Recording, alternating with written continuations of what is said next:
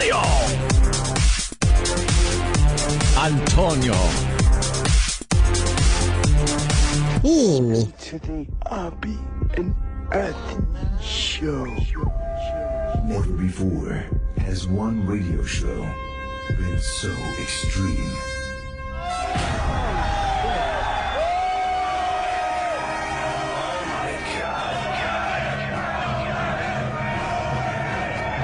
So vulgar. Fuck you, I'm not a pussy. I was accustomed to getting blown and having my ass eaten. This is insane. I mean, this is insane. So flatulent. Why do we even try? Let's just fart into the mics and call it a day. This is the funniest shit ever. It's a weird show. That's what's real. That is the sex.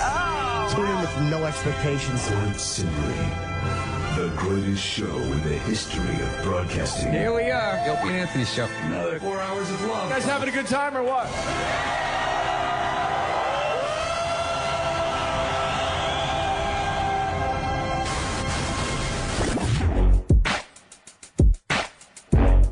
Yeah, check, yeah, check it. I'm up early in the morning, yawning. Put Opie Anthony, get Jimmy Tranny pointing. Opie like brother man, Ant wants to join the clan. Jimmy on the other hand, he working the other hand. Turn my headphones up. There are horrible people to say in this old objectionable human beings, and I want you to know unacceptable to my scene, but I'll give it a go. 50 Cent, Larry King, Opie and Anthony Show. Go.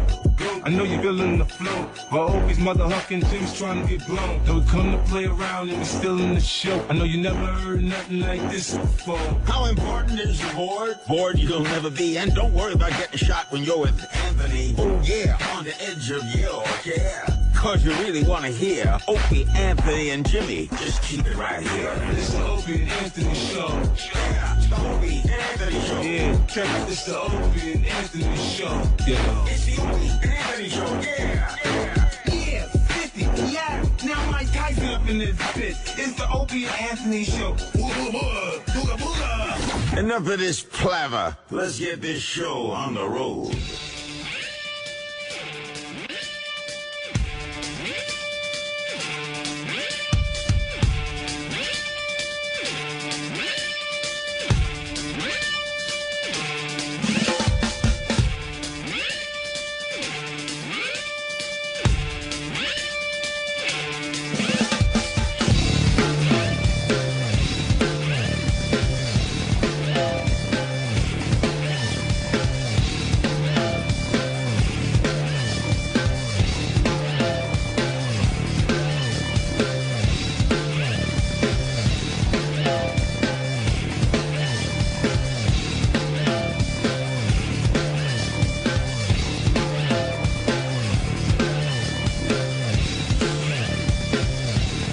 Good morning, everyone. Welcome to the Opie and Anthony Show.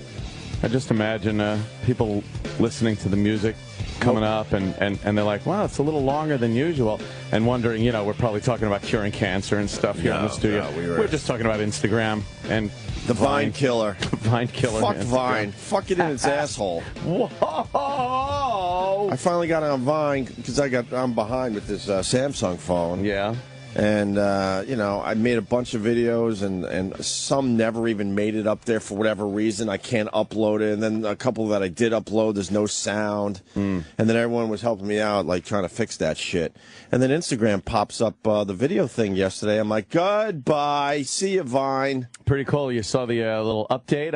I like clicking on the update, seeing what it is. I don't just instantly update. I got to know what I'm getting. Right. And I click it, and it's like, oh, Instagram now has video. Yeah. What? Yeah. 15 seconds as opposed to 6. I'm very excited about this. Make a major motion picture in 15 seconds. Yeah. I'm going to install it. Yes. Yes, do it right now. It's going to Vine is done. Imagine twice the amount of Chippa. Oh, boy. Fuck. But the beauty is you can still do a 6 or 7 second fucking video, but Instagram allows you 15 seconds. I think that's smart. I think most people just don't have it in them to do a 6-second creative video. Yeah, it's very difficult. Because you get the same shit over and over again, like just a bunch of reactions and just someone like screaming or something. Yeah, yeah. You know, and unless you're Jimmy doing Chip or something, it's kind of tough to make that 6 seconds entertaining. Will Sasso doing his lemon videos. Right. They're very funny. Yeah, there's a bunch of guys out there that know what they're doing with it. But Yeah. I'm going to do something with a lemon where I spit it out. No, that's what Will Sasso Fuck him. does. Fuck him. But very exciting news. And Vine had such a lead on this whole thing, but they just they took so long to get it, get the app available for the Android phones, and Well, they're a little and it was startup, buggy, you know? and They're a little startup, and Instagram was established already. Yeah. And then they come in with this idea, and I kind of went away from Instagram for a little while because it was like, why do I give a shit about someone's pictures when, I could watch people's videos for 6 seconds on Vine? Right. So you watch that, and then Instagram comes along now and says we got video. Right. Instagram. Put a little Vine. Instagram isn't playing, man. No. They want to take over. They're owned by Facebook. Yeah, I know. So they're even beyond. Yeah. Well, they got all that funding now, so they go, all right, here, take our fucking money and develop shit. We need some video. Instagram's not playing Yeah, around. develop or steal shit. Well, whatever. Yeah. That's the world they all live in. I've yet to make a Instagram video yet. I saw Sam Roberts made one where he's does pretty much a 6-second video and then stares bamboozled into the camera for another 7 or so seconds. I enjoyed it. It was funny. I did enjoy it. Yes, indeed. And what's the matter? Oh, no, Jimmy. you don't have the technical Jimmy. Oh, you don't have the proper operating system. You gotta. Oh no, syntax error. Yep. Line 3200416. Oh boy. I just don't know. I don't see where. Did you update?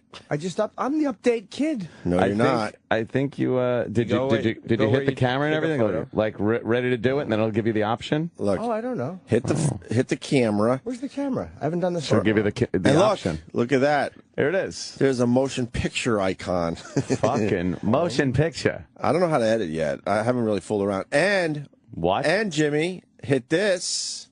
Now you can look at yourself. Well, I could do that on the other one. I wasn't able to do it. No, I wasn't able to do it on my fucking Android. You could backwards, forwards cam. Yeah, I wasn't able to do that shit. Sure. Unless I fucked it up. Yeah, Vine's done. Yeah. The death knell for Vine now that Instagram has decided to do this. That's but here's a couple of things I did hear from people saying, well, Vine as opposed to Instagram doesn't loop. Now I don't know if that's a good thing or a bad thing, but they don't loop. Like it won't keep playing over and over again. And sometimes that's kind of funny. Right. Some things do get funnier, especially if they're only 6 seconds in a loop. The more you hear it, the funnier it gets. I bet you they'll add that as an option. Maybe. Also, maybe they don't want to nudity. get sued by Vine. Also, nudity. No nudity allowed. No nudity allowed on Instagram. Because they're a highbrow company. Now, Vine could just turn into some smutty porno video exactly thing. what it'll do. They could, hey, you always win with porn. So that's one of the pluses for Vine. So.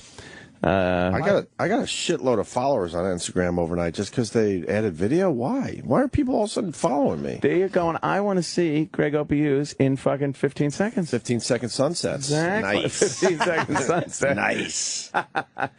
I'm very excited because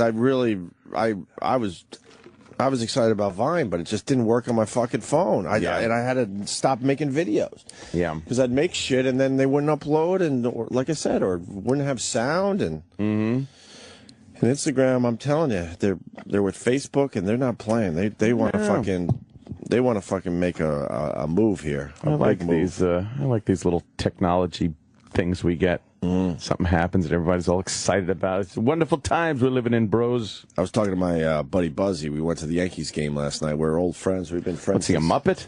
He is a Muppet. How's that? You know the Buzz man. I know. We've known each other since 18 years old, and he was talking about he's in digital media for Cox Broadcasting. He's Cox. Wait, for what company? How do I make this work? Cocksucker. And he was saying this shit would fucking it's like a 90-day shelf life for the most part with this social networking stuff. Yeah. You get a brand new thing that everyone's like, oh fuck, I got to do this. and it lasts about 90 days, and then the next one comes along. Except for your established ones, obviously. Instagram, yeah. Twitter. Twitter is amazing. You know, but remember Foursquare? That was a big deal for me. That's still popular or no? Not popular. Oh, no. It's still, anytime I see somebody posting something on Foursquare, I'm just kind of like, "Why are you doing that?" I mean, let's Tumblr, Pinterest. Pinterest, which is for the house. Yeah. House hen. I was going to say, yeah, LinkedIn. the housewives. They love Pinterest. Yeah, 'cause they can pin up the dresses that they like and the shoes. Oh, fucking and recipes. bitches. All right, Yeah. we get it. They love it. My sister loves it. Yeah? Yeah, she's all about Pinterest. I'm interested in that. Let me pin it. Pinterest. I got to tell you, the ticket lady at Yankee Stadium, my God, man. It's not her name. Huh? It's not her name. She's the ticket lady. I know. But I saw her and I went, holy crap, ticket lady. She's fantastic. She is fantastic. I love her. And I promised I wouldn't beat her up on the air today. No. She's the ticket lady at Yankee Stadium. Did she give you good seats? Oh, my God. First of all, you get the fucking whole experience. Holy fuck. How much does that cost? I don't know. It's fucking fantastic. How much does it cost? You sit down to dinner like a human being. It's a massive all-you-can-eat restaurant that's just beautiful with Babe Ruth pictures on the wall. And I tweeted a couple pictures. The seafood area alone with the lobster tails, the shrimp, the crab legs, and the shrimp as big as your fucking fist. Huge. You Just sit down like a I've never human. seen so much seafood in my life in this one area. Well, how'd you get there? You took your subway?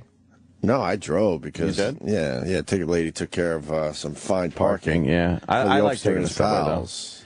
I take this. That's Subway's the only easy. place I really take the subway is the stadium. It's just so much. I hate sitting in fucking traffic when you're leaving a big event for anything. Oh yeah, look Just at that. piles of fucking And it's great lobster stuff. claws. It's like fucking Piles. delicious stuff. Crab meat. Well, I want sushi. Yeah, that's good. And you sushi might there, think too. sushi at a stadium. What are you, crazy? that is fine dining over there. Sushi. You get some of that fucking roast beef and shit Yep. on the carving board. Look, oh, look at that. Maron. Look at that. That's just the shellfish area. It's a wall of Oh fucking my God, look at the shellfish. piles. Yeah. I want sushi, and I'll tell you, their sushi was better than any restaurant I've been to in our area by far. You know, to a sushi shrimp, was amazing. To a shrimp, that's like looking at fucking Nazi Germany footage Yeah, on a mass yes. grave. Exactly. Oh, that's I'd terrible. be scared to eat shrimp there, but I guess it's good. No, I'm telling you. All fresh, all good, really nice. Yeah, I ate that and sushi, and I'm Any fine celebs? today. You see any celebs in No there? celebs. Oh man, I've seen him every time I've celebs. gone in there. I've seen like I was excited to see some celebs. a lot I of didn't see media, any. a lot of media people I see in there. Oh, I saw those knuckleheads. News guys, Gives a yeah. Fuck. And then I saw Giuliani Yeah, I want to see in there people one like day. that. He's just fucking standing right next to me. Right. Like, whoa, Giuliani.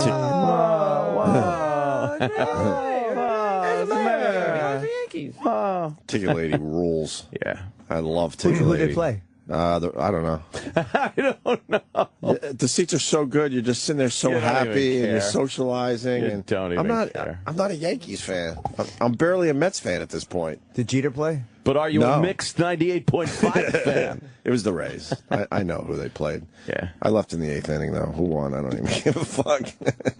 Doesn't matter. Then at my that point. GPS decided to take me through the heart of the Bronx in the middle of the fucking night. Ugh.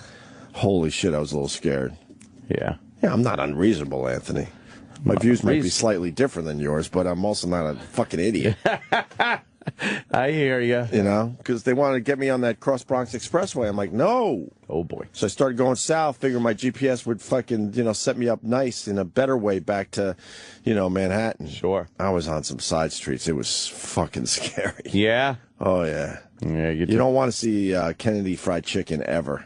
Oh boy. Yeah. And they have a lot of Kennedy. That's like KFC says we ain't even going in there. Right. You're gonna have to get the imposter. They got Kennedy Fried Chicken like we got Starbucks on the Upper West Side. They are sprinkled about that Kennedy Fried Chicken. I like the logo. It's a chicken with his head blown off. Yeah. Yeah, that was the picture I took for my seats. Ooh. Not many people there last night. No. I don't know.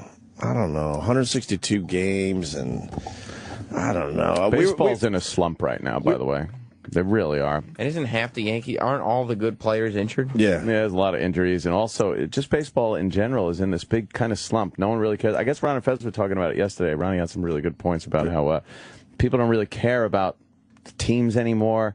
Like they're there just to be at the park and the game and stuff, but no one really cares anymore. You go there for the social experience, Right. man. Yankees, Yes. Yankee Stadium is amazing. What they've done with that place. Beautiful mall. It's beautiful. Yeah, restaurants. Oh my God. And then there's a ball game going on or something. Right. If you don't enjoy the game, we have activities planned. Right. Well, Exactly. we were talking last night. You know, I'm a pretty big hockey fan. And, you know, I was really mad when, you know, they went on strike or whatever. And then they come back and only do 50 games, which made for an amazing season because every game mattered. More important, yeah. And then you go to a baseball game and you're like, what? It's mid-June. Yeah, who cares? They're going to play till October before it starts mattering. Yeah. You know, how could you get up for a game like this? Very difficult. And especially in this day and age when we're all just like, you know, no one focuses on anything anymore. Mm-hmm. We're just talking about social, you know, networking and social media. It holds our attention for, what, a minute at a time, tops? I know. We all have ADD now. But it was great. I want to thank the ticket lady. She was amazing. It's a fun day, and it was nice weather and everything. Beautiful. So, yeah. Beautiful. That's why, even if you don't like, there's something just about being there and you know, seeing a game, especially when you got great seats like that. Right. You're able to go into the Legends little section there. Oh, I was certainly fortunate. And then, you know what's even good? You were there, which is good because you're right by the entrance to the Legends. Right. You could just walk right around. Yeah. So if you got to use a bathroom or you want to get a beer and the beer guy isn't around, right. I was just going there, go to the bar. Right. You get 2 fucking bottles of beer. You could piss like a human. Right. And you come back out to your seat. Well, it all makes sense except for the price tag. Well, yeah. I have no idea, but I can't imagine It's a lot. It's a lot, right? Yes. Like a ridiculous amount of money. Yes.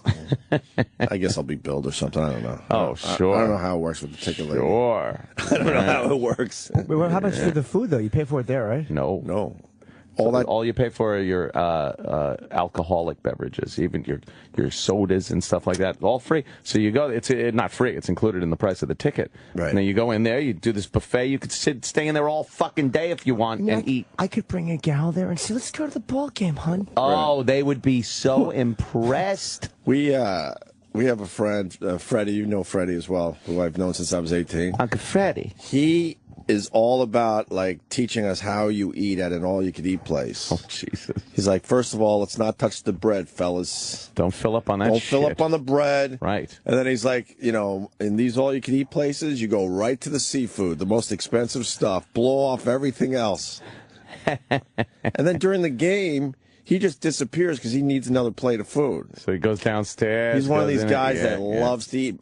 Not a big guy though, not a chub. Yeah. But loves to eat, man. I don't know where it all goes. But he was more about, you know, hanging out there and getting another plate of food. Yeah, loading up. And then I tried to avoid the ice cream, and because then you go to your seats and there's coolers of ice cream. The junk, yeah. For free. It's self-serve. It's amazing. It's an amazing day when you go there. I love the ticket lady. Mm-hmm.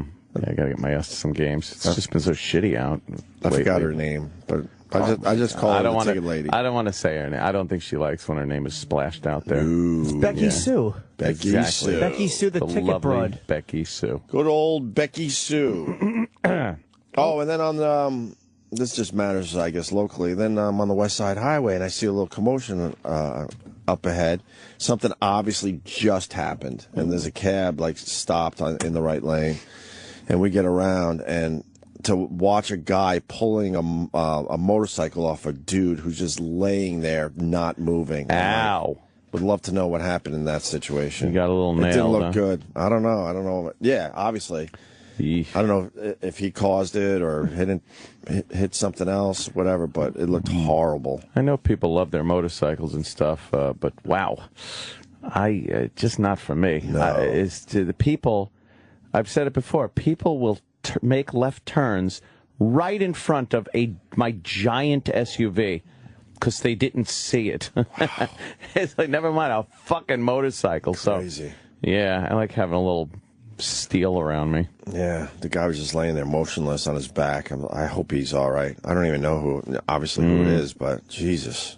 I'll say a prayer, light a candle. God bless. God bless. LeBron got another ring. Ugh, I don't know why that bothers me so much. I turned that off basketball? 27 seconds before the end. Did you? Yeah, I didn't care.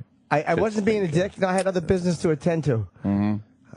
I got home and the Spurs were down 5 or 6, and it just stayed at that 5 or 6. They were down 7 points. I'm like, you know what? They're just not going to do it. Yeah. So I turned it off so I could get a little sleep in today.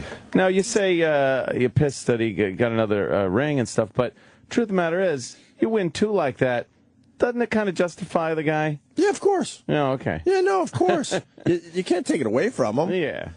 It all comes back to how he left Cleveland. That's all. He had every right to go to Miami, which I've argued that point with people on Twitter because that's their point. I'm like, yeah, I know he has every right to go to whatever fucking team he wants to for the sake of his talents and his family and all that. It was just the way he left Cleveland. Mm. When he set up that press conference, Cleveland just assumed, oh my God, he's just making a big deal to stay here. Yeah. And he spanked it. He spanked all those guys in Cleveland. It was a big fuck you to the city how he did it.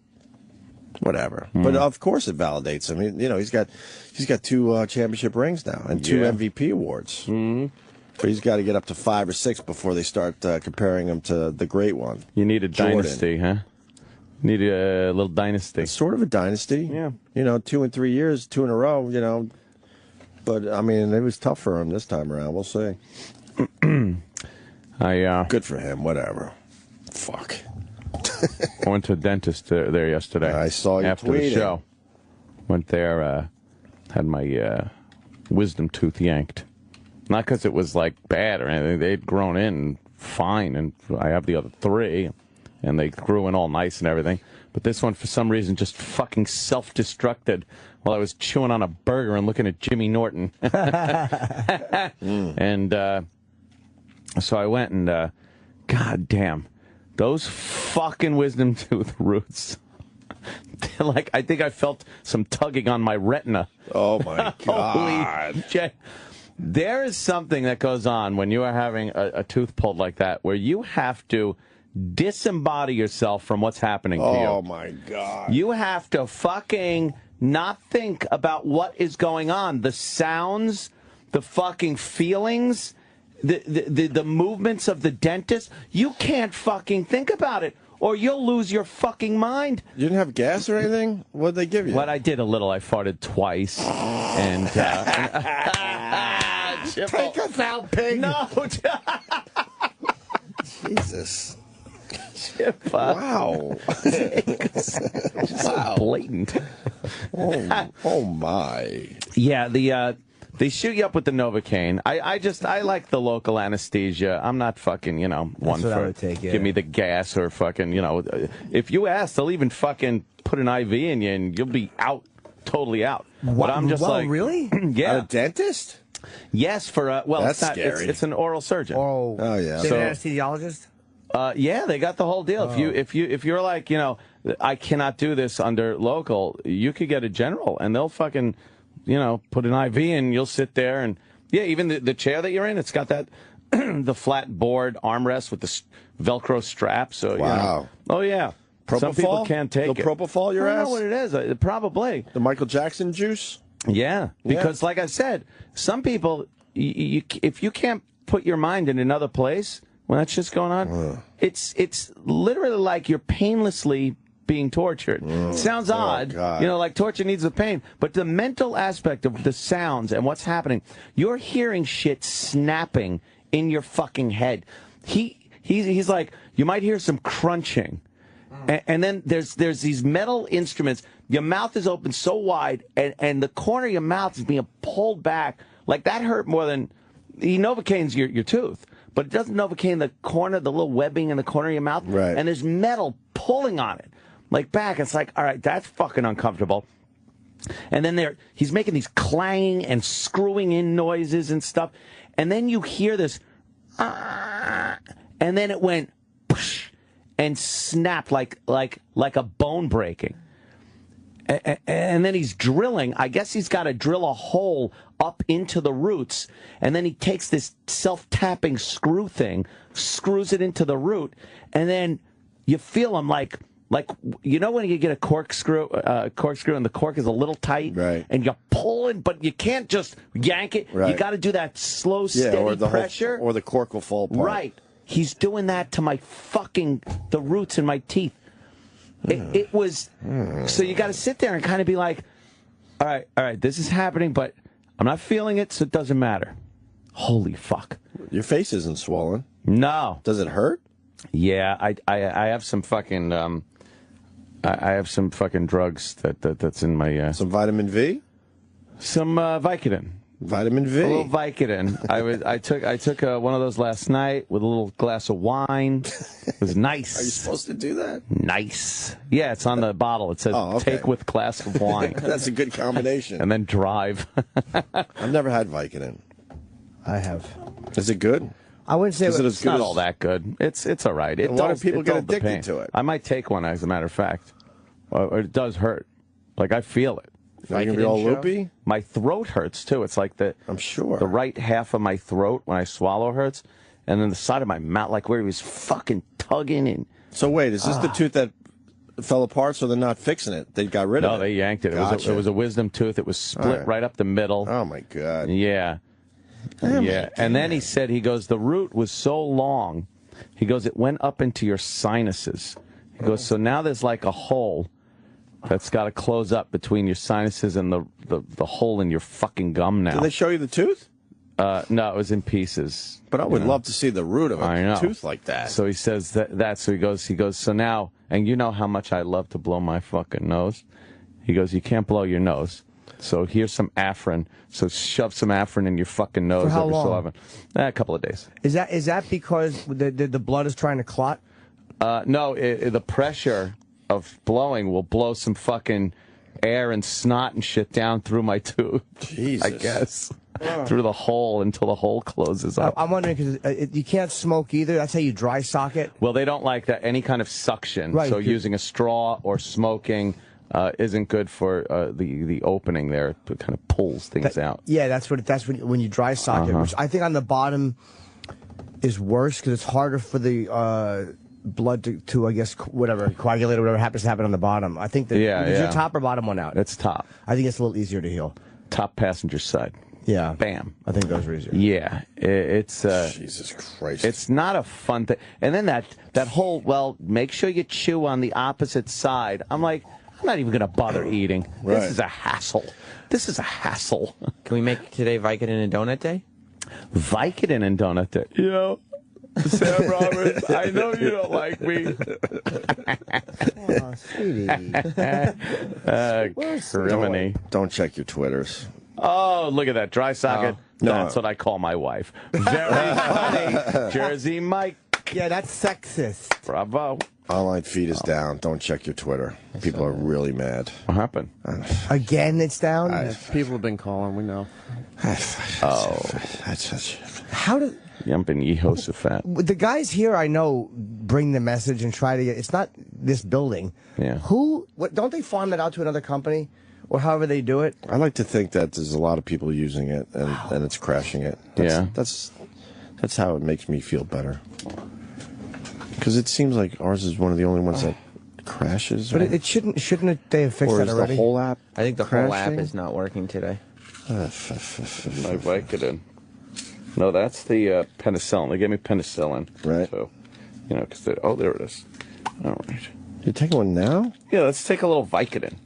Yeah, let's pop a Molly. Let's pop a Molly. All right, Who's with me? Who? You gonna be a little loopy? Nah. I'm fine. I know how to handle my drugs. Yeah. Jesus. I'm on it. Yeah. And we got any weed? Are you done with the dentist now? Mm-mm. Oh. That was phase 1. Jesus. I'm in a lot of phases. Right. I got to go back to the regular dentist. That was the oral surgeon. He's just there to yank shit out or fucking root canal shit. And he's just right upstairs from the other dentist, so it's not like you got to go all over what they call hell's creation. So now I go and I have all the amalgam replaced in my mouth. Those are all those ancient fillings that they used fucking like heavy water and fucking uranium in your fucking teeth and fucking toxins and dioxin. Yeah. So all those, she just drills them out, shoves the nice white shit in there, and that's kind of a pain in the ass. I had that done. Yeah, it is. That's not going to be fun either. No, it's not fun. And then I probably need a few more new crowns. All the crowns and stuff that I have in my Yap, they're all from like the early 90s. Wow. But they've hung in there. They're pretty good. But I'm going to have all those replaced. And then, Opie, not to frighten you. I know you're very frightened of this. No, don't do it. I can't. I know you're very frightened of this. I'm not getting caps. I'm not getting implants. Although fucking nice B cup or C would look great on me. Fuck yeah. I'm not getting. You're supposed to go, what do you mean would look?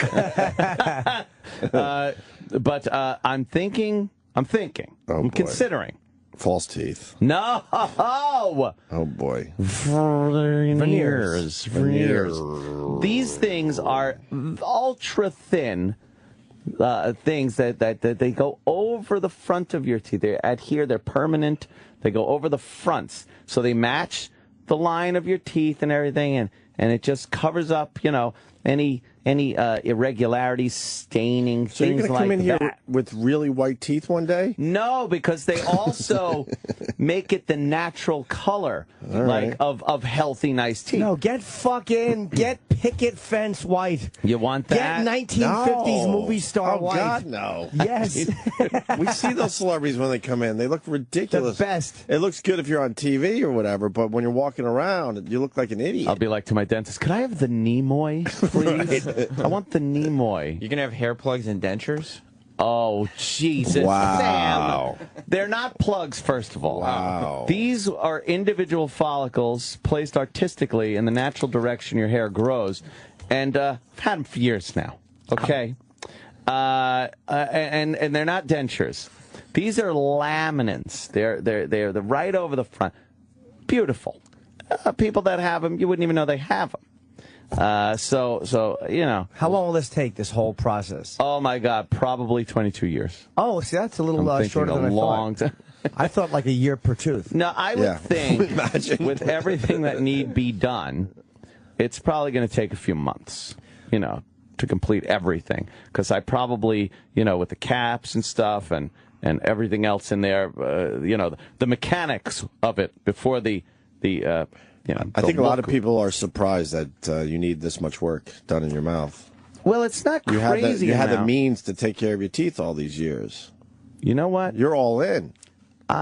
Because I always need this incentive, something to happen. This tooth cracking gets me into the dentist office. Once I'm in there, then it's like, all right, let's roll with it. Let's go. But before that, I would just sit, be like, all right, this is okay. We got a guy that has false teeth. Oh, my God. Let's say hi to Greg in New Hampshire. Greg, you got the false teeth, huh? No, I got veneers.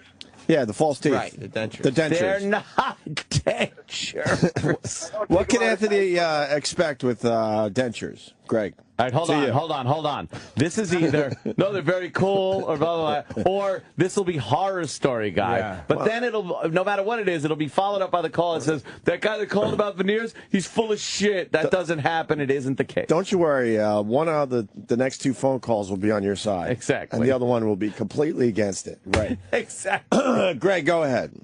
So, false teeth, you take them out at night, you put them on a nightstand. Like, my teeth don't come out of my head. Exactly. So my teeth were crooked, and I had, not thalidomide. They robbed people. The other one, I had tetracycline, so my teeth were kind of stained from that. No matter what you do to try to whiten them, it doesn't work. So I killed two birds with one stone, and I had cruel. And I'll tell you what, it's the best thing I've ever done. They'll put, so they kind of take about a millimeter off the front of your teeth, and they put temporary veneers on there. They make a cast. Uh-oh. What do you mean they take a millimeter off? They kind of... They have to shave your teeth down? Well, the fronts to get a nice adhering surface. Oh, that's not going to hurt. Yeah, well, it doesn't hurt. No. It has to hurt, them scraping a little bit of your... No, as long as they don't get to the pulp. Oh, fuck me. No way. I like my teeth with pulp. Yeah, just a millimeter. Yeah. A silly millimeter longer. I'm sure this is a silly millimeter longer. Yes, that was Benson and Hedges, I think. Oh, good for you. So with the veneer... Good for Stop bragging. How do you know that? It's not even fun anymore. It's frustrating. I don't know. How does your brain work? It's weird. Terrible. This is how Liberace started, by the way. Is it? Yeah, shaving down the teeth a little So bit. I got my veneers. Do you like them? Do you like them, everyone? Couple hair plugs. Fast forward, he's got the false good. teeth and the, you know. I'm gonna make Sam Roberts. And the young lover. I'm gonna make Sam Roberts get fucking corrective surgery and to look like you. Fucking hair and fucking laminates. Oh God! Wait, which intern would get plastic surgery to look like us? How cool my would God, that be? That would be cool. All of our interns, even now some of the have old to. interns. We Cream should get- Pie might Cream do Pie it Jones would do it. because he has to change his image anyway to get a job. Right. Jesus. Because of the videos that are out there. Do you put the veneers in a cup of water when you go to bed? No, see, they're permanently adhered to your teeth. These aren't false teeth. Hold on. They don't come out. Hold on. Oh, Here comes the call. Tom in Texas. Tom.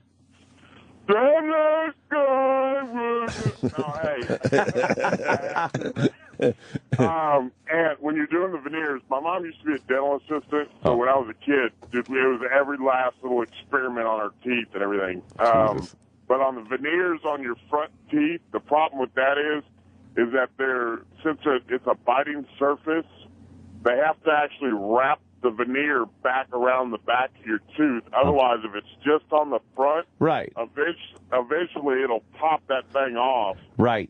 And yeah, so just make sure they do that, okay? But all right, I assume, yeah, they know what they're doing, and They know how to fix veneers. veneer. Without them, how would Vin hear anything?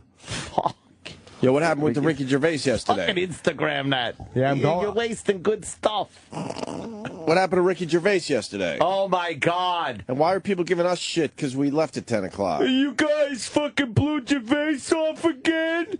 You're fucking lazy. Well, you left early again? No. We might have. This might be the third time we've left on Ricky Gervais. It's just worked out that way. But first of all, I blame Roland. Well, he's not going to be happy with that. I Why would you blame do Roland. that on a Friday?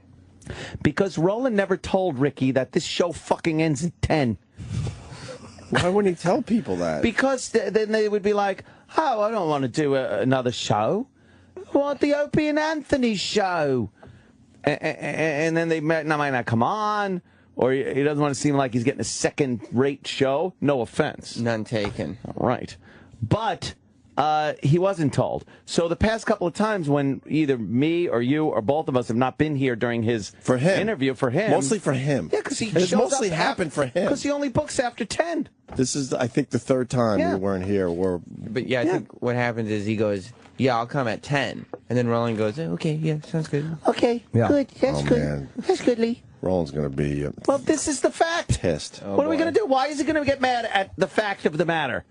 The fact that he's booking people at 10 and not telling them that it's not the Opie and Anthony show after 10. So Gervais comes in, he sits down. Wait, by the way, it was a last-minute booking. Yeah.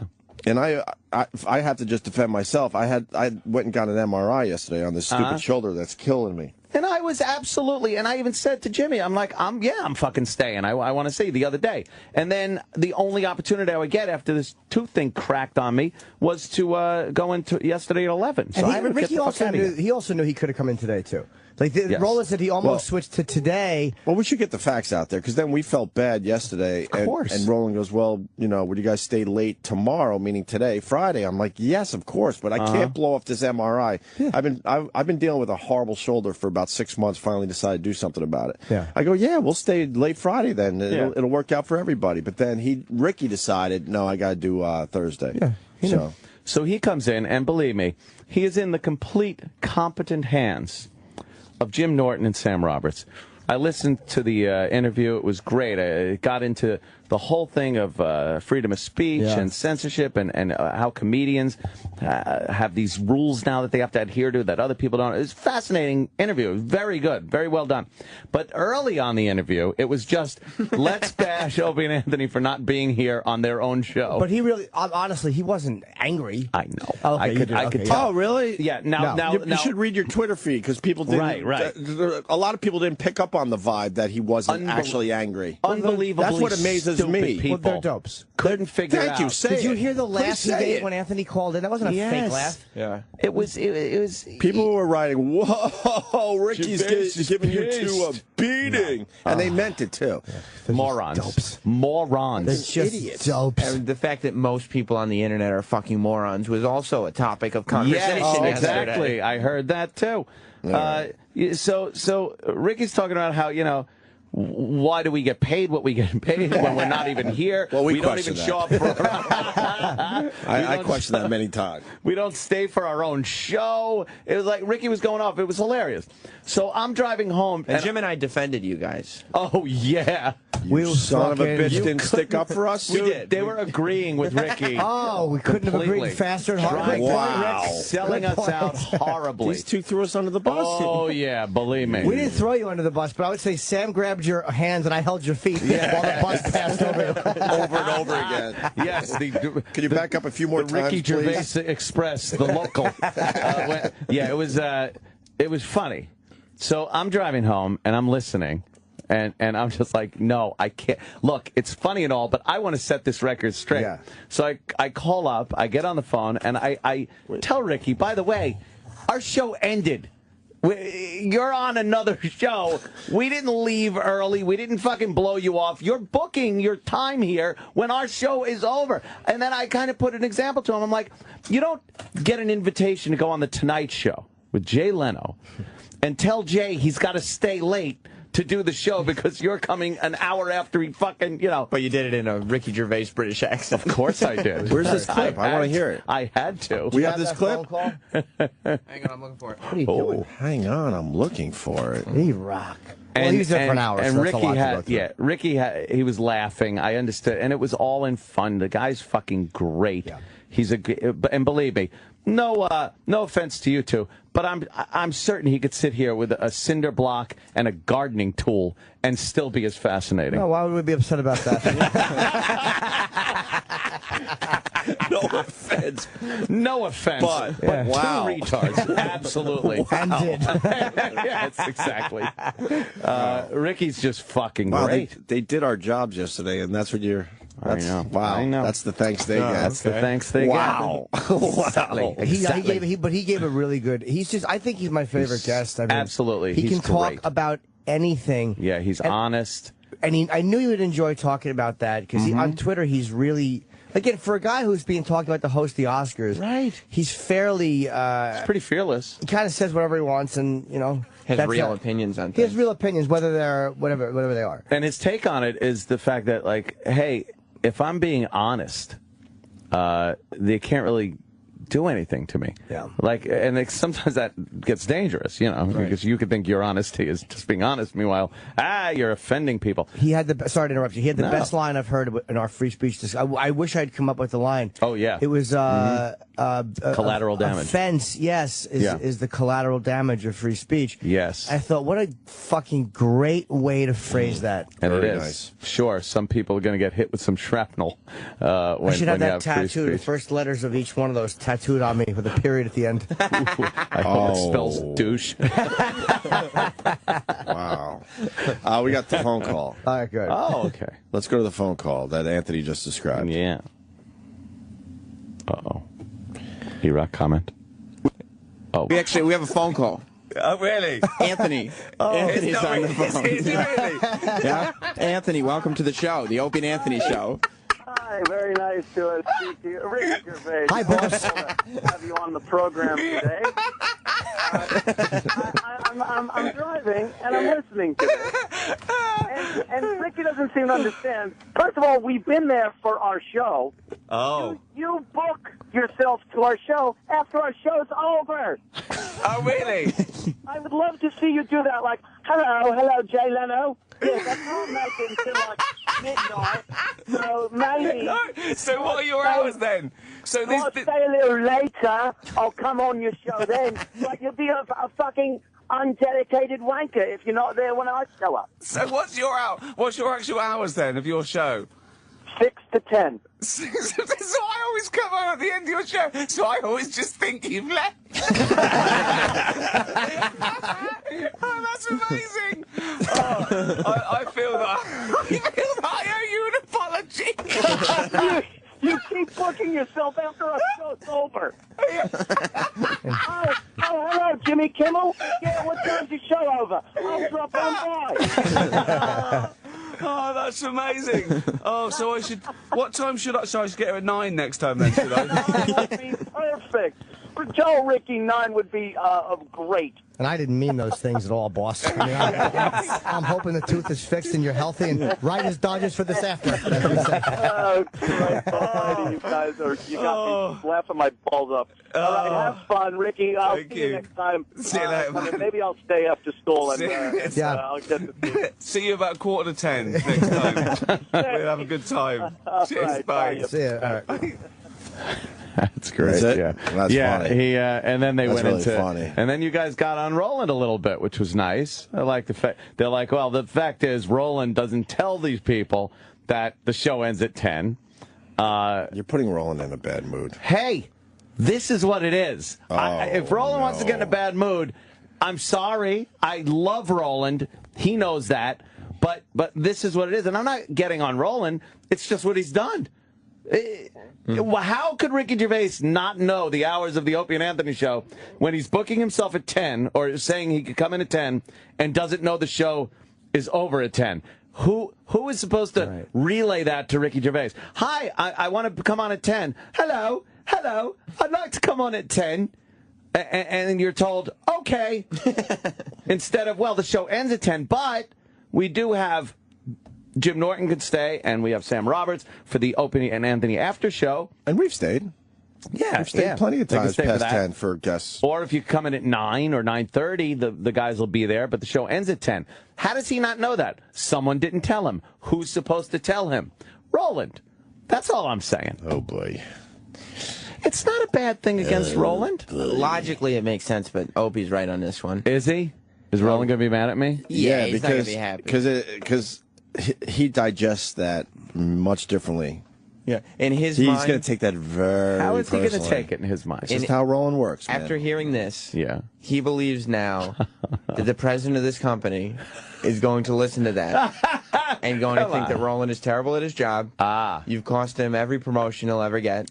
Oh, no. Has Roland seen the results we get by bitching? Nothing. No one listens. Don't worry about it. We're yelling into a vacuum. Only we hear it. It really is amazing. Yeah. Nothing gets... It's just amazing. Nothing gets done. Oh, boy. Well... There was a little cool video, too. Ooh. There was Ricky and I chatting about the free speech. Yes. Oh, yeah. And then every time I go to talk, it's edited. What? I don't like the way Sam edits these videos. Oh, he edited you right out, Look, huh? if I was the one editing it, it probably would have said Ricky Gervais with Jim Norton and Sam Roberts, as opposed to Ricky Gervais with Jim Norton. Who the fuck edited this?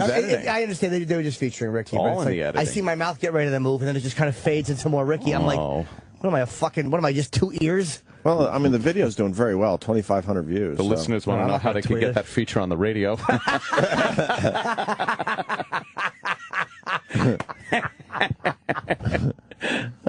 We should play this, actually.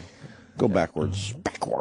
How long is it? It's 5 minutes, 6 minutes. Jesus. Well, we could play it into break. Could do that. He is very good. And then Ricky Gervais is officially on the regular show. The interview is... He's made it. He's made it to the regular show. The interview is great, man. Talking about the rape jokes and context of comedy and stuff. He really is a smart guy when it comes to knowing the audience, and he's very savvy. Did he play? What? Did he play? Yeah, he did play. Oh, What song did he do? I had gotten home. Free Love on the Free Love Highway. He started playing that. He didn't know the guitar was for him. We started talking. We were Free there Love for an on the hour. Free Love Highway. It's amazing. We fucking literally forgot to tell him the guitar was there, and I didn't get to any of my questions. Did he make some faces? No, I was just sitting here. Me and Sam didn't say a word because I'm like, I'm sitting next to David Brent while he fucking sings Free Love. How great is that? Did he do the whole song? No, he did like the whole first verse. And I wanted to so badly in the middle go like, she's dead, like Gareth did. But I'm like, then I couldn't interrupt him, and then he just kind of stopped and started laughing. And, Wow. We got to get that clip up, Yeah, let's huh? hear that Garrett too. doing the background vocals. That's what I kind of wanted. She's dead. She's not dead. Well, Yeah. That's fucking great. Well, let's play that, too. Yeah, I don't know why they didn't post that clip. I mean, we 'Cause they're told them to stupid. post both. Shit. I have no patience anymore for this shit. I understand. I mean, I love doing this. Don't get me wrong, but I have no patience for what the nonsense that goes on down the hall. By the way, when we return, I would love to briefly discuss. I am now a conspiracy theorist. Oh right, yes, indeed. On one event. On one. Not all events, right? There's a difference. Yeah. You got to pick and choose, I think. Yeah, I think you can. Well, some of these guys, they can't. They have to to think conspiracy on everything that happens. That's why they're idiots. Yeah. That's why I was trying to help you out there. Yeah, only on this one. On this one thing, you're questioning things, right? Yes. Ricky booked for Opie and Anthony. Yeah. It says right on the video, discussion with Jim Norton on After O&A. There you go. There you go. So why don't we play this clip first, and then we'll play him doing a song. You can get the song in. Eric, Yeah, I'm looking for it. Well, shut up. Okay, here's the... All right, we go to break with this from yesterday. Jimmy and Sam did a great job with Ricky Gervais. A little taste of the interview.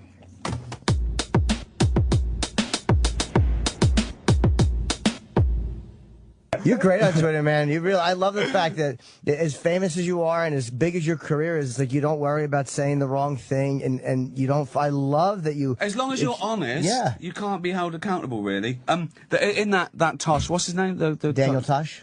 Yeah, I didn't know about the joke or anything. It was raging, and people were asking me, "What do you think about Daniel?" I said, "What's happened?" Said, "Rape joke. It should be rape joke. You should never joke." I said, "Well, it depends what the joke is." Like, no, of course it doesn't. You should never rape. And then someone sent me a tweet, and she said, "I will laugh at a rape joke the day I know that no one in that audience has been raped." And I just tweeted back, "What a strange door policy." Oh, yeah, I remember that. 2, please. Certainly, that's. Can I just ask you a question? Have you been raped? I have, yeah. You can't come in. Sorry. No. It's a policy. It's no, not because me. there's a woman at the front, and she's only going to laugh if she knows that no one in the audience has been raped. That was a great one. Yeah, I remember that very specifically. But what an ass she is to say that, because that means you won't laugh at a drunk driving joke, or you won't laugh at a pedophile joke, right? Or you won't laugh at any type of domestic violence reference. What is a rape joke? You know, I wouldn't. You know, I don't find rape funny. It's not. It's terrible. It's terrible. It's one of the worst, heinous things. But there's so many levels to get. I mean, technically, the door policy joke is a rape joke. Well, if that's exactly. I think. Yeah, exactly. Right? I think so. Yeah. I think they mean the subject of rape, Sure. as opposed to. You know, again, if you're laughing at someone who's been raped, that's not a joke. Yeah. That's just you're a horrible, nasty. But I don't find it funny. There are some people that would find it funny, but they're serial killers and rapists. Right. Okay. And the thing is, again, stupid people treat jokes about bad things with the same fear and loathing as intelligent people treat the actual bad thing, and they're not related. You know, a joke about that's what humour's for.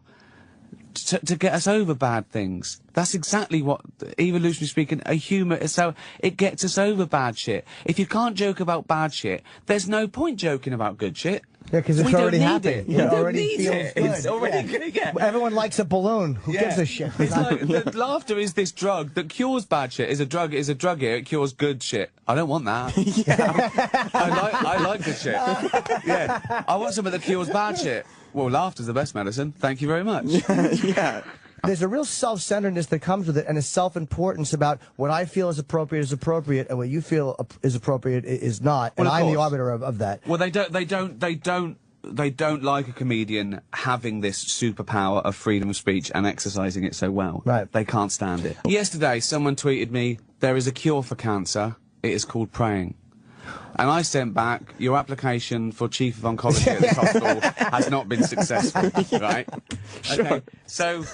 So that's a clear joke about how stupid it would be if we took praying as a cure for cancer seriously, as opposed to all that stuff that cures cancer that we've researched, right? Someone gets involved saying, "Oh, so you're laughing at the fact there's no cure for cancer?" No. I'm laughing at you because you're a stupid fucking idiot. Right. So you don't get what I was saying. Basically, he's angry on false pretenses. Yeah. Yeah. I've had it happen to me. Someone in the paper has said, "Look at this terrible joke," and they've done the joke, and it's wrong. They've got the joke wrong. It's so important. Yeah. Every aspect of a joke is important.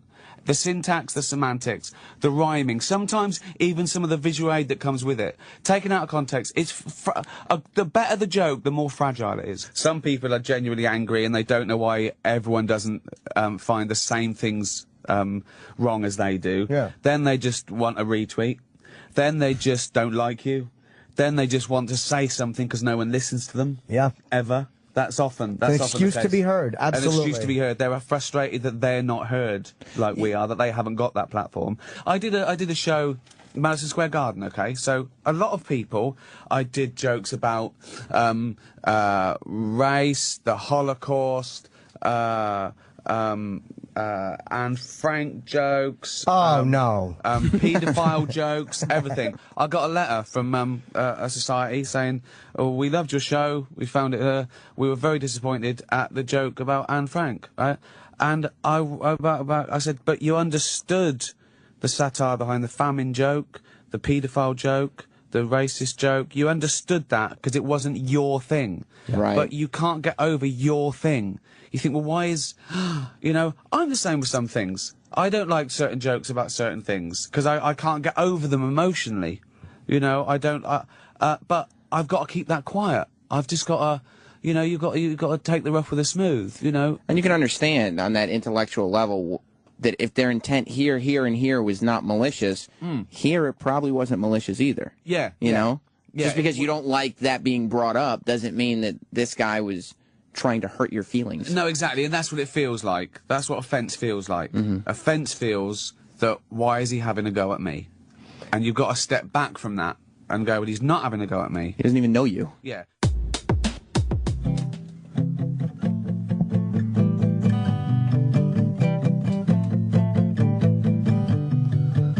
Pretty girl on the hood of a Cadillac, yeah. She's broken down on Freeway 9. I take a look and get her engine started, leave her purring and I roll on by. Bye-bye. Free love on the free love freeway. The love is free, the freeway is long. I got some hot love on the hot love highway. Ain't going home 'cause my baby's gone. She's gone. So, again, not a comedy song, but it's a song about Brent going across America. He's never been... In the context of what it's in, because he's singing this song like he's this touring musician. Of course, yeah. And he couldn't be further from and it. it's just such a ridiculous fantasy of, like, breaking down, you know... yeah. So, She's dead. She's not dead. The Opie and Anthony Show.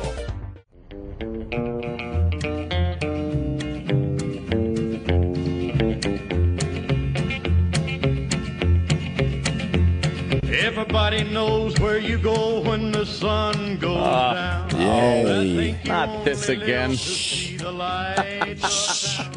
I wasted my time when I would try. 'Cause when the lights have lost their glow, you cry. Cry. Soon your sugar daddies will all Johnny Cash. be gone. Cry. You wake up some You turned me cold on to this day one, I and think. find you're alone. You'll call for me, but I'm gonna tell you bye. Oh. When I turn around and walk away, you'll cry. E-Rock song when he's drunk. Fucking crybaby. Wow. Stick your head in bubble gum. Where you send it? United States Navy. United States. Of course. 58 years ago today, Johnny Cash, Cry. First single. Oh, It all started with this for Johnny Cash, huh? Oh, is that what the... And not so much with the Johnny Cash, right? I have a great deal of respect for the man, but as far as really liking a lot of his music, no. Few songs, very good, but no, not a big fan. You got to spend some time with Johnny Cash. No, I don't think at the Compound. Yeah, I think you might. Really? Yeah. Exhume him? Yay!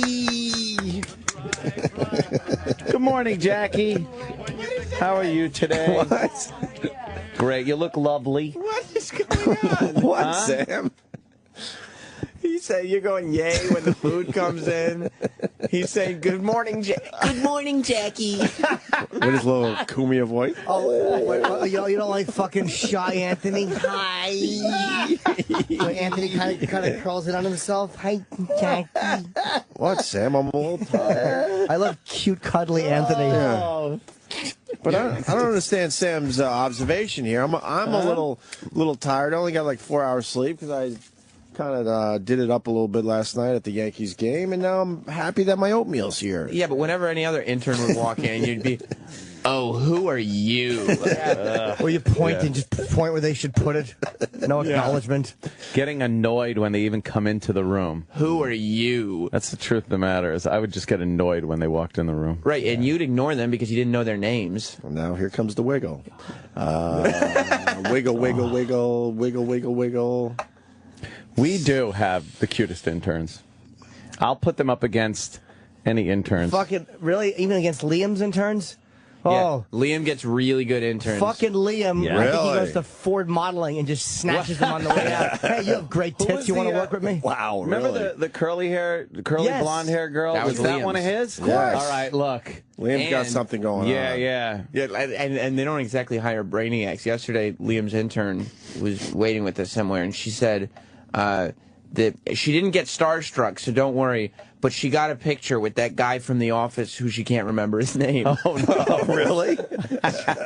Ricky, the guy who... That's great. But Hits One, Yeah.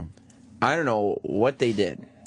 And I know it's a dude that hires their interns. Oh, okay. Oh, boy. They have an office full of cute girl interns. A gaggle? They have like 5 of them. There's no way there's that much 5? work. Yeah, there's tons of them. I don't see them. When do Where they are come in? They come in like after you guys leave. I might have to stay late. Yeah. Yeah. I thought the show ended at 10. Well, you know what? Sometimes we should do a little more around here. That's what I'm thinking. Perhaps I should stay a little later.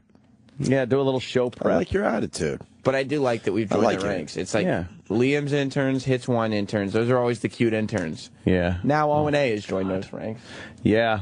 The Onion did a funny little piece on interns and how it's like the story was based around the fact that all interns are, it's like, and it was the headline, like, all interns are cute 22-year-olds.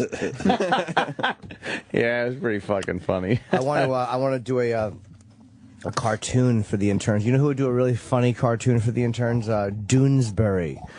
Where it would be, Doonesbury. oh, hilarious. Oh, There'd be boy. 2 interns talking. Yeah, I'm here to intern, and I'm going to work, and I'm going to work on getting my my degree in radio so I can come here and get a job. And then the next one will be the intern just talking to the old gruff guy. He'd be like, coffee, please. And then the intern would go, okay. And that's how the cartoon would end. That would be good. a terrific cartoon. Yeah. That's good. I miss when you used to read the cartoons. funny papers. Oh, God, I love that. My throat. Read the funny papers. Funny papers. I never used to get Doonesbury. I'd read it and it'd be like, stinks. I was never a Doonesbury guy. Stinks. like, did you hear what the Fuck that. president did today? What? Well, he raised taxes on the middle class. Oh, that's freaky.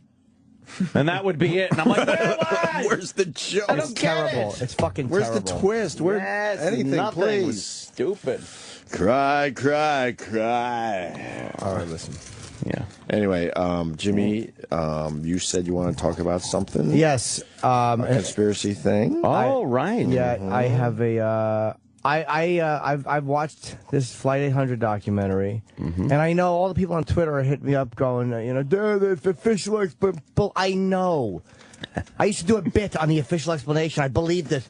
With the fucking, they said the front of the plane, it was a center fuel tank explosion, sparked, and then the plane blew off, and then what people saw going up was the plane rising for 4 more thousand feet because the engines weren't affected because the front of the plane flew off. So people that thought they saw something rising was either a reflection off the water of something falling, or was the fucking fuselage rising for 4 more thousand feet. And I of know course, all this that. is Flight 800 that, Yes, of course, blew over up Long over Long Island, right?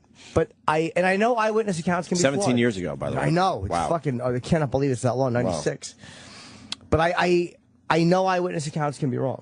Yeah. But when I listen to these people describing... Who are these people? Just local witnesses in Long Okay. Island, regular folks, and I listened to them describing the treatment they got from the FBI. Yeah. And what they saw, and the official explanation, and I just believed what they said. Yeah. Sometimes when people are talking, and then they're like, well, the explanation said, and the guy's like, no, I saw it. It came up from behind the house, and it zigzagged, and it curved, and it hit it. And there's certain radar images that they finally, they had to sue for everything. Like, this is what drives you crazy. Yeah. Is they had to sue for every bit of information, like radar information and all this stuff under Freedom of Information Act. Well, when the FBI is doing the investigating, obviously they're going to classify a lot of stuff. For what reason, I don't know, but it's not just the NTSB, it's the fucking FBI. And when you have something that they're not sure if it was terrorism or not, obviously the FBI is going to get involved. Sure. So, you know, it's not out of the realm of reason that they would handle an investigation that way. But when you see what was classified, like the speed at which some of the debris shot off, there were certain things that I was like, ugh. And again, I know a lot of this has logical explanations, but the eyewitness accounts of a lot of different people that were out that night that saw something going up into the air, and none of them were called to testify. Like that, really, there's certain things that really bothered me about it, and I just didn't like the way. I don't know what the motive of that would be. What the motive would be. Also, you cannot like the way the investigation's handled, not like the way they followed up with the witnesses and whatnot. Sure. And that doesn't necessarily mean that there's some kind of sinister Absolutely not. plot happening. Also, the lead up to it, the fact that it was on the runway for a while. Yeah. You know, all that lead up stuff, is it just coincidental that the chances for an accident like that, for a fuck up, whatever you want to call it, corresponded with a purposeful downing or an accidental downing of this plane with a missile? It could have been something like, I don't think it was a big government conspiracy to do it. I think it was either somebody... Thank you, Sydney. Thank you. Just so she brought me coffee.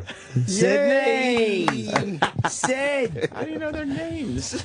How do you not? It might have been somebody on a boat. It might have been a shoulder launched thing. That's to me is what it is. I don't understand. Why would anyone take responsibility for that though? Because that especially back then, that was a big fucking deal. Right. Why wouldn't they come forward and go, "Yep, we did this, motherfucker"? And why would the government want to hide the fact that? That's all stuff I don't. I really, believe me, I don't understand that. Yeah, if there was a clear-cut motive, then you could be like, oh, you know, like 9/11 conspiracy theorists. Well, Bush wanted to get us into a war, so there was his opportunity, and that's why he and the rest of the government conspired to blah blah blah. But this. What's the end game? Even maybe not saying it's a cover-up. I simply don't agree with their conclusion. Yeah. Like, you know, the only reason I could see them, but then somebody raised a great point. Why would Boeing co-sign for that? Because they're liable. Right, it makes them liable. And why would TWA allow for that? I mean, we were shot down in terror. It ruined them. It ruined them. So there are people who would have stood up and been extremely vocal about it. So there are flaws in it and holes in it, and that's why I'm not an adamant. But watching this, the eyewitness accounts are very hard for me to write off because people are not that fucking dumb. I know people are dumb, but a couple of hundred people that say they saw something going up and then an explosion is hard for me to write off. But when you look at eyewitness accounts, are usually the most unreliable things in any investigation. Yes. It's amazing. They can be, and I account for that. But there was just so many of them, and I think we all have a common experience, and we know what a fucking. Everyone said the same thing. They thought it was fireworks going up. Yeah. And then they saw, and then they're like, "Well, did you see the explosion?" And then it go up. They're like, "No, I saw the thing go up and it explode." And it's like they're sharing an experience that I think, and that's the hard part for me. The physical evidence, look. I'm sure somebody could spin it both ways. Like, as smart as you are on this side, you got that guy who's that smart on that side. Yeah, sure. I don't see a huge motive for the government to cover it up, so I have a problem with that. I'm simply having a hard time writing off and listening to these people. If it was 2 people that saw it, but when it's this many people, and they're all, again, people could have a mass thing where they think they remember things a certain way, and then they hear you say it, they go, oh yeah, that is what it was. I know that happens too. The thing is also, you're talking about a major metropolitan airport and the surrounding areas where there's a huge population, yes, a lot of witnesses. Yes. So if you say there's hundreds of people that saw something a certain way, there's probably thousands that saw it just like the government says it happened. But are there? I don't know. That's just it. Is that covered in here? Are they clipping out the fact that a lot of people said that they saw exactly what goes with the official explanation, or are they saying, well, there's, this many people that said this happened? Well, offsets it by the amount of people that actually said it happened the other way. I don't know. And by the way, I've not seen this yet. Jimmy was kind enough to lend it to me. I'm going to see it tonight. It's out next month on Epix, and they just sent me a copy. I just came home and I had a package from them, and it was this documentary. It's not out yet. I checked it out. Well, you got the phone's ringing, man. But Matt's saying you're missing out on some info here. I very well might be. And again, I'm not fucking. But hold on, there was one more thing I wanted to hit before we go to him, and I forget what it was. Shit. All right, maybe I'll remember it. No, I'll tell you. You sure? Okay. Yeah, Matt in Tampa. What's up, Matt? Tampon. Hey, buddy. Hi, Matt. And to your question as to why the government would try to cover this up, there's a book written several years ago by an author by the name of Jack Cashill, who documented this entire thing before obviously the documentary just came out. This was something that Bill Clinton, who was in the middle of running for re-election, he could not have this. Now, there's some speculation as to whether or not it was shot down by the Navy, or if it was shot down by the Navy while they were trying to get another smaller plane that was attempting to fly into that flight. Remember, this was terrorism in its infancy, and they were just beginning to realize that there was a problem with Islamic terrorism coming over into this country.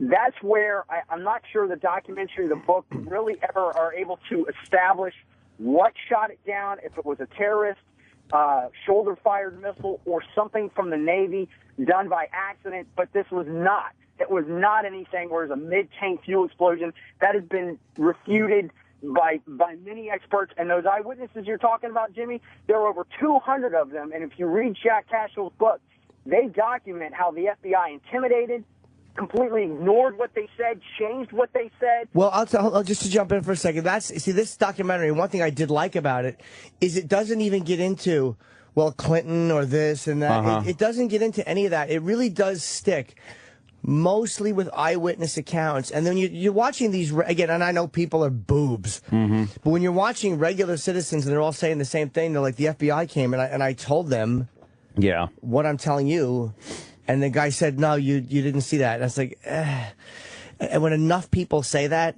it becomes problematic for me to ignore it. That's That's exactly right. Just remember, Bill Clinton, it was 8 years of having Al Capone as president. So if you don't think that he would be willing to have something covered up like that, come on, you guys know. But again, I'm a big believer, too, in major conspiracies.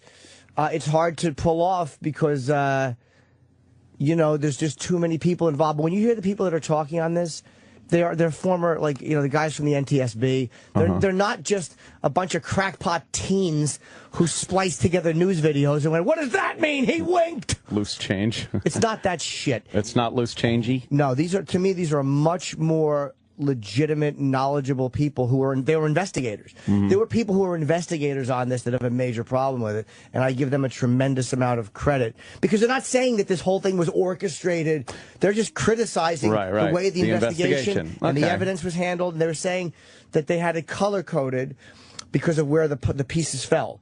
And they said there was a guy, they were noticing that certain colors, there was, I think, a yellow, a red, and a green, say, which shows you a part of the Long Island Sound, where the ocean that they fell into, which it gave you where the plane part came apart. Right. And they said that they were noticing that certain tags, the colors were changing, and so they installed a hidden camera, and there was somebody from the FBI coming in, and they said he was changing. They don't know what he was doing, but they were they think he was changing the color codes because certain color codes, if something fell here, it was a lot better than if it fell here. So it would jibe with the story more, and I just the official story. But again, I know that that's a lot of people that get involved, and I have a problem with... conspiracies that involve more than two people. I start having a... But I didn't like the people that wouldn't come on camera and be interviewed, and I just didn't like the official explanation.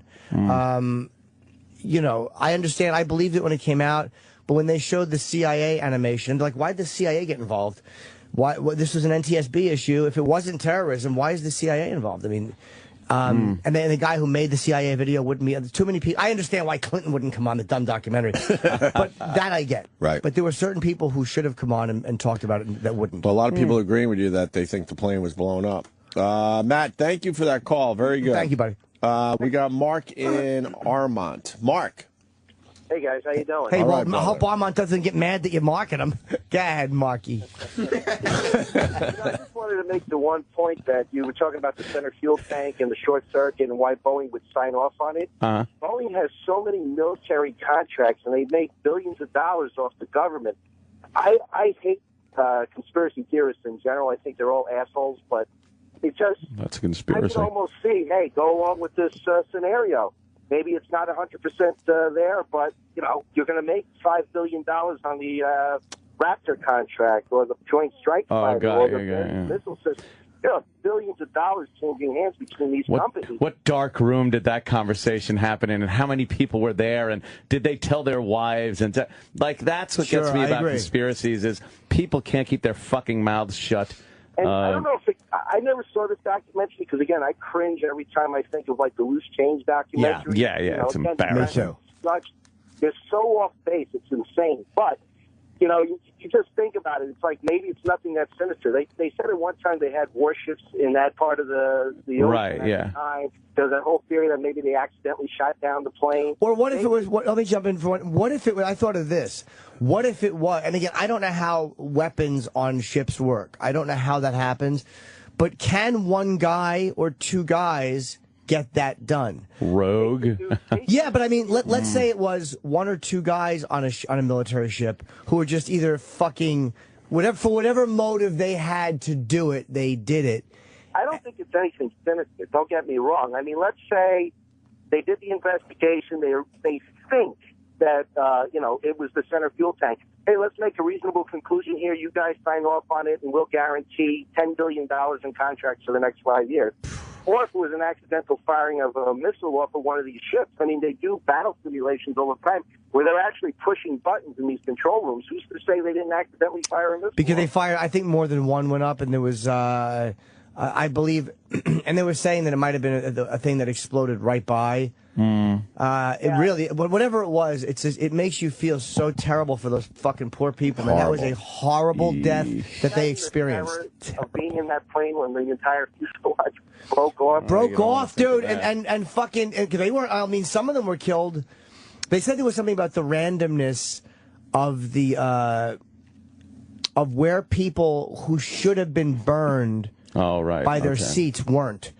So they're thinking like that, that the explosion would have happened outside the plane instead of inside, not above the fuel tanks where they should have been burned. They said the randomness of it, like if it was the center fuel tanks, people in seat 15D and E and F would have all been burned, and they said a lot they weren't. Some were, some weren't. It was a really weird, random.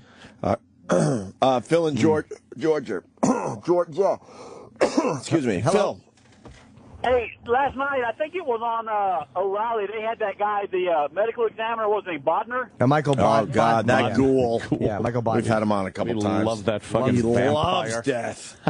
Loves it. He was part of the investigation team on that. Of course he was. That at the very last minute, there was a box of corneas, for your eyes that was put on the plane at the very last minute, and they just put it up in the cockpit, and they thought maybe that had something to do with it at the time, but he didn't elaborate on what. Wait. What, a box of corneas? Yeah, it was like medical supplies. I didn't know it was corneas. Medical supplies.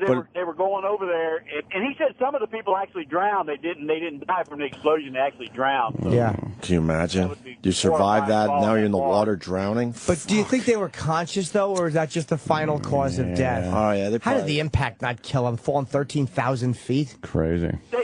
They didn't address the medical supplies in that documentary, though, Jimmy. That was my. Wait, why? What would medical supplies have to do with anything? They threw it on the plane at the last minute, so they're wondering if that had something to do with this. Oh, you mean like a bomb?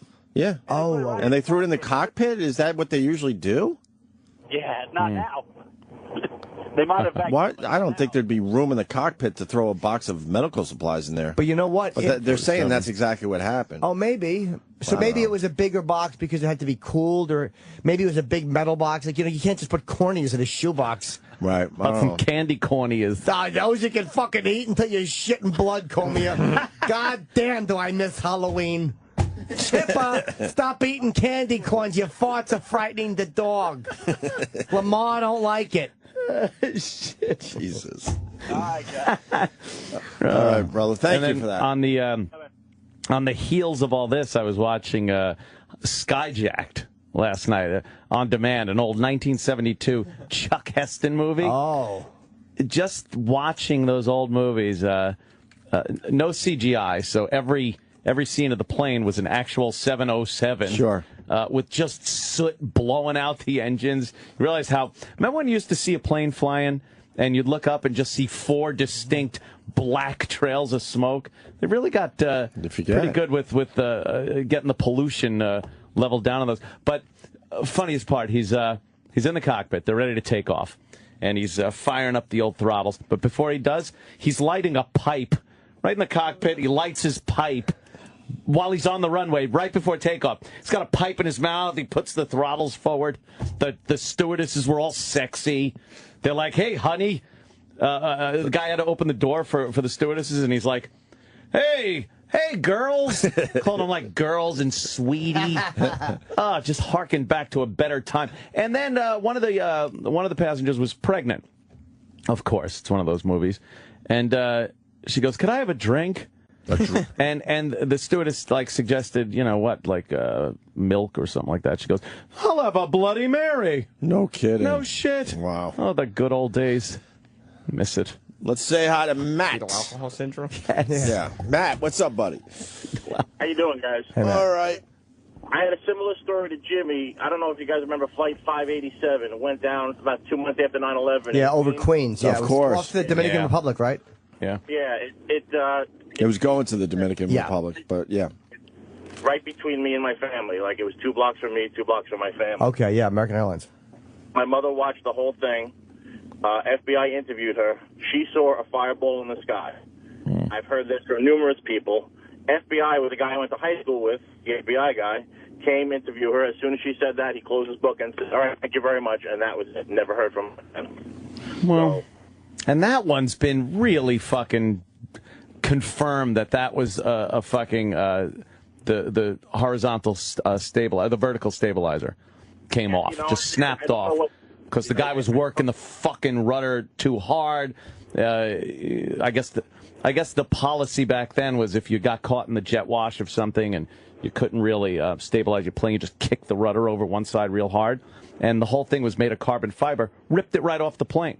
And once that's gone, you're fucking done. And how high up were they? They had just taken off, so they weren't very high up.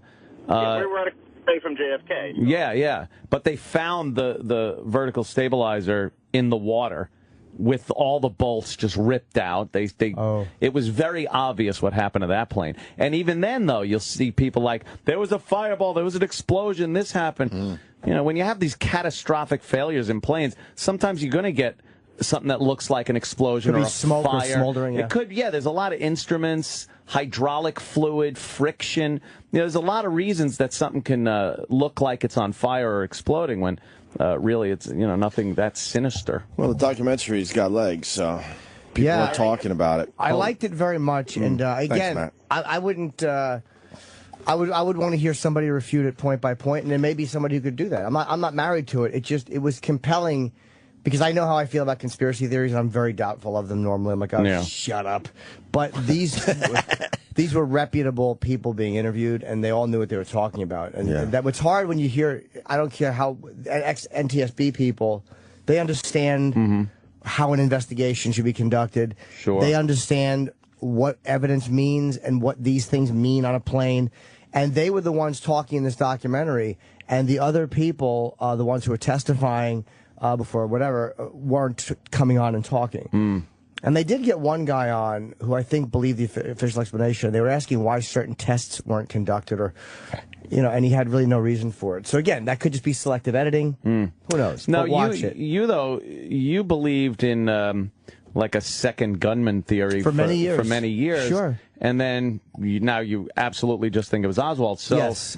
I mean, your opinions on these things can change given more information when more information comes That's why out, I hate conspiracy theorists who are married to it. Right. Because it's like, to me, you've become the cause. You'll take facts and squeeze them into what you want it to be. I have no vested buy into loose change at first. Yes, I did. And then you know what? No, not like that. I bought into the Pentagon one was like made me question. Did I buy into it and think no?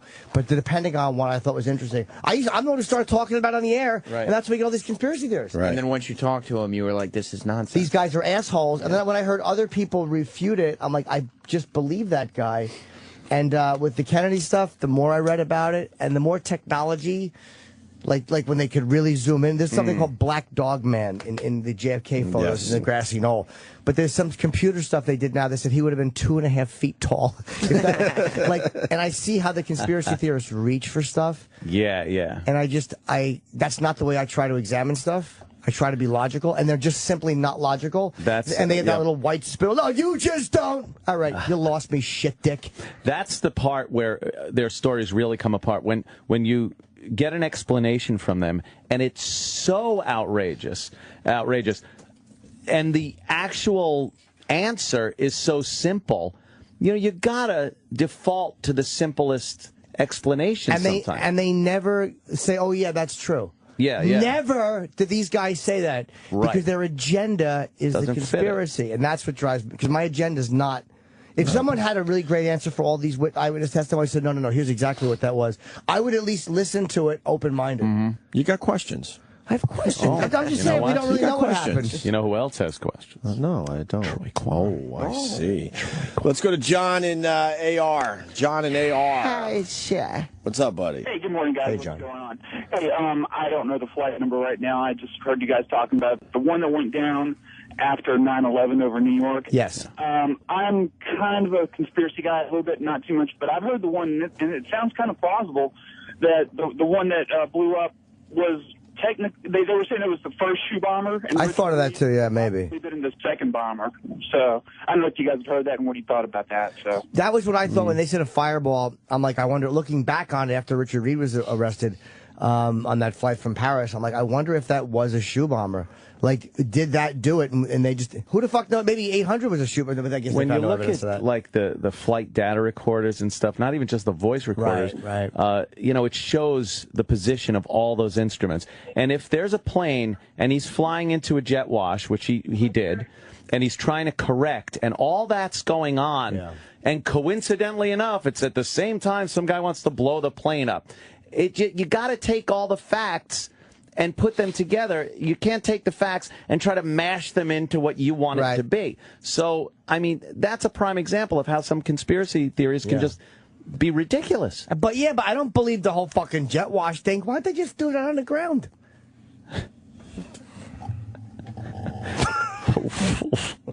By the way, Vicodin in full effect. Wow, really? Holy fuck, am I hammered. It didn't affect me last night this much. What are you feeling? I'm like, woo. Oh, nice. Like, it's good. Fucking nice buzz. Anthony, though, you don't really know. No, you're tough to figure out. You don't really know. You know how you know when we fucking flip on certain websites and he goes, that's racist, man. Why can't we all just live together? He's loaded. Right. Let's do the test after the break. All right. Let's go to a few websites and see how hammered you really are. I feel a really good buzz right now. Yeah. It's like all of a sudden I turned my head and it went like, whoa. How are you going to drive home? You can't drive home like that. Yeah, I can. No, you can't. No, you can't. I'm fine. Can we play the hot dog lady? That could be an Opie and Anthony nugget on the podcast down the road. I was listening to that fucking porn. The porn, the nugget, the old porn bit, the fucking 8-track porn. God, that's not a nugget. Damn, wasn't that that's a whole, it was a whole bit. Get the fucking podcast. That is a funny fucking bit, man. A lot of people saying the 8-track porn bit is hilarious. It's on the latest Opie and Anthony podcast. Yeah, go get it now, please. Patrice O'Neill in studio for that one. Well, for one of them. Right. Just get ice cream sandwiches for breakfast. Getting all fucked up eating ice cream sandwiches. I had 3 bites yesterday and threw it out. And you know what? Got to go see the trainer again today. I start rehab on my shoulder today. Oh, what did they say when you went yesterday? I got an MRI, and now I just wait. Oh, you But the don't doctor already thinks it's a torn bicep and a torn rotator cuff. What do you got to do? I've been in for agony rehab? for fucking 6 months. What? What does rehab entail? I mean, You know what? I wish you'd asked that question years ago. That's a great question because the doctor also he's one of the best in the city. He's a sports guy. He works on Sports guys. He works on athletes, like guys that you know, and that's what I'm confused by because I'm like, oh, that means surgery, which I was scared of. He goes, no, I don't think so at all. I think we can handle this with rehab and all sorts of shit. So hopefully, you'd assume doing nothing with it would be the best thing, right? Just leave it alone. I really don't understand what physical rehab's going to do to help a torn bicep muscle. And how obviously it's a slight tear. How did you do it? I don't know. Wear and tear. Yanking that big cock around, I bet. Hauling that giant cock out, showing it off. Hauling it out. Hauling it out. Yeah, why don't you pull your big prick out and stick it in my shitter, honey. Oh, mine plops out like that snake did after it opened the door. That'd be great if you could open a door like that. Right. Yeah. Thud. Yeah, that's how Opie was. He throws his big cock on the fucking back of the door handle and it slowly opens. They could talk to your cock. Good boy. Yeah, boy. I don't know. They get like deep massage and that gets the blood flow going and that helps heal it. And and then like shoulder exercises. Now, if it was, but I had a fucked up right shoulder 5 years ago, and this thing is fine, man. Yeah. But this left one is way worse. If you had a choice between rehabbing it for a year or having a surgery where in 2 months it's done, what do you do? Surgery scares me always. Yeah. You never want to opt for they that. They put me out when they fucking put the pipe down my throat. Oh, that makes sounds great. It doesn't sound good. When I was dealing with some acid reflux, which just magically went away, by the way. I'm totally fine on that front. But I got everything checked out. And when they give you that propofol and you realize, oh, my God, there is no afterlife. That's a real bummer. Oh, shit. Because why wouldn't your brain still be kind of somewhere in there? Right? They could kill you within seconds, technically, and then you wake up a half hour later and you have no concept of what happened. That makes you question what the fuck happens to you when you die, doesn't it? Are you trying to freak my buzz out? Jesus, dude.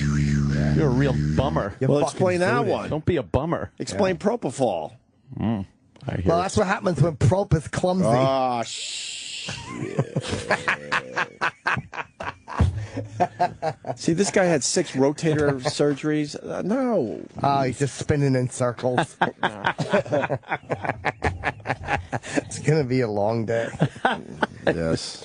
I'm tired from yesterday. Ants on Vicodin and Jimmy Silly. This is going to be great. Because before the show, the food came, and I know you guys were saying, well, when is it antisocial tickets go on sale? And I didn't want to talk about it. Yes. But I'm like, come on, dude. It's all right. Today, Friday, 10 o'clock, the final show goes on sale. Myself, Amy, Artie, and Dave Attell. Saturday, July 20th, in the Sands Casino in Bethlehem, PA, 10 a.m. today. Our tickets go on sale. Wonderful. For that second show. Go see them. They're all very funny. Amy's on fire. Yeah, she's great. Really is. That show's great. One more call about the documentary you saw. Sure. Because Brian's a little frustrated that you're missing out on some details, I think. Okay, Brian. Brian in Illinois, what's up? Hey, guys. Jimmy, I was also fortunate enough to get the screener of the rough cut of TWA 800 from Epix. It is phenomenal. You're absolutely right. I think one area of your argument that you're leaving out in talking to the guys is that it's the lead investigator from the NTSB and the lead investigator from TWA, who are the whistleblowers featured in this documentary. Oh, I didn't know the TWA guy was. Okay.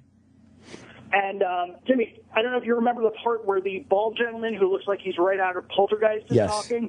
Yes. I could have had the volume on mute and know that he was lying just from his body language. Yeah, I didn't. I had trouble believing him. Excuse me. And I did give credibility to the guys that were involved in this because they were directly involved. They were handling the evidence. You could look at it another way, though, and think that, right, you got the head of the NTSB and the head of TWA. If they felt like their toes were being stepped on by the feds coming in on this investigation, of course they're going to be all sour grapes about it and perhaps, have a different opinion than they came up with, saying we could have done a better job if these guys weren't in there. So there could be some animosity there, right? And to your point, the NTSB guys make a point of saying that it's the first time that they've ever rolled up on an investigation, rolled up on a crash scene, and it was locked down. They said it was like martial law, the way the FBI had and that's a quote from the movie, it's not like a Boston thing. It was martial law, the way that they had the scene tied down. I guess because they assumed it was terrorism, too. I mean, that's a lot of fucking people. It's a big plane, a major airline. Yeah, so. I get why the FBI was involved. I understand why they did that. But there could be some animosity between the agencies because they felt like they were being left out of the mix. So the fact that they're the head of the NTSB and the head of TWA almost helps to refute the conspiracy. The head of the investigation for the NTSB and the head of the investigation for TWA. Obviously not the CEO of... Right. Yeah, I hear you. And that's a good point by Ant. That could be why they, like you said, have sour grapes. There was just too many. Yeah. There's enough legit people where you go like, these are all people who... I'm psyched to see it. They all understand this stuff in a way that we don't. And they're all people who've examined crash sites before. And like, they're not pulling crazy theories out. Like, they understand how many, I think there's a point when, again, this could be selective editing, where they have never conclusively proven that it was a center fuel tank explosion. Like, that's what they've come to. But there is no smoking gun with that. And they can't say what exactly. Sometimes that happens too. Sure, I mean, you could go with your best assumption of what happened without having 100% confirmation. Jackie, how you doing? Hi, Jackie. Oh, hon, thank TGIF, you. right, Jackie? How good do these look? These little blueberries. Oh, and just the yogurt I asked for. Very good. Look at her, right back to work. She's a dream. Hold on, sir. We're encouraging the intern. You got to give positive encouragement to help them. I've been here for 8 years. Who are you? Yeah, what's your name? You said drool come out? Maybe that's why. I can't believe what I'm seeing. You have rosacea and an afro. Well, who would want to talk to you? All right. Thank you, Brian. One thing that... the bombs, I'm kidding, Brian. Go ahead. Is that 48 hours after TWA 800 was the opening ceremonies of the 1996 Atlanta Olympics. That might tell you why you wouldn't want it to be terrorism. That could be a possible. Yeah. You know, I didn't realize that. That could be a possible motive. But as the only problem I would have with that, and that's a great point. But it was a 4-year investigation. I mean, it really was a thorough investigation. Amazing how much of that plane they got up from the bottom of the ocean. Yeah. Fucked up. One of the guys said he was watching video, and this was hard. Again, an NTSB guy, or whatever he was, watching the video of the underwater footage. And he said he noticed that the time codes had jumped. Oh, really? And he said, I'm watching an edited video. And I told the guy from the FBI, I want to see the unedited video. And he said, no. Wow. Now, again, I know that sounds very ominous, but these are people who should have access to that, I would think. I get if that was a regular guy, like, you know, I went into the archives and I go, shut up. But that was a guy actively involved with the investigation. Yeah, So right. watch it and tell me if I'd be interested to hear what you think. Yeah, I can't wait to see If this you when agree I with watch me. it. If you won't, I wouldn't really be interested to hear. Oh,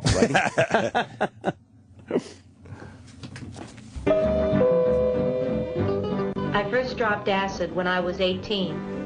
I was over at these people's house one night. This guy I went to school with was over there and asked me if I wanted to try some acid. I had read about it in the newspapers and heard a few friends talk about it, so I was curious. I was pretty jacked up on marijuana, so I decided to try it, and I dropped it. I don't know what I was waiting for, a flash or a rush or whatever, but I kept sitting there waiting, and nothing was happening. So I got up and then went to the dresser and put on a pair of pink capris and a green and brown blouse. I thought the colors were beautiful. So we tripped down to Market Street, and I decided to buy a hot dog.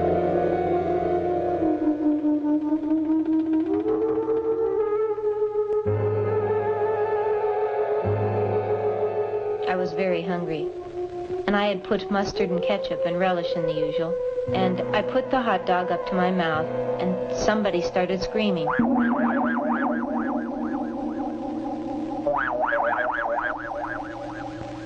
I didn't know what was happening, so I looked up at my friend Terry and said, "Did you hear that? Didn't you hear someone scream?" He said no. I got the hot dog up to my mouth again, and I was ready to bite, and the scream got louder. And it hit me. No, it couldn't be. And I looked down at the hot dog, and there was a face on him. Eyes, nose, a mouth. I had put the ketchup to where it looked like his hair. And he started telling me that I couldn't eat him. That he had a wife and 7 kids at home to support. And I stood there with his hot dog and asked Terry, "Do you know this hot dog is talking to me?" And he says, "Nah, let's get out of here." He thought I was just faking. And I told him, "Look at the thing, he's got a face, and he's screaming." And the guy finally looked over, and he got on the same trip that I was on. And we sat there carrying on a conversation with that hot dog. Finally, I decided I was just hallucinating, so I put it in my mouth and bit down. It screamed so loud that you could hear it all over town, so I had to throw it on the ground and step on it. And I was jumping on this hot dog in the middle of Market Street.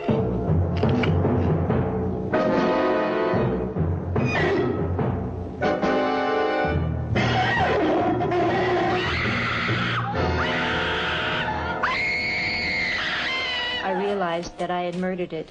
And I took off screaming down the street, scared.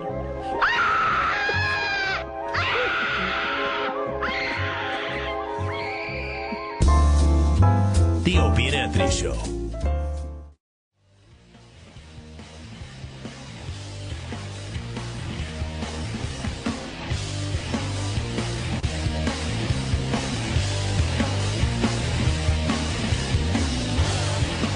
All right, it's Friday. Oh my God! Really? It's a gift. Like that. It's a gift. Sam was just laughing like a little girl because he was listening in on me and Ant's conversation during the break. Oh my God! This is some inside radio shit. That Yes, you just it is. Don't get Sam. to be a part Yes, of. it's not true. It's not going to make us look good. Opie, Poor But that's listeners okay. don't get to hear it. Yeah. Opie comes in from the bathroom, and he goes, "Look, dude, just bend over. I'm riding you to the end of the show. I'm so fucking tired right now." And then Ant looks at Opie, and Ant goes, "Dude, I am so fucked up." he goes, "This shit fucked me up." Right. Yeah, we're both fucking In a state. a little fuzzy around the edges today. A little bit. And then Ant started talking about the headphone thing that you realized. Oh my God! Yeah, it was like a half hour, not even like 20 minutes, I guess, after I took the Vicodin. We were in the middle of a break, and I just was like, "Oh man, these words sound funny in my head." No way, really? Yeah, That's yeah, like great. I was conscious Glad of somebody every thinks word. that. I love it. Yeah, I just thought like everything started sounding a little like I was conscious of every syllable coming into my head. This is weird. Yeah. What we conscious of the fact that every one of them has a G and then another G and then letters before and after it. Get it? Of course. Hey, that's the guy from Imus's show. What? That's the guy from Imus's show. It's Rob Bartlett. Rob Bartlett, who's allowed to do our Come on show in, when Rob. Imus goes on vacation. Imus is on vacation. You're a funny guy. Oh, Jesus. Hi. Hi, how are you? What's up, Rob? Hi. Rob was doing this to, who was it, Bill? I brought gift. Oh, Burr. Bill Burr, when we walked outside last Yeah. time Bill was here. And Bartlett comes up to him and starts going, "Hi, you're funny, you're funny." and Bill didn't know, so Bill's like, "Oh, thank you." Treating him like, retard. Like an idiot. And then I was like, "Bartlett, what are you doing?" And then Bill's like, "I look like an idiot." I brought gifts.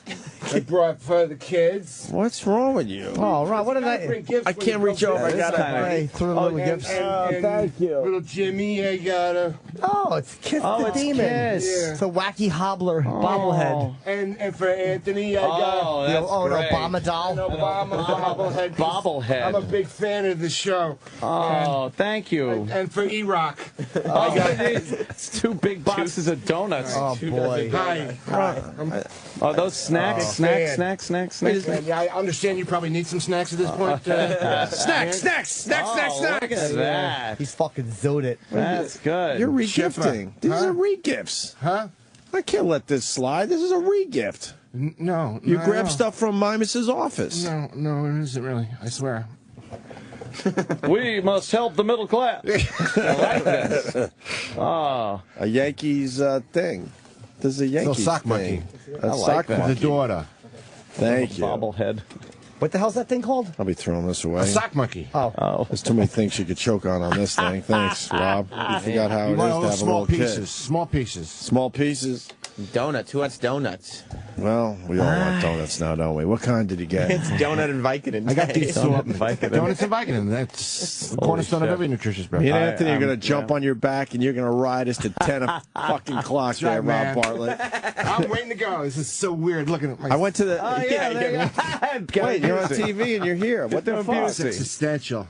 You could do Gary good, Busey? man. Wow. Yeah, it doesn't work, without the... Needs the teeth teeth and stuff, because, it's radio. You need to have costumes. I and hear props. you. We laugh at your costumes. We look up. We see you every morning. One of our TVs is dedicated not to Imus, to our pal Rob Bartlett. See, we love that. Yeah. That's what I love about See? you guys. Dedicated. Very excited.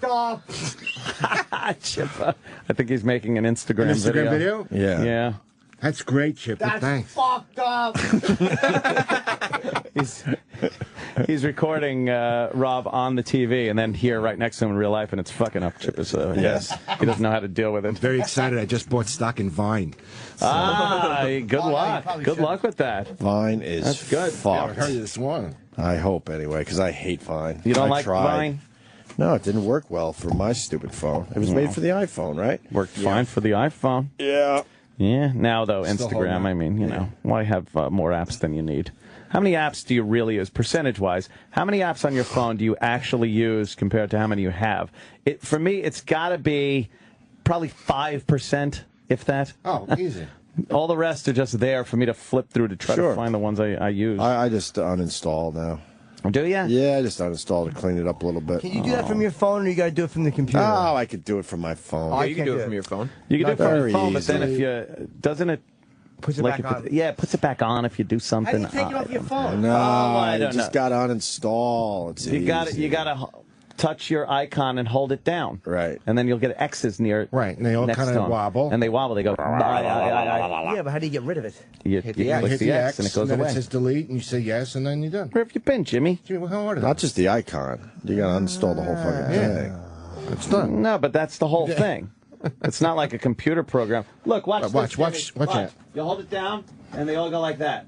And then you hit the X, and it'll disappear. I can't fix Is that? Oh, Jimmy. That like gets rid of the whole app, not just the icon. Yeah, the whole app See, goes that's away. not how it works on the fucking Samsung Galaxy Oh, S3. what do you gotta Soon do? to be the S4. I'm really thinking of getting one still. Right. I want I to see make more- the leap. I'm going to keep my iPhone, You but know what? I have two phones still. You do. My pal Yeah. Buzzy has the Note. It's not that big.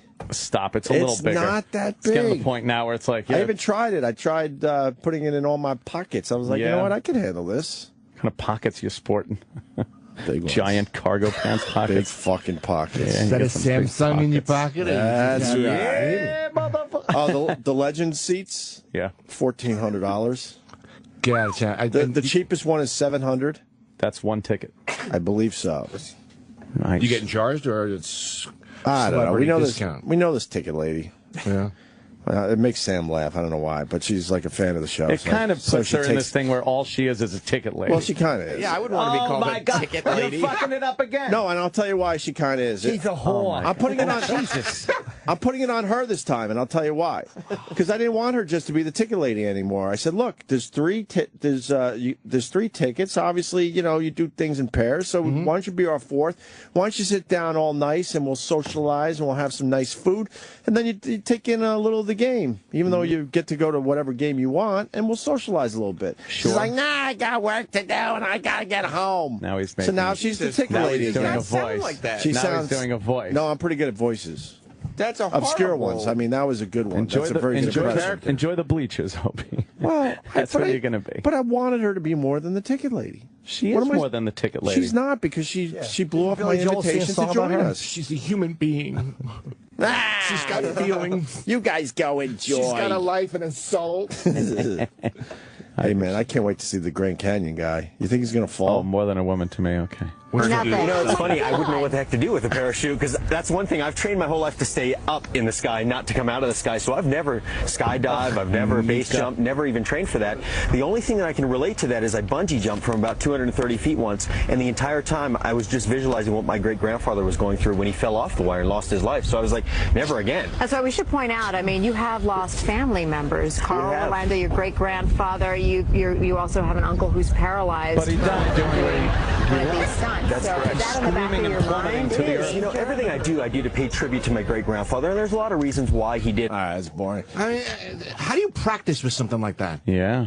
I don't know. I guess you practice 3 feet off the ground. Yeah, but there's and then a big you slowly difference. go higher and higher. Are there fucking things you can do with your life and walk across a hole? But there's a difference, like 3 feet off the ground. We talk about that. I know. It's like if you took a sidewalk and it's just on the side of the road and someone bet you $1 million that you couldn't walk on that sidewalk and stay on it. Yeah. It's easy. You do it every day.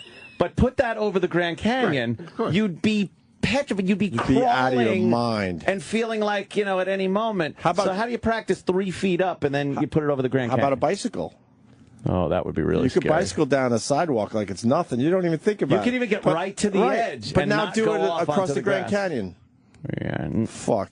How about you do it? No, I ain't doing it. Right, Rob? That guy who did the Niagara Falls. And he got pissed because they made him you're win racist. Yeah. Niagara. Sorry. I was going to say, if I get an ant, maybe trouble. You joined a tired show today, Rob. Well, we were pissed by that guy because ABC is making it sound like, oh my God, something crazy could happen. You're like, no, nothing could happen to the guy. He might hang there awkwardly as they find out, get the helicopter. Whoa, he fell. He must be so embarrassed looking like I mean, that. you don't want to see these guys succeed. You want to see them fall. I mean, it's the whole point. Terrible. By the way, the Grand Canyon walk, Yeah. he picked a very short walk. Well, it is, yeah. I've been to the Grand Canyon. I was thinking he was going to go over the wide area. Like the one that's miles wide? Yes. He's got to walk miles? That No, looks like it it's- might be 100 yards. Technically, it's over the Grand Canyon. Technically. Oh, it's just the angle.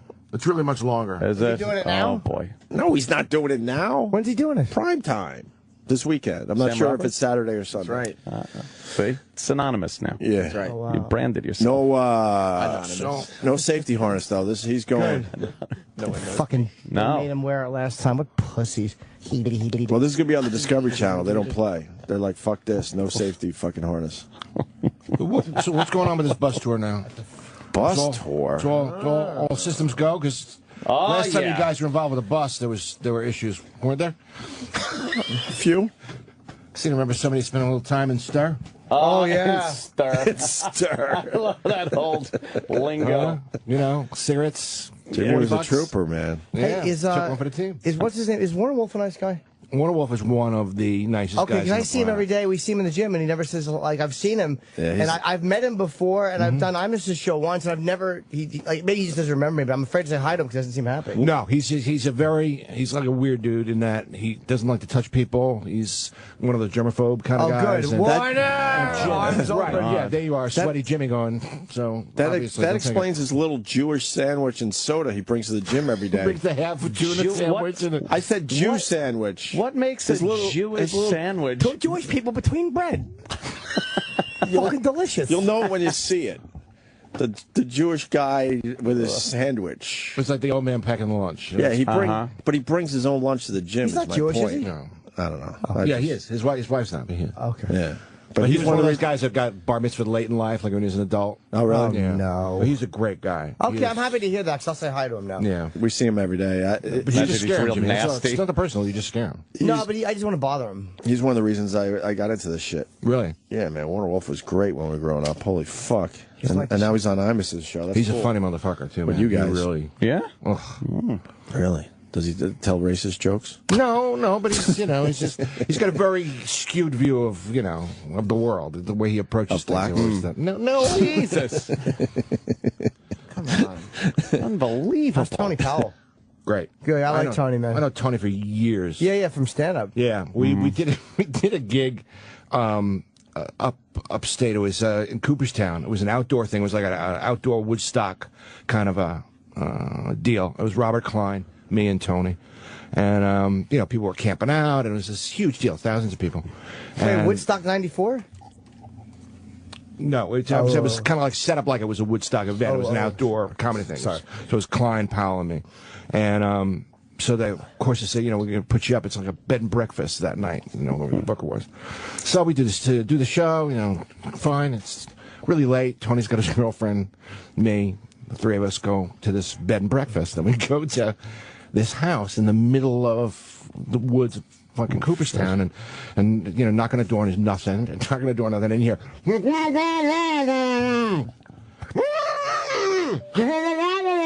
The door opens up. I told you they were here now. Oh, and no. He looks, the guy's standing there. It's like guys like in his pajamas. He looks, this is Tony and me and Is that you? Oh. Sorry, I'm gonna take this. Yeah. Yeah. Oh. I'm on Opie and Anthony. I asked you if it was okay. Oh, no. Okay. All right, I'll leave now. Get off that damn show. What do you think you're doing? Motherfucker. You fucking asshole. So the guy looks at Tony, and looks at his girlfriend, looks at me, and goes, "You comedians?" I said, yeah. He goes, "Tony, you're black." Tony goes, "Yeah, last time I looked." I told you! No. We're going to go back to the car and get our bags. Go back to the car. Gravel fly. Just left. Yeah. As fast as we fucking could. I don't understand the bed and breakfast thing. I don't either. I can't fucking be bothered. I need room service. I need a maid. Yeah. I need to be able to leave the place in a disaster and not to have somebody like, it's their house. Yeah. Fuck that. I'll buy my own muffins. I don't want to see you in the morning. No. What? They cook breakfast for you, and you socialize I don't want with that. couples I want yuck. in the reading room. Nameless, faceless robot making my breakfast. We travel quite a bit. Do you travel? And you share a bathroom. Well, that's nice. always fun. I fucking hate bed and breakfasts. It's everything I despise. It's like a hotel, but without the hotel amenities. Yeah, without the niceness. Yeah. Colin Quinn. Hey, guys, I wasn't calling to go on the air, by the way. I was calling to tell Roland about my big weekly visit that I'm going to be having for the next few weeks. Oh, yes. Colin Quinn's going to be, we're going to see a lot of Colin. Yes. First of all, there's another atrocious band playing outside the fucking... At Fox? But I mean, Are you out by Fox? Yeah. Yeah, they do that Friday. Come on up. Yeah, if you're that close. If you're that close, come on up here. What are you doing? Come on in. It's Friday. Come by. All right. Get in here. Begging for an invite. Colin. What a creep. I know. That was absolutely... There goes my plugs. Did you see what he did there, though? I know. He It just slides right in. And, like, within a second, he's like, there's a band here. I don't know who it is. We know where he is. It's right downstairs. Yeah. I didn't call to be on the air, by the way. No. It's the only place that has a live band right now in New York City. Right across the street. Oh, this stupid McGraw-Hill elevator. Ding, ding, yeah. Oh, Colin. Tell Bartlett I'm coming up. Bartlett, you better get your plug in. Oh, yeah, I better do it now, right? Where are you going to be? At New York Entertainment Club at the Belmore Movie Theater. Yeah? Saturday night. Is that, have I done that in New York? It's Long Island, right? Yeah, Belmore, Long Island. Opie, that might have been where you told me you were having a baby. Belmore. I'm from fucking Belmore. That was the old porn theater you were in. It looks like it might have been an old porn theater. That might be the same place. It's right by the train station. It's right by the train station. Everything's right by a train station on Long Island. But this is right. It's literally next to the train station. We're Long Island guys. What are you talking about? Gary Smith used to own to a train station. Used to own the brokerage. Wherever you are, there's a train station within a mile. Right. On Long Island. 516-785-4234. Funny guy, Rob Bartlett. 785-4234. Or go to robshow.com for the ticket. I told you I took my dad to see you many years ago because he was a fan and I was a fan. Yeah, we were. I think I was into comedy already, but yeah, we were big Imus fans growing up. Yeah. I mean, my dad was, so that's why I never listened to Howard because my dad listened to Imus, so I just listened to that when I was in the car, and we loved you, and yeah, we went to see him together. I listened to Imus when I was in the work truck that had the AM radio. Because it was the FM radio. I was like, okay, I'll listen to Howard, but then the AM radio was Imus, and oh my God. Fucking great. I remember listening to him when I was in high school, and you know, the joke would be like, how long would it be before they would have to go to organ music? You know, he would come out of a record. He's still playing records those days. Elton John, Don't Let the Sun Go Down on Me. It says, you're not gonna let your son go down on me. How about your daughter? Boom, jingle, organ music. How's your Donkey Kong? Yeah. Moby Worm making his way up, talking. Jerk. It's like whenever I do impressions now, I do Anthony doing somebody. That's that's the best way to do impressions is you just do somebody else's version of an impression, and then you realize it's like, why couldn't I just listen to the guy and grasp this? Right. But now I got to listen to that guy. How long you been on MS? 26 years. Wow. Really? 26 years. Fuck. This month, yeah. Jesus. Yeah. It's enough. Fuck. Wow. It's enough. They give You're him done, right? I've proven my point. You're done, right? I've proven my point. It can be done. They ought to give you some kind of medal for that. It was going to be, you know, I had a 3-year plan that I just kept repeating. Yeah, so 3 years at a time, huh? And now we're just, every day we wake up and pray, you know, the EKG's still going. You know? How's he doing over there? He's doing great. His voice sounds like shit. No, it's much better now. My He got the thing lasered off his thing. He's fine. Well, it creeped us out. Good. That's why I'm bringing it up. Well, it was a little scary. It went from, hi, Dynamis in the morning. I was like this. Come on there, Bartlett. Wait a second. Oh, by Georgie. Magoo, you've done it again. Moby Worm. Time for Crazy Bob, boys and girls. Aunt Blabby is here. Jonathan Winters. Good morning. Oh, my God, he sounds like Aunt Blabby sometimes. It's amazing to think about how long he's been in the business. Oh, my God. In the position that he's in. I mean, with that stature. I mean, that's how many years? That's longevity. He's been doing it for 40 something. How 40 long? Plus, right? How long was Charles McCord with him? Up until two years ago. So he was when he came to New York. Why Charles leave? He just wanted to get out of there. He retired. Oh, okay. He retired. He wasn't ready to retire. When he was ready to retire when 10 you worked years for ago. Imus, I guess. It was just weird the way that he did. He just kind of left. But he was that type of guy, right? He was. He was never into the one spotlight. One of the strangest guys. You know, Strange. very quiet, very reserved. You definitely know there are like, you know, animal skeletons under the porch. Oh, really? Oh, yeah. There's a manifesto. There's, you know, want to see my collection of hair? I mean, he's one of those guys, you know. Yeah. And he disappeared. He just, I mean, no one's heard from him. Where is he? He dropped it somewhere out in Arkansas, I think, because that's where he had a... He never, he didn't keep in touch or anything? Hasn't kept in touch with anybody. Wow. He has money, though, right? Oh, yeah. Well, he should have... I mean, I think he contacted Imus when Fred died.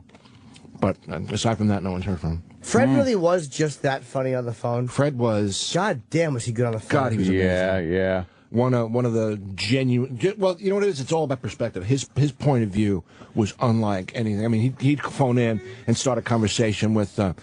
Did you ever lose Rob, food? it's Jackie. Hi, Jackie. Jackie. Yay! She brought you something. Come on now. How fucking hard is this? Hey. Whoa. You know, if she made some kind of mistake, Rob, you Jesus lighten up. Christ. What did I say? Interns I will said non-fat fucking blueberry yogurt. What the fuck is this? Will sometimes make an error. They're learning here. No, Rob's You don't right. jump on them like that. You know what, Rob? They do the best they can for a low wage. Bullshit. Exactly. They're How not hard making is any it? money. They're here. Don't you She's worry, not even Jackie. paying attention to his complaints. She's saying, "Oh Bitch. God." Yeah, roll your eyes at me, Missy. It's okay. She's over Jack. there. Come here. Christian discipline. Huh? What? Right there, non-fat. He didn't want the Greek kind. I didn't want. He said he wanted Greek. No, Right, but not Chobani. Yeah, that's dumb. There was all the Greek things. Chobani, where's Chirich? Jackie, You know what? it's okay. Fine. You know, maybe this is the way they do things in Rochester, okay?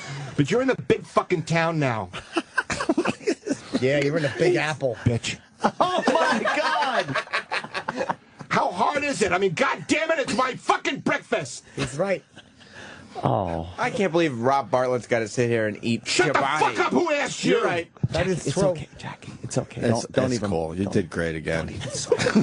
You did terrific. Somebody's got to talk to her like that. What? No. She's doing a fine She's doing job. a wonderful job, Sam. She was so confused. She's a joy. She's a joy. She's a treasure. She is a treasure. She's a delight. She was fucking shaking her head every which way. Delightful. beautiful. You got to remind her where she is, but besides that, she's terrific. She's wonderful. We were talking about how she's running this place. She is single-handedly running this place now. She said she wanted to be on the air. I said, so, you know, obviously you're going to be seeing a speech therapist. Wow. She was crushed. You're just throwing those speed bumps in front of people. That's it. Hey, you know what? It's big leagues, baby. You gotta. Really is. Are you not having any donuts? Nope. I'm not either. I No, want one no so donuts. bad. You are an inspiration to me. That's why. Nothing to cut down I just on this decided after buzz. Gandolfini yesterday. Yeah. You know, so sad. Fuck, man. It's just. They got you his gotta last- get smart. You gotta start. It's a very difficult situation. They got his last meal in the paper today. Wow, he went out on top. He went out on style, He man. wasn't fucking around. Giant sweet in fucking Italy. Put down the fucking fried foods. Oh, was that what it was? He ate a lot of fried food. His poor kid, man. Big father and drank a son lot the night weekend. before he died. They go away for like a boys' weekend away. That's just fucking terrible. Who you got him? It's Colin Quinn. Let's roll into. Oh, Colin. All right, Sam. Hit the bricks. Yeah. Sam, Hit the bricks, Sam. Yeah. Roll on it. After show? Yeah. You're welcome. What do you got, Colin? No. Little tea. Get out of the way, Sam. He's a tender It's boy. okay. It's okay. Hey, Rob Colin. Bartlett brought some treats. How Got are you, some honey? donuts. Good, baby. And you? Good. Some donuts there if you want some, you know. Nice. Yeah. See that? Yeah. Didn't you bring treats last time? Yeah, I did. They didn't go over You very gotta well. bring gifts when you visit, right? Some cake, a little Oh, something. it was the principle of the thing. What was his treats last time? Thanks, Sam. Probably You did. Peak Friends or some awful. That's a fucking reference I haven't thought of yeah. since the 70s. Horrible fucking molded sand. You still doing the show? Is the show Peak still Friend running cookies. downtown? What's that? You show still running downtown? Rob, don't ask the questions. Worry about, you know what All I right, mean? all right. Just want to know if there's, an open theater available. That's all I have. Are you doing a show? Oh, that's right. You're the biggest theater guy around here. What am I talking about? No, I'm not doing anything at the He's been in legitimate theater on Yeah, it's, Broadway. So I've been on Broadway. It wasn't legitimate, but I was on Broadway. You made it to Broadway. Colin Yeah. made it to Broadway there, Rob Bartlett. Colin has a genius of a show out there. And when Oh, God, yeah. It's amazing. please, Carl, tell people where they might be able to see this. Well, long story short was amazing. Listen, was. guys, that's not why I came up. But it's going to be at the Cherry Lane, July 4th. We're starting on July 4th. July 4th. All right, so Very Get it? good. not tomorrow. Get it? Yeah. Not tomorrow, so people can still go to the New York Entertainment Club in Belmore to see me tomorrow. Sure. Yes. Sure. What's the name of the theater? The Cherry Lane. Jubilee. I've never been this close to Chipper It's fun, right? It's disturbing. for Isn't about it? a minute and a half. Yeah. Saying it gets Yeah. old fast. Yeah. Actually, Jimmy, I actually complimented Jimmy about his characters. He has developed some unbelievably strong and Don't say nuanced. Yeah, because it could be old. Annoying. Oh. What's the word you're looking for? Annoying. specific. It's all about specificity. Yeah. You know? Yeah. Like Uncle Paul being Yes. 50. Very. 57 7 years young. Be 58 in March. But you never turn 50. And only somebody like Jimmy could get away with Yes. a character like that. Well, You know, that's the genius. Yeah. Right. He really is. Yeah. I like his Chip videos. The I don't know what I'm going to do now. There's 15 seconds. Now you got 15 seconds. Chip's running out of steam fast. Chip's good for 6 seconds. You give him 7 seconds, he's That's hit it. gold. Fuck Vine. For It's the one you did over. at Comic-Con, for the YouTubes? Oh, yeah. Oh, yeah. Those Yeah. Comical cons. Oh, it was Comical Cons, right. Yeah. Right. On the YouTubes? What shitty band's playing I don't know. outside? They get a horrible band every week over Fox there. and Fox and Friends. Yeah. and they blast him. I know. People trying to work. I know. There's literally a smattering of people on the sidewalk, too. There's not even... I know. It's not like a full crowd. No, or over the Today Show, it looks like Woodstock. And then you come around the corner to Fox, and They're you know, really close it's to each other, background yeah. music. Yeah. Eddie Money a couple weeks ago? He was Yeah. all right. He was one of the better ones. Right, but it was in the pouring fucking rain. Yes. And then they had the barbecue guy. What's his name? Giving out free barbecue. Yeah. Free barbecue. In the rain. in the rain. There were like 2 people. I think it was the roadies. I wanted him to stand in front of the look. He was actually killing. Eddie Money sang 2 tickets to paradise. He had 1 left over. That's how small the crowd was. I like the fact that he knew that was even too clever, even for Chip. Yes. He had to invent a new character. It is odd Chip wasn't at allowed to times have that one. Jimmy says something, you're like, why didn't he put that in the Chip voice? Right. I think it was just a bomb. Yeah. Oh, there's plenty of those. Just the disturbing nature that Chip's capable of going Jubilee when you say cherry. Yeah. That he would even go there. Right. And with a lot of gusto, too. He's very confident in his jokes, Chippa. Yeah. Hey, what are you guys talking about this morning? Any controversy? Well, Anton Vicodin. I went to a Yankees game. Fucking Vicodin. So we're a little, it's a tired show right now. I'm not even joking. I'm really high right now. Because he has a problem. Yeah. I had a tooth pulled. You want some donuts? I had a wisdom tooth pulled. Oh, they say those are the most painful ones. Well, and they gave me some Vicodin.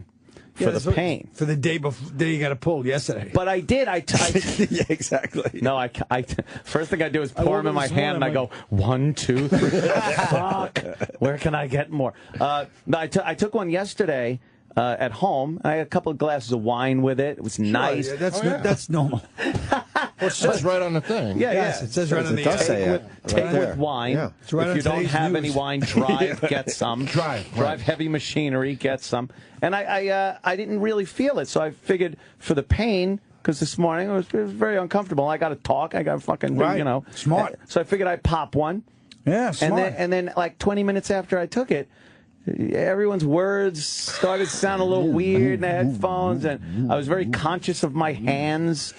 Like they became very like wow, look at me, my hands. Jesus Christ, Vicodin there could be a universe on No, that it thing. doesn't. What do they probably lace it with like THC or something. I'm Not that I'm 100 very years old for saying that. sensitive to drugs because people are like, oh, it's only to. And then I put a picture of which Vicodin I had on Twitter, and of course, that's the fucking weakest one they got. You're a faggot. You're all right. I understand. No matter what you do, no matter what you fucking do on Twitter, there's people that are just, you're a fucking faggot. Oh, yeah. That's right. So, apparently they're not that strong, but I'm very sensitive to narcotics. I think the social media has definitely made national discourse a little harsher. It really has. Carl, you're right. You know, back in the 70s, the only social networking we had, it's called the CB radio, my friend. Think about it. No pictures either. Dreamweaver. No pictures. Yeah, that's how I had to go out with Dreamweaver. Do you think in this day and age of Twitter and shit, I'd have to deal with Dreamweaver and taking her out on horseback? Check that shit out on Pal Talk first. I'd have fucking looked at everything. Go to her Instagram, look, realize she weighed fucking 10 tons and she was fat? Give my horse a break. Oh, boy, was yes. she. What was your handle? I was the Wrangler. You got the Wrangler, the KRI 7759. We 10-10-10-8 on the side. Breaker 19 for the Paisano Cowboy. You out there? You got your ears on? Paisano Cowboy.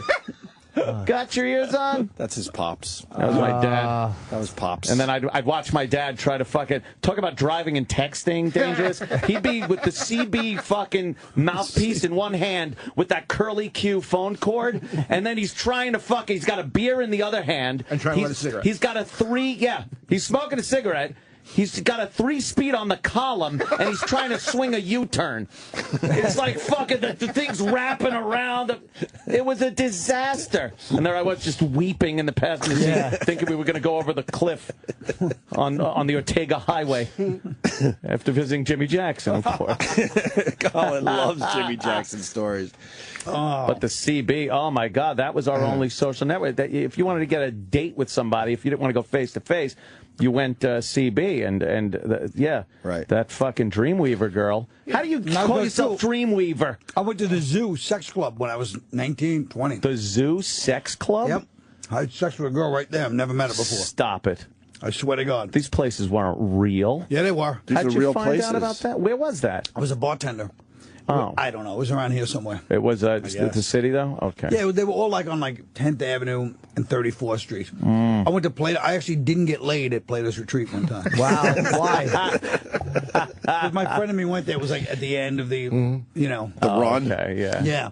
And we went in there, and it's like, At one point, me and my friend go in. You got in at the tail end of the pyramid scheme. Yeah, it was thing. really over. It's like when I got into Studio 54, it's like 1983. There's this one girl there leading around. These 5 guys naked or crawling. And she's like, "You worms!" We're smacking their ass, you know. Wow. With like a riding crop. And so we're there like a half hour. I lose my friend. I'm going around to look for some action, which I got none of. And then next I turn around. Now there's 6 guys. Oh no! My friend got down, and he just looked up. He just looked up at me and shrugged like, Hey, we're here. Hey, what are you gonna do? When in Rome. When in Rome. Yeah. When in fake Rome. Was there a lot of people? Was it crowded? No, but at the zoo, the zoo was crowded, and I got laid by like a hot girl. What? What was the zoo? I never It was like heard a of sex the zoo. club in like 1979, Right. 80. In the back of the Village Voice said, "Ooh, meet me at the zoo," or something like that. Wow. Boy, you were fucking toying with the AIDS. Yeah, well, that's it was prime before AIDS. Time. No, that was when it was happening. That's when everybody was getting the dose. No, it didn't. It didn't come out until a few years 182, later. right? But people Yeah. were getting it. That was the infection in the late period. '70s. That was right got it in before the 70s. That was gay cancer. No one they called got it in the '70s. Yeah. No one got it. I used to go to those places, but for the buffet. No, you'd go in there. They did have a buffet, but first you go into the locker. You'd have to strip down, and they just give you a towel. You have to be naked, and they give you a towel. No showers, of course. No, but right. but you know, Why put a would you towel wanna be on. clean? You start waltzing around in your towel, and you're watching all the action. It was kind of fun. Wow. I mean, it was like hundreds of people. It wasn't just like And they're just fucking all over the place. yeah. Wow. Some of them were hot though in those days too. What happened? Why don't we have that? It was right before AIDS. Cell phone cameras and AIDS. It's gone. Right. Yeah. There's no more. Let's try to make the next thing. Yeah. Let's try to make the next horrid disease. Wow. God damn, I missed out on all that. Me and Voss tried to go to a sex club. We went to the Vault, but it was already. It was past its prime. Tail end. So we ring this fucking bell, and we go up in an elevator, and it's a guy's apartment, and we woke him up.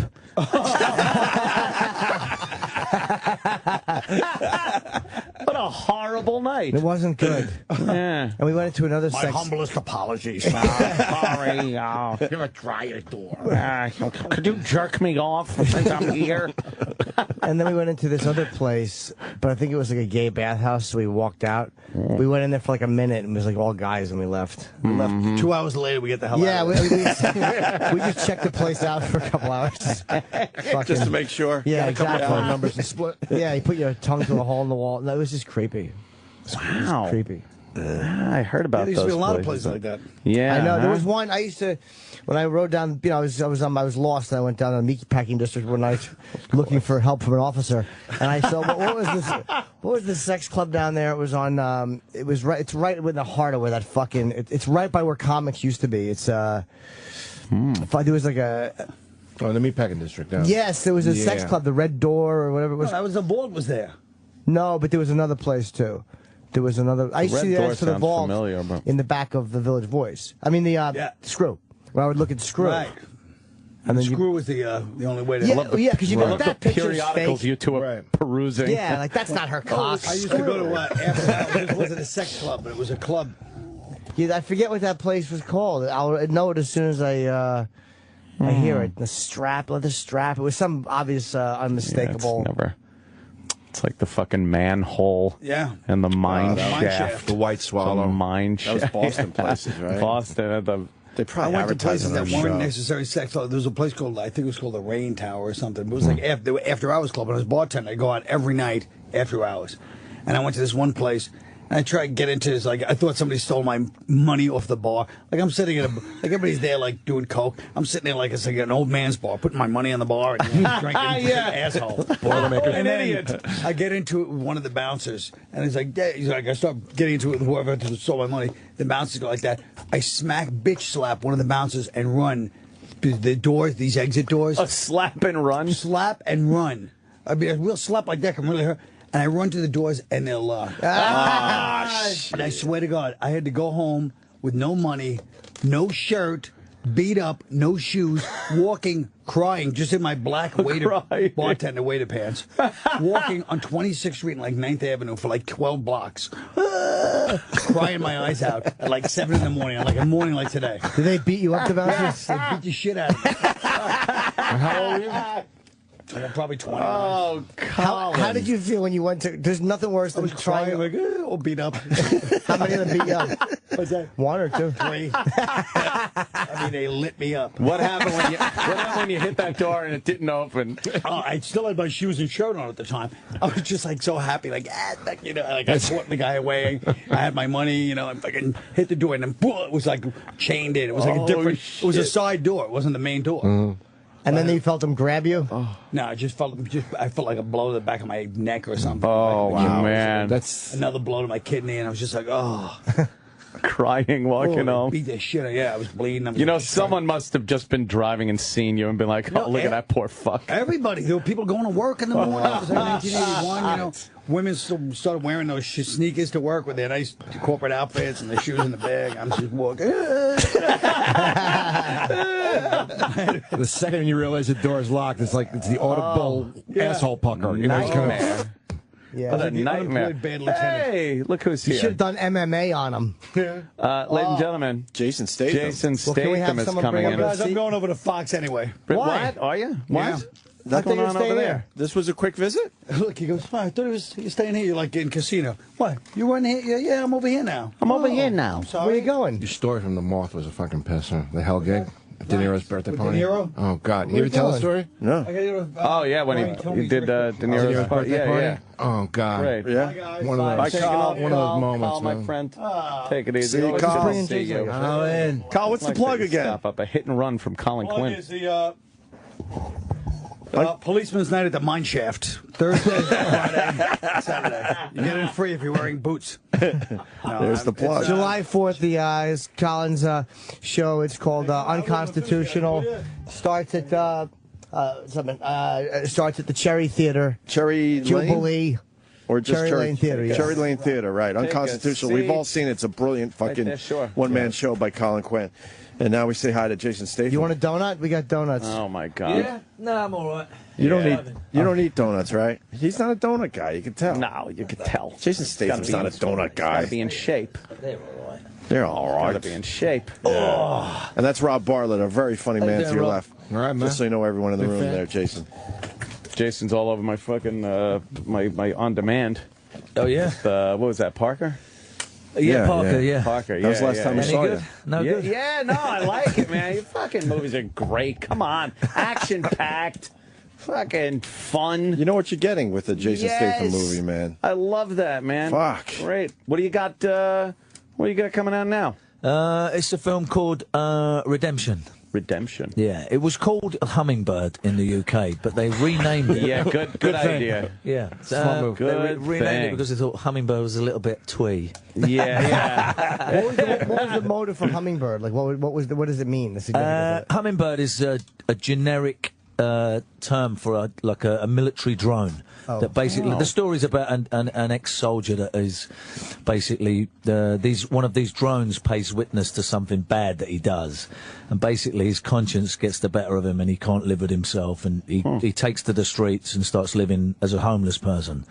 So the Hummingbird is is quite an appropriate sort of title for the film, but Yeah, but the redemption part kind redemption. of makes more sense, yeah. Well, Well, it's a little easier. It's a little easier to put on people. They'll be like, all right, it's redemption. Hummingbird. They're like, what? Yeah, it's hard to get a bunch of guys to go see Hummingbird if they don't know what it's Yeah, about. I want to go. Let's go see Hummingbird. This sounds good. money back. So it's an action film. Well, yeah. I mean, it's the good thing about it. It's not driven by the action. It's written by a very, very smart writer that's written a couple of great films. Eastern Promises. I don't know if you saw. Oh yeah, that was that great. was good. So he's fucking brutal, that movie. Yeah. So there was a movie before that called Dirty Pretty Things, and these are tales around the city of London, which are thrillers based in London. This is the third part of an unrelated story, but Right. by Stephen Knight, who was the writer. This is his first attempt as a director, and he's brilliant. He really nailed it. First attempt. Yeah. So do you look at that and be like, are you like, oh boy, hope he knows what he's doing? Of course you do, yeah. Yeah. No, but you know pretty quickly if someone knows what they're doing by the way they sort of. And if they have a good support staff around them too. That's, I mean, he really did put the best group of people around him. a good DP. That helps. You know what? I am convinced you could know nothing about directing a movie. And if you put the right people around you, you can be a brilliant director. That's the key to anything. absolutely Surround yourself with people better than you. Yes, You yes. guys know about that. Well,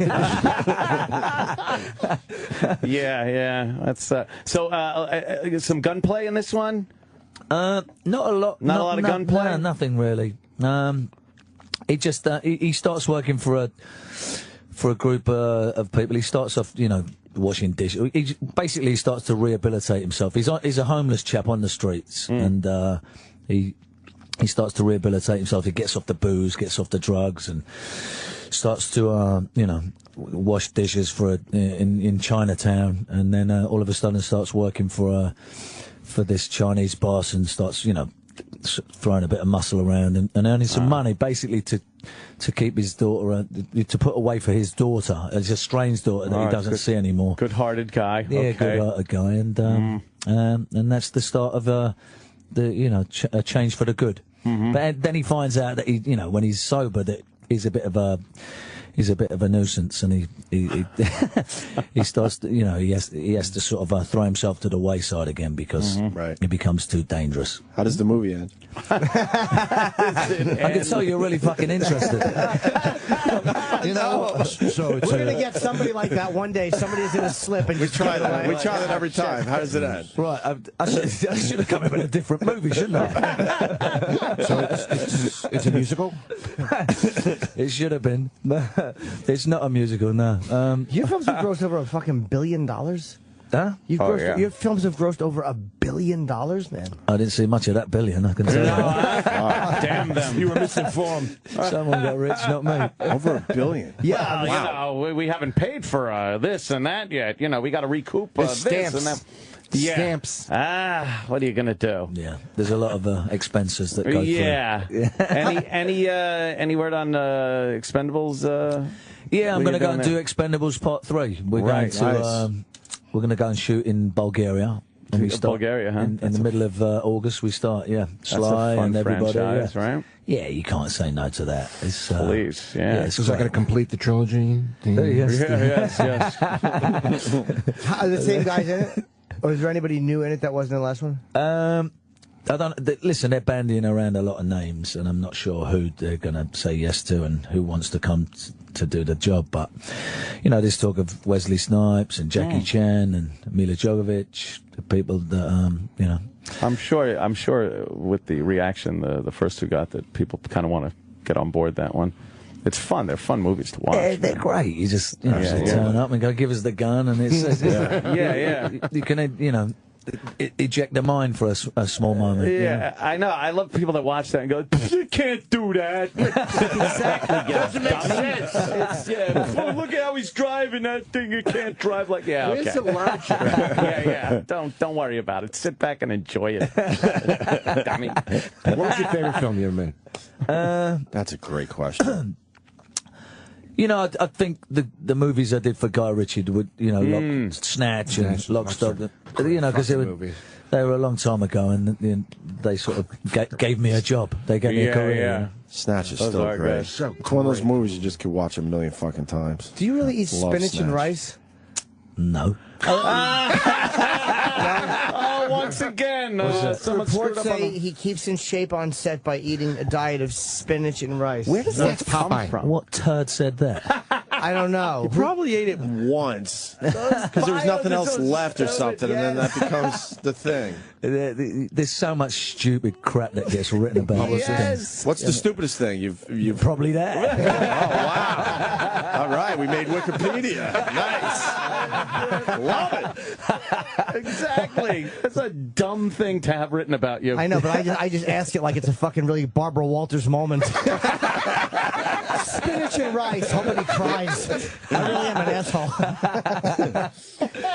But yeah, you can't. You just pull the questions off Wikipedia, and you're like, okay, that's what the. We don't do pre-interviews, obviously. We would have got that one out. But again, why would I ask that? Because here's what he could have said: "Yes, I do." And now where you going? I really you want to think out how these things progress. I walked us down a fucking alley. Now what? Brown or white rice? Yeah. It would have to be Which rice brown. is that? I would have used White it not so healthy. Basmati rice it is. I would have just turned around and said, because I've been eating some spinach, and everyone went, who gives a shit? And then somebody else would have picked up the. All right. Happy birthday, Jimmy. Yeah, exactly. That was fucking terrible. So what do you eat on set, Jason? What do I eat? Whatever the catering has, The film sets are good. They have they've got people that cook you whatever you want. So whatever you fancy. Do you have to really concentrate on what you're eating? Like make sure you're eating well. Well, don't eat these every day. Right. It's you try and be smart if you want to. If you're trying to train and you're trying to look good, then there's a certain thing that you got to put in your in your mouth. So it's. Do you have like a movie physique and like hanging around eating a little shittier physique? Of course. Do you get in shape for the movies? Yeah. You know how to get in shape if you want to get in shape, and then you know how to abuse yourself when you want to abuse yourself. So it's easy. Yes, little simple I only rules. know the abuse yourself. I'm in transition. Rob's in transition here. Earmuffs, Rob. Earmuffs. Earmuffs. You don't have to listen to this. Yeah, because some of the movies you're in, obviously, are pretty physically exerting. I mean, I know there are stuntmen and stuff, but just the running around you've done, especially a movie like Crank. Right. Well, you do your own stunts, though, don't you? I mean, yeah, I do. A lot of them, I he do does. that. Yeah. I do anything that's. I won't do stupid things like dive out of a burning building. Yeah, I mean, there's just no point. And the pyrotechnic crap is just it's frightening. You can't calculate how far the explosion is going to go, and if it's a stupid way to die. Right. It's your next movie, actually. A stupid way to die. That's a good one. Yes. Come on. Almost as good as Hummingbird. Yes. Originally called Nursing Blueberries. Rated R. Now nothing near you. I'm sure earlier on they probably asked you to do more stunts than they do now. You're probably a little more of a commodity now. I would That's absolutely true. You have to get you have to sign a waiver if you want to get out of a car. Are you sure you can do this? Do you want to put a harness on? Bring the crash mat in. He's getting out of the bus. Yeah, I mean, it's a fucking joke. It is. Yeah. They get so protected because, they want to finish the film and they spend a lot of money. And are there limitations on what they let you do contractually during a filming? Like you can't go skiing. Like a lot of times they put restrictions on guys. Yeah, you sign a thing. You can't go skiing. You can't race a car. You can't. Wow. There's a big long list of things, and you sign at the bottom of the page, and you say, I'm not going to do any of that stuff. So. Yeah, no sex with Amanda Bynes, things like that. Very dangerous. So when I did Crank years ago, and there was a stunt where I have to have a fight outside of the helicopter, and I'm standing on the skis, and we're having this punch up, and I'm actually outside the helicopter, and I've got the hip pick, and that they shot on the last day of filming. Just in case. Smart scheduling. Just in case. We could get away without this scene if need be. Hey, look, if he falls, we just roll credits. Holy fuck! It was literally that way because they couldn't get insurance for that, and they said, No "Listen, way. Oh, they can't. You want to do it, you got to do it on the fucking last day." And how scared were you outside that helicopter? Be honest. That's got to be. Yeah, fucking it was. But the adrenaline is sure that helps you get through it, right? Well, yeah, it's scary, but it feels good when you've done it. Because Tom Once Cruise, it's over, I bet. Yeah, you're like, fuck, that kicked ass. But Yeah. Yeah. Tom not, Cruise let's did do it again. his own stunts for Mission Impossible 3 or 4, whatever. And I become obsessed with that Burge Tower. The Burge Tower, yeah. But I'm like, how did he get a movie company? I don't care how much waivers you sign. How did Tom Cruise get them to sign off on him jumping at 1,100 feet and running down the side of that Because he building? probably said, I'm not going to do your fucking movie unless you let me do this. What kind of insurance? Because do you he have to loves have that for shit. It's it's a surprise because he's biggest movie star in the world. How do you let him do something that may or may? He must have had about 18 safety wires. Yeah, I'm sure. You know, do you think they had the best crew working with him? It's the guy that runs the bungee at a fucking Poughkeepsie carnival. It's great. Missing a couple of bolts, but shouldn't be a problem. Don't worry about it. Would you have done Got that? some duct tape. Would you have done that? I'd have done that. Yeah. They're safe. Yeah, Anything that you see us do, it's pretty fucking safe. You just need the nuts to go, okay, I'm not scared of heights. Are you? No, I'm not scared of heights. Oh, yeah, okay. No, if you've got a fear for heights, then you don't want to be doing that. But no, it's pretty safe. It's not like you're trying to jump from a moving vehicle to another, and if you miss, you're going to smash yourself to pieces. Yeah. I mean, you're just on a wire, so you're just running around. And it's just like being on a fairground ride. Yeah. It's pretty safe. It's not like you've got to exact some skill to try and you're kind have of some just kind of time judgment. just along for the ride. You're just along for the ride. Yeah. But that's just fucking. My hands sweat when I think of that. Like when he's running down the side of the building. But like the fact that I know it's safe, but it's like what if you just hear the feeling you'd have of floundering all the way down, going, this could have been avoided. But Jason's ruining movies for us. I want to know that there's a chance that something could go wrong. Problem. Of course, there's a chance. Everybody's got a bad day at work, and it could be the guy whose job it is to tie the fucking knot. But I don't want to hear he's just along for the ride. I like to think there's some weird timing that he's got to figure out. Here's how you know it could be a problem. They shot that the last day of filming. Exactly. Yeah, there you That's go. the indicator that That's funny. Certain things can happen. People are killed. Stuntmen are killed. I mean, it's not a fucking. they have been. Yeah, Sure. I think the most dangerous thing is when there's a guy on the trigger that has to go boom and press the explosion. Time it right. And if he gets it wrong, excuse me. Yeah, make sure nobody's in the wrong place at the wrong time. Yeah, they're the ones that hold a lot of responsibility. The pyro guys, you're in a lot of movies where they have the weapon masters, the guys that have to handle the guns and make sure that they're not live. Yeah, I mean, for the most part, they're real guns that are just have blank ammunition in there. That's correct. Yeah. So, I mean, you could definitely still get hurt. Is that how Brandon Lee died? Brandon Lee died. It is, right? Yeah. He got and John Eric Hexum. Who's that? That's right. I think something got wedged in the barrel. I think there was something got wedged into the barrel. Oh, it wasn't an actual bullet. It was something else. Yeah, something wadding or something, right? Yeah, and it got stuck in there. And I mean, I might be wrong, but it's usually they're fucking around and doing things they're not supposed to be doing with them at the time. It's rarely someone put something in there and they went through the scene and it happened. Like John Eric Hexum. He put the gun to his head. Who is he? And pulled the trigger. He was on a series. I can't remember the name of the series. Remember his dumb name, but not the name of the series. And he put it next to his head, and the concussion from the blank actually dislodged a piece of his skull, and it went right into his brain like a bullet. You know? Oh yeah, you can kill yourself with a blank. Absolutely. Really? Oh yeah. Very dangerous still.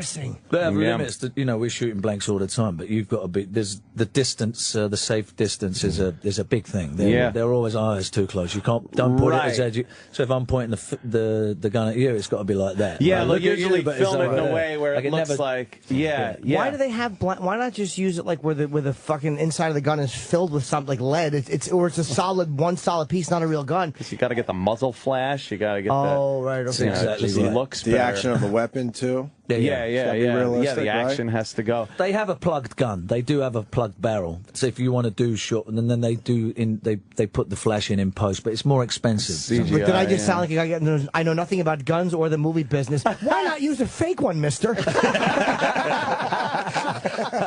Naive shit. I made a couple of videos at the house where I used CGI and stuff, and it looks the effects you could do now with After Effects and stuff. It looks really amazing, but there's just something about that The recoil. muzzle flash, the recoil. If it doesn't have the recoil, it has to have a little bit of smoke. It has to have a little bit of recoil. It has to have the kickback. Yeah. And the slide has to slide. And right. It You need the slide. Yeah. You know, the brass needs to come out. And what does that feel like when you're shooting at somebody, even though you know it's a blank? It's like you're still shooting at somebody. Huh. Yeah, but it's it's a blank. But I would love to do that. You would love to do that. I really would, yeah. But not tell them it's a blank, and then like make a prank show where I'm walking down the street just fake shooting at people, and they're like, that'd be great. And I'm like, and then you can have the. There's a lot of people I'd like to do that too. I can't wait for the part of the show where the cops don't fake shoot you, because that's what would happen. Well, it's called season finale. Yeah. Are you proficient with weapons? Do you shoot much real guns? Yeah, they make sure that you get good at that stuff. You know, they take you to the gun range and they show you how to go on. And you should learn how to shoot a real one before you do that, just so you have the respect of the for the gun. You have to really understand about the safety. The onset safety is a big thing. You know, and the you can't be running around. As soon as you've done the shot, you have to give it to the gun handler. And you can't run around having a cup of tea with the old gun. Yeah. So as a British subject, what do you think of the assault band's weapon? The what? Assault band's weapon. Assault band's weapon. Assault band's weapon. Damn it, you know. Oh, Rob. And I'm the one on Vicodin. Where's the screw? Where's the screech? That's all right. Assault band's weapon. It's good. Assault band's weapon. Damn it. This is what Eager Boy wants to ask. When you're doing a film like that, you guys are all major A-list guys. I mean, you know, there's Schwarzenegger, Stallone.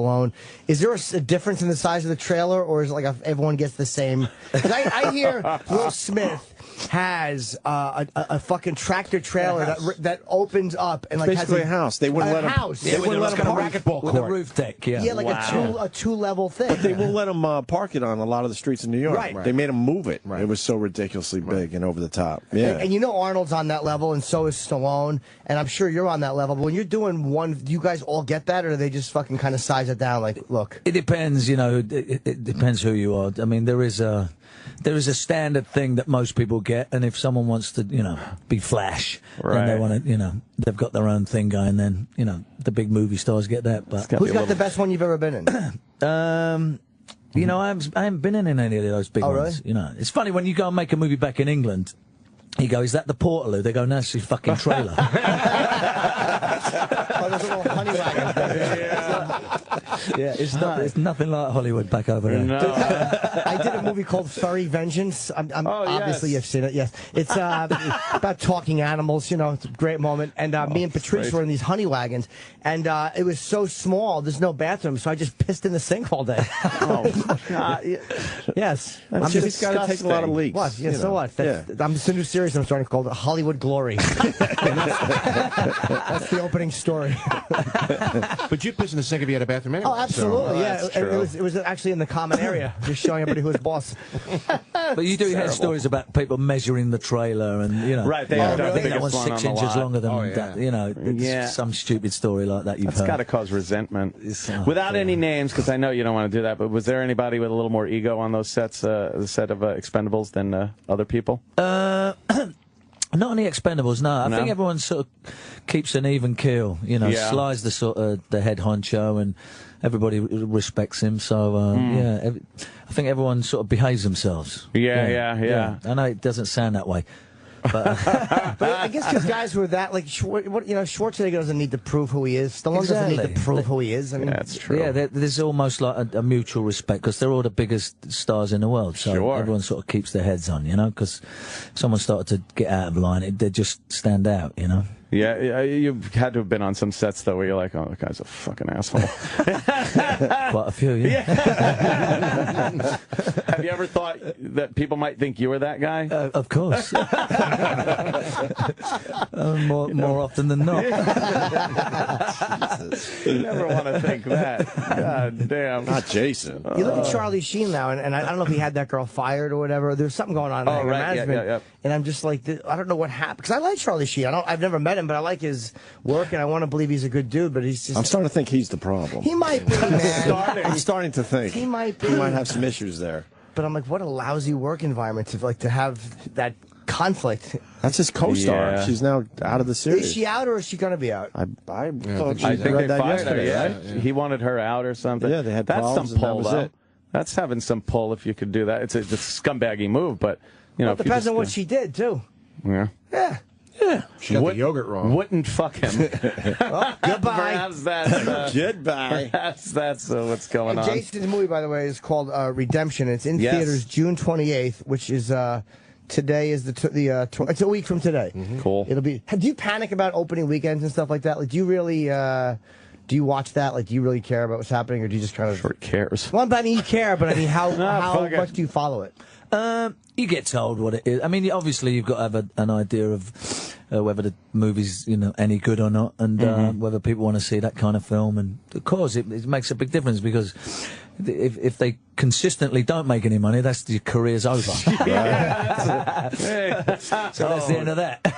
Yeah. So it's it's an important fact. Do you do independent movies at all, or do you not want to do them? Like something weird, low budget, just because you like the script? Yeah, I've done a couple of those. I mean, even Lock, Stock, that was independent. That was a small thing. I think that was made for like 900 grand. Jesus. Yeah. Wow. Yeah, we shot it in 5 weeks. Just a cult favorite now. Yeah. So it's one of those great movies. films get made for no money at all. And you know what? People want to be involved with quality work. So it's not always the big budget things that people want to be a part of. You know, a lot of the actors really want to attach themselves to great material. So and a lot of the good material don't always come through the way of a studio.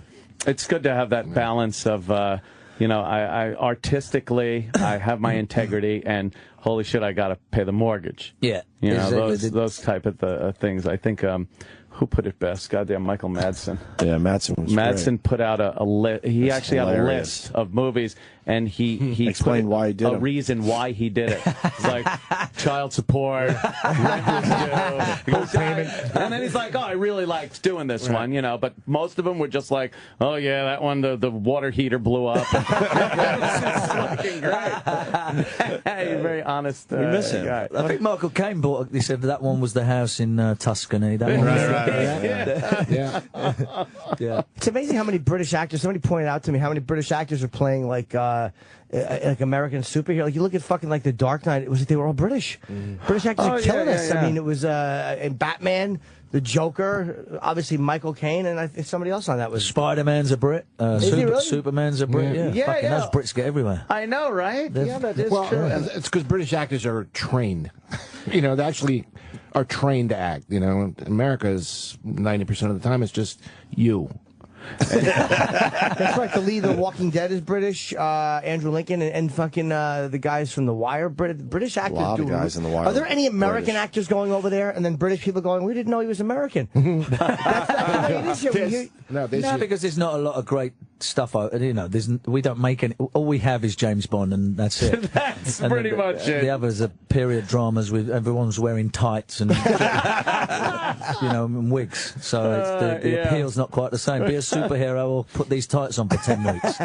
Have you ever played? Have you ever done like stage acting? No, I've never done any sort of acting. Last time you were in, we went through the whole thing of how you got into movies, and it was kind of a very, by chance thing. Yeah, I was just, asked to do a film that didn't require any acting. Right. It was just sort of play yourself in a movie. You're a working guy and then working on the streets. Yeah, and stuff, working on the streets. Yeah, it's a great story. Do that, but say these words. It's, it was. That's how I got into it. And then Guy Ritchie said, "Look, don't bother trying to don't go to any acting classes. It's no heavy lifting. That's exactly the opposite advice they give me." Wow, you would have been a great James Bond. Yeah. The bold Bond. I think so. The way Fleming wrote the character was a guy who was really, brutal. He wasn't like Roger Moore. Wasn't some milk toasty guy. He was a real more like the Casino Royale kind of. I like Daniel Craig. I think I don't really pay much attention to Bond, but I like him. I think Daniel he's Craig very is, good. Yeah, I think he does. Craig's the best since Connery. For sure. Does a good Bond. Yeah, since Connery is the best since Connery. Yeah, they took the tongue-in-cheek out of it because it got, especially with Roger Moore, it wound up just getting ridiculous at that point. God almighty. It got so far away from You know, everything was a joke. You never felt like the character was ever really in any danger. I think he got the point.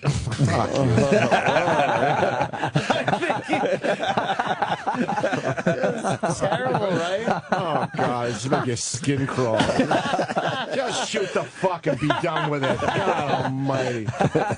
Wow. Yeah, it seems like they became... Did you see that documentary on Bond? There was about the lawsuits that had been involved in the fight over that name. Man, that is an ugly, ugly underbelly. A lot of money. A lot of money involved. What was that? Most popular franchise in history, right? Yeah, the James Bond, with all the problems with Sean Connery, and then the people who took over. I think you know, the two creators or whatever. Not Fleming, but the guy who made producers. Broccoli, Albert Broccoli. Yes, Yeah. and Broccoli. Brown rice and broccoli. Yeah.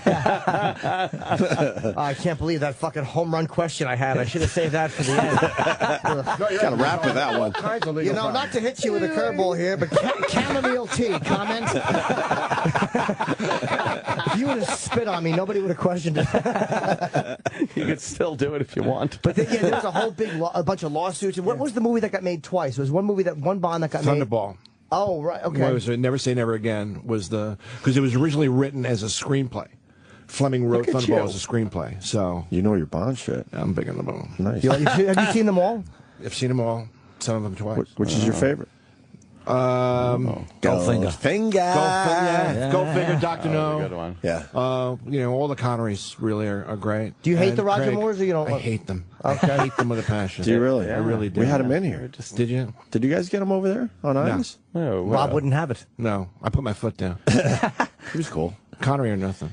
Yeah. He won't be a part of it. He just won't. Didn't they do something at the Oscars recently with those guys? And he just will not. Well, he kind of went on to have a pretty good career after the Bond did thing. all right, right? I don't think he really got typecast. He did good. Roger Moore, on the other hand, after Bond, what do you do? The Cannonball Run? He'll be a Walmart greeter before too long. What's the best story? George Lazenby. Oh, what's that story about? George Lazenby was the guy who replaced Connery. Right. For On Her Majesty's Secret Service, which is one of the better books. It's the one where James Bond gets married. And Lazenby was this nobody who they picked to take Connery's place when Connery first left. Only made one. Wow. One and done. And didn't it do well? He was good at it. And he actually wasn't bad. Yeah. He actually wasn't bad. But then they went to, and then it was a couple of years before they actually made. But he fucked it up. He took like really weird advice. Yep. People say like some guy told him, like this guru told him, like you play it like a mime. Yeah, Bond is stuck in a glass box. Yes. Like, well, that's horrid advice. That's right. Yeah, sing your lines. People will love that. Really? Come on. Make a bold choice. Make him Chinese. So what did he do wrong? I don't remember. You don't remember? Yeah, I'm sure listeners are out there want to kill me. But he blew it by changing something that was working for him, and he just screwed it up. And they moved on from him. And they were like, "You're just fuck you." Yeah, and they moved on. Huh. And, bastard. You know, if you get a franchise like that, play it fucking smart. Pete Best of James Bond movies. Wow. You just don't want to be the Pete Best of anything. No. No, unless it's the Beatles. Or the identical triplets. We got to wrap up with Jason, I guess. That sucks. Yeah, Jason. Thank you for we like you do man. radio. You're one of the few I big know, guests right? that likes to do radio and is good at it. Because a lot of them want Really to do a good at 7-minute fucking quick TV interview, and that's it. We've always had fun when you come in, too. No, it's a great laugh. You're good to I hang love out coming with. on. Yeah, it's great. I'll see you next time around. Yeah, absolutely. Best of luck with the movie, Jim. It's out give him the big plug. June 28th. It's called Redemption, and you know, of course, Jason Statham is great. And if you happen to be now, the Hummingbird is the UK title. Is it still being called that there or no? It is. Yeah. Okay. Oh Yeah. wow. But here it's Redemption. Yep. Okay, so don't be confused. Like if you're with a friend from across the pond and he says, "Let's say Hummingbird," say, "I'd love to," and you'll be seeing Redemption. Two very different names for the same movie. Really, but that's great. I mean, but I guess I kind of respect the fact that Britain would call it that. Like that's it. You know, I like that name. I just think England has a little more artistic integrity. They could stick with Hummingbird. America's like, fuck that name. That sounds like a faggot movie. We're going to get a Redemption. No explosions in that one. Yeah, exactly. But then again, isn't it like calling it, if Hummingbird's a common name for those things over there, maybe it's not a common name for them here. So maybe that's like calling it Predator drone here. Right. Why would I ruin the interview by speculating? It was nice. We had a nice out, then I just decided to go into the writer's room and take a guess.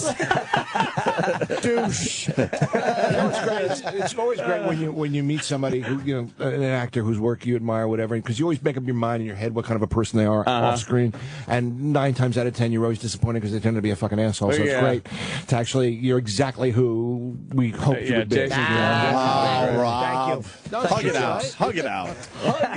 Hug it out. They're hugging it out. Oh, I love it. Look, he's crying. Thanks, man. I'm absolutely crying. See you later, Chad. Should we take a break? Yeah, we will. Jason Statham, always a pleasure. Thank you. Redemption, a week from today. We'll be back with Rob Bartlett. The Opie and Anthony Show. Yes, I remember I had lasagna.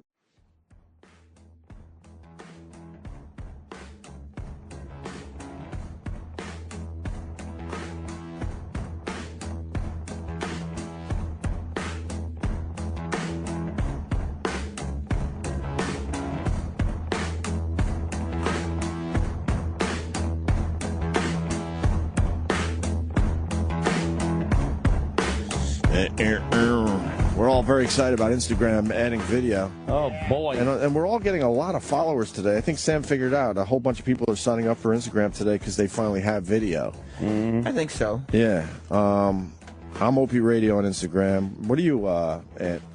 I'm Anthony Cumia. I just put my name. Not very creative. No, that's good, though. Not very creative. I don't know what I am on Instagram. I know on Twitter I'm at the Robio, R-O-B-I-O. I follow you. Rabio. I follow you. I like You you. follow me? Really? Well, maybe not. No, you don't follow me. What, on Instagram? Or no, on Twitter. You don't On follow Twitter? me. I think do I follow It was you? an oversight. You don't have to point it out to the world. Watch what I do. How would you fucking follow me? I'm now? pretty sure I follow How about you. that? I thought I followed you. What is it, I'm pretty sure I follow Robio? you. R-O-B-I-O, the Robio. Then how am I reading your tweets? I guess because I follow you. R-O-B-I-O, shit. what else? The Robio. That's it. Oh, the. Hold on a minute. See, I'm Rabio. going to show you this was an oversight, sir. All Look, right. Rob Bartlett. Yeah. Oh, fuck, I'm not following you. Not showing That's you that it's an awkward. oversight. It's you backpedaling. That's right. All right. There we Following. go. Thank you. Now you're following. About fucking time. Yeah, it's so easy to unfollow, so who cares? He's unfollowing you right now. The minute. You dick. I'm Baby Imus.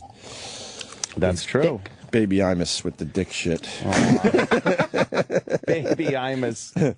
But, all right, so Opie Radio on Instagram, Anthony Cumia on Instagram, Jim Norton on Instagram, I believe. Right, Jim? You got Jim Norton? Yeah, I'm uploading a fucking home run, Ope. And not Sam Double on guns, the Instagram? bitch. Not Sam. I'll give you the Holy plug today because you fucking did the Ricky Gervais interview yesterday. Thank you. So that's what I do in return. I see the girls got pictures with Jason Statham. Oh my Oh, God. yeah. They were all waiting for their pictures, all just. Yeah. And I go in. It's amazing. I go in to tell one of them, "Can you please get Mr. Bartlett a Band-Aid?" And before I can ask them to do anything, Jackie has to go, "Jason smelled delicious."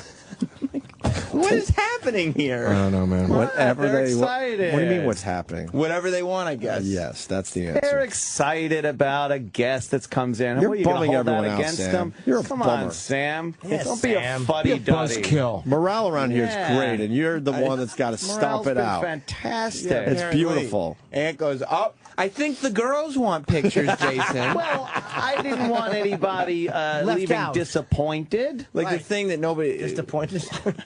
Whenever people get pictures, Yeah. Idiot. one of you, Did I say love biking in disappointed? Of course you did. I am like fucking. Did he say disappointed? Yeah. I'm feeling better now, though.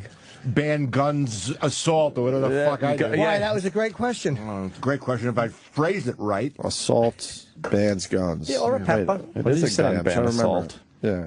Or assaulted. I was trying to get a little bans. Second Amendment thing going. Cause It was, see? By the way, I got a letter from New York State Pistol Licensing in New York City.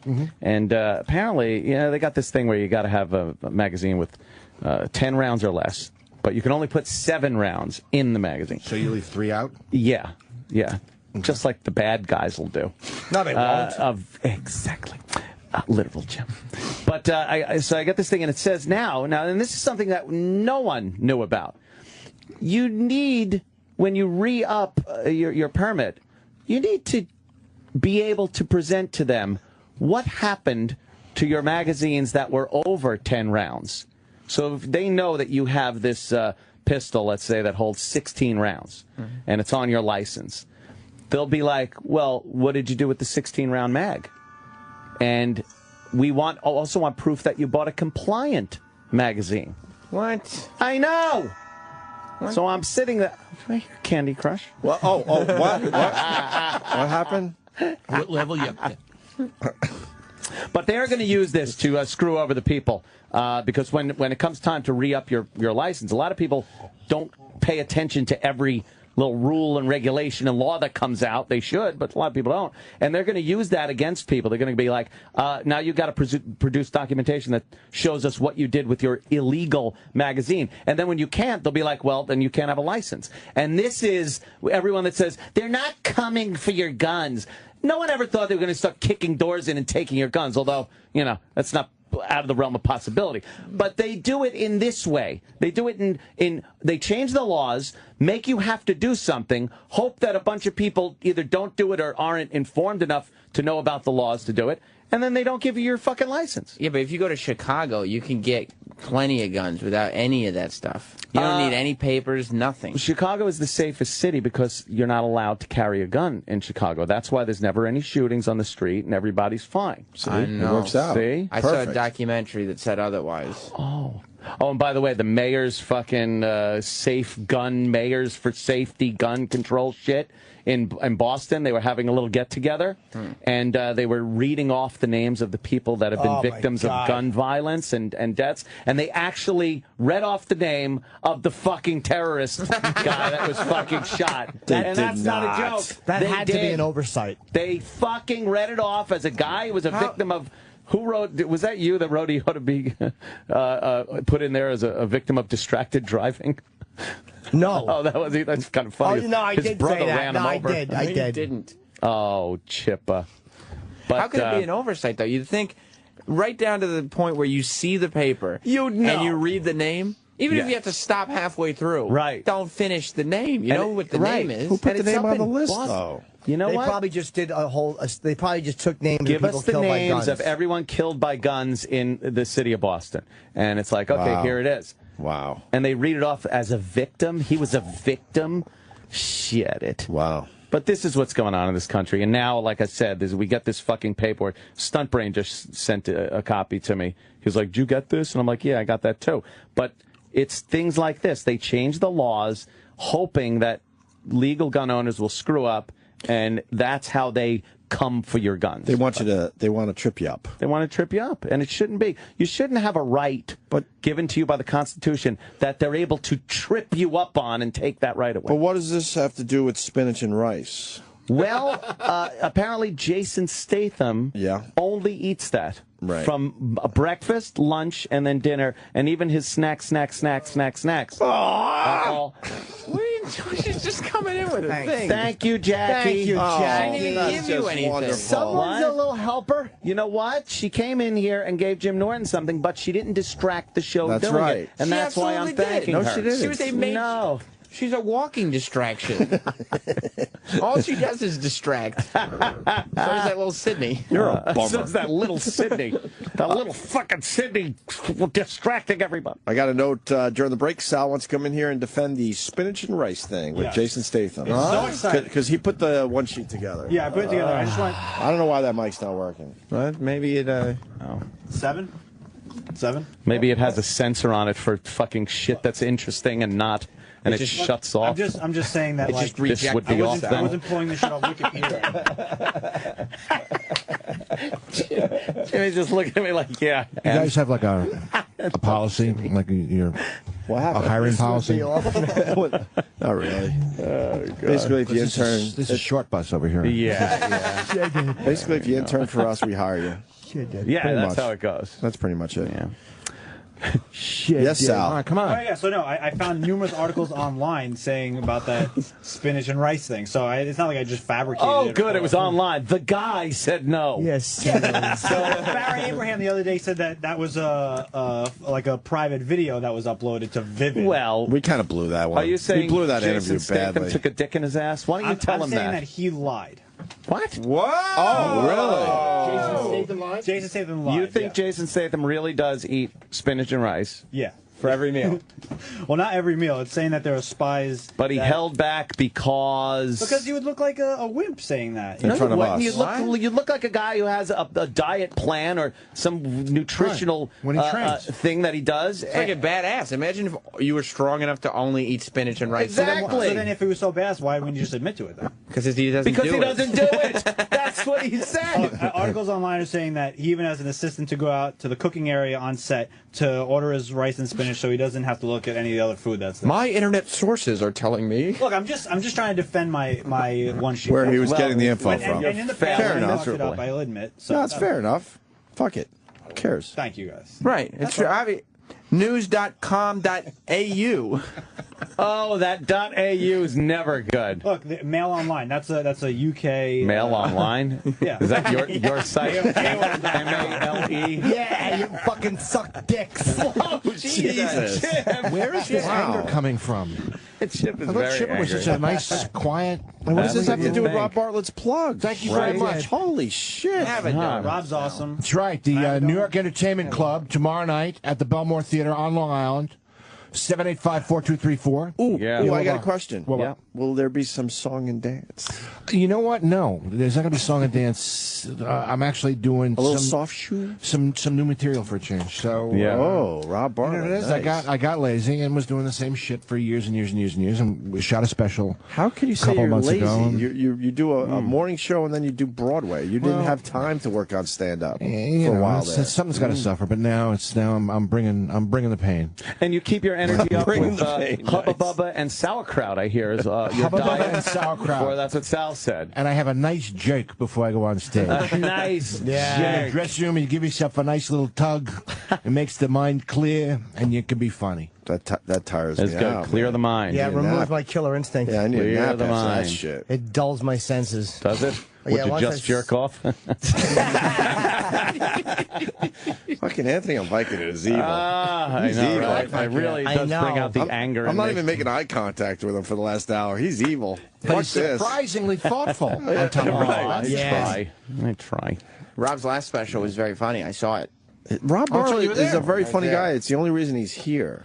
We don't have dullards on this show. But I didn't prove it this morning. But Are these the True, but Are these the Nagel in-laws? Are these the Nagel in-laws? oh, what do we got here? Eric, comment? No. Who are these people? I don't know. I see the lovely is that Mrs. Nagel. That's Eric's wife. No, not her. The other one. Yeah, who's the one to the left of her? It looks like Mrs. Nagel's. I don't mom. know. Who is that, E-Rock? I'll go find out if you want. Yeah, please do. Yeah. Yeah, you should do that. Who are you, miss? We got to find this out. Open the door. no, it's I'm just somebody I used to hoping. work with at WFAN. It's Alice McNamara. What? Really? Wait, you It actually is? know her? Yeah. Yeah, we used to work Oh. together at WFAN. Oh. What did she A do for fan- you? Did she do the 2020 jingle? She was Simon's sidekick when Charles McCormick was Oh, sick. right, okay. Oh, really? Does she know Joe Beningo? Yeah, we all know Joe Beningo. I love Joe.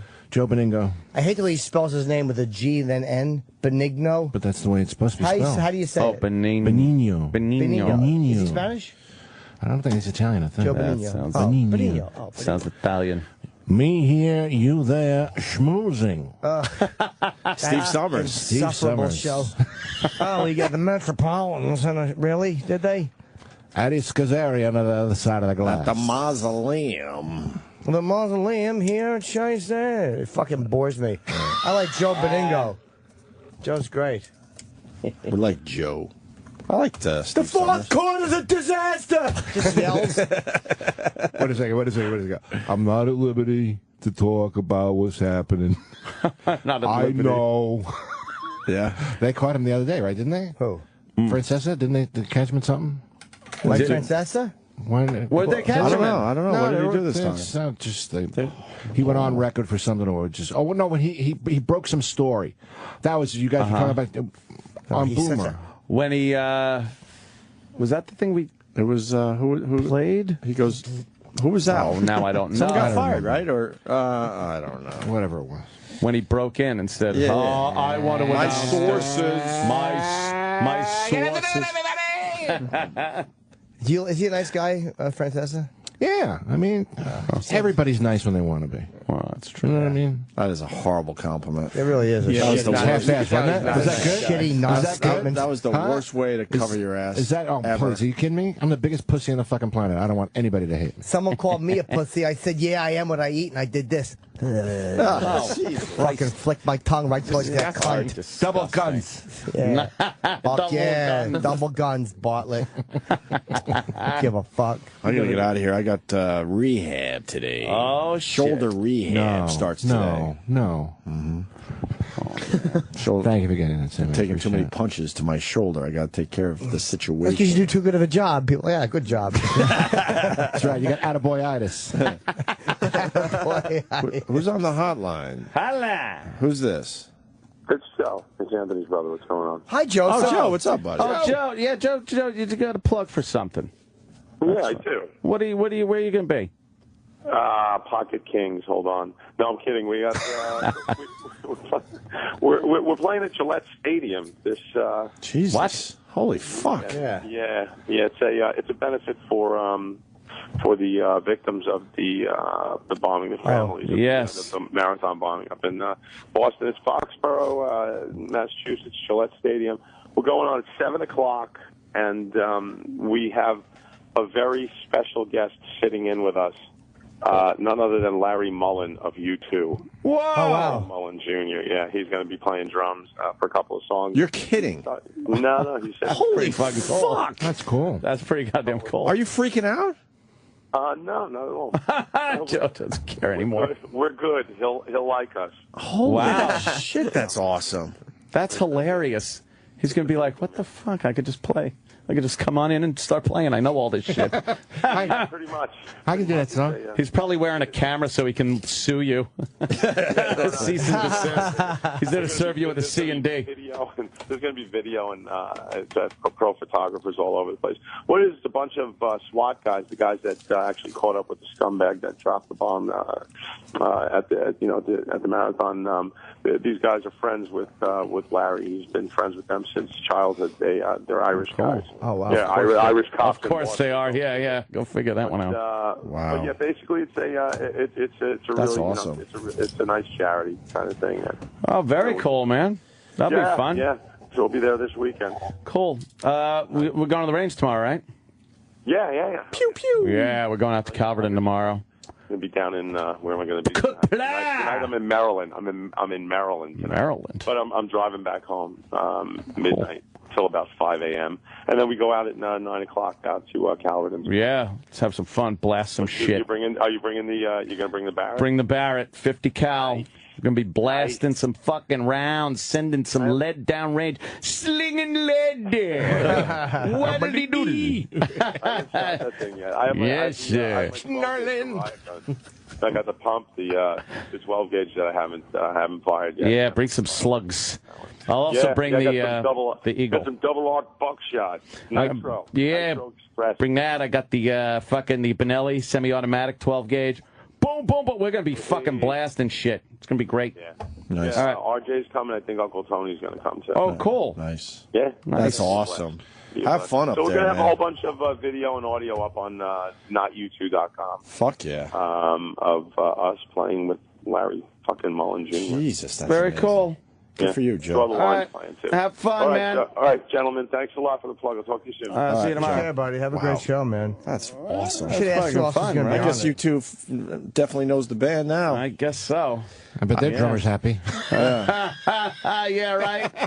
Drummer's like, fuck, man. Yeah, tell this asshole to... fuck. Oh, yeah. Fuck. How's that? Somebody's got to be on the sideline going, oh, man. Fucking guy. How's that Bo Could've Donaldson been and the the Haywood Edge. tribute band project going? Well, we're working on it. Yeah.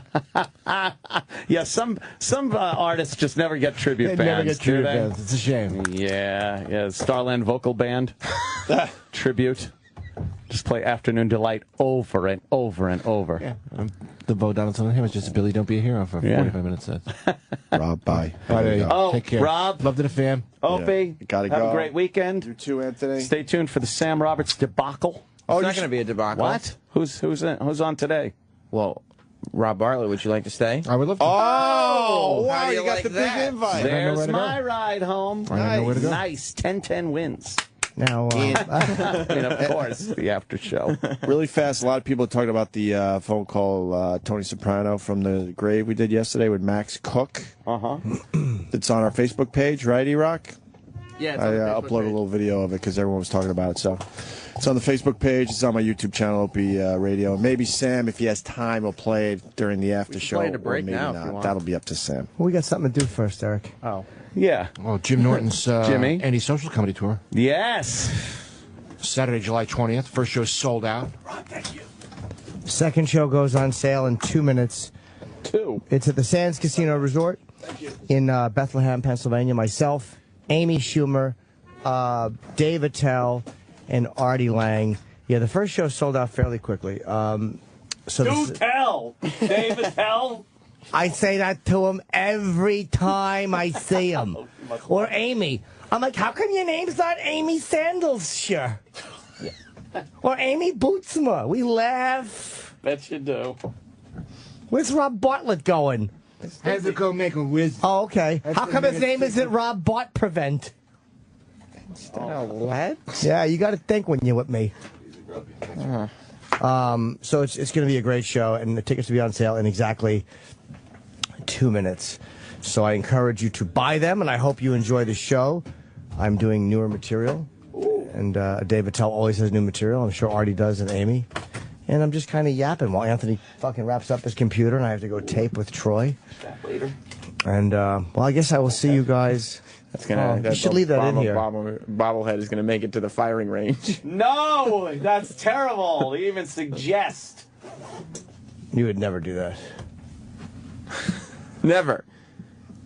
All right. 1 minute, by Stupid. the way. Yes. Is that it? Yeah, I will be going. I'm just babbling, trying to get to 10, but fuck it.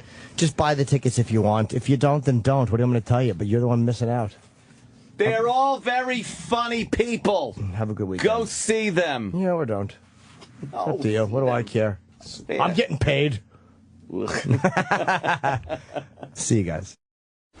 And now, the Opie and Anthony Show continues. This is After O&A Live. Here's your host, Sam Roberts. All right, here we go.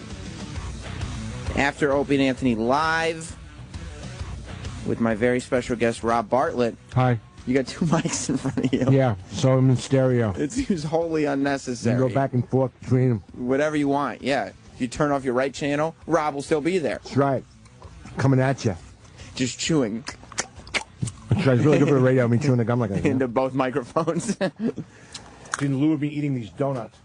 He did. He brought in... We got to do something about the donuts. There's 24 donuts. Roland, are you going to have a donut? I had one. You did? He's already partaken. I don't know. Partake. Because we have a guy. You've must have heard. You've heard Dennis Falcone on the show before, haven't you? He's the. I believe so. He's the old DJ who wants to be on the 50s channel. Oh, yes. We make him talk up songs Yes, I and didn't know everything. what his name was. Yeah, he. Nobody should.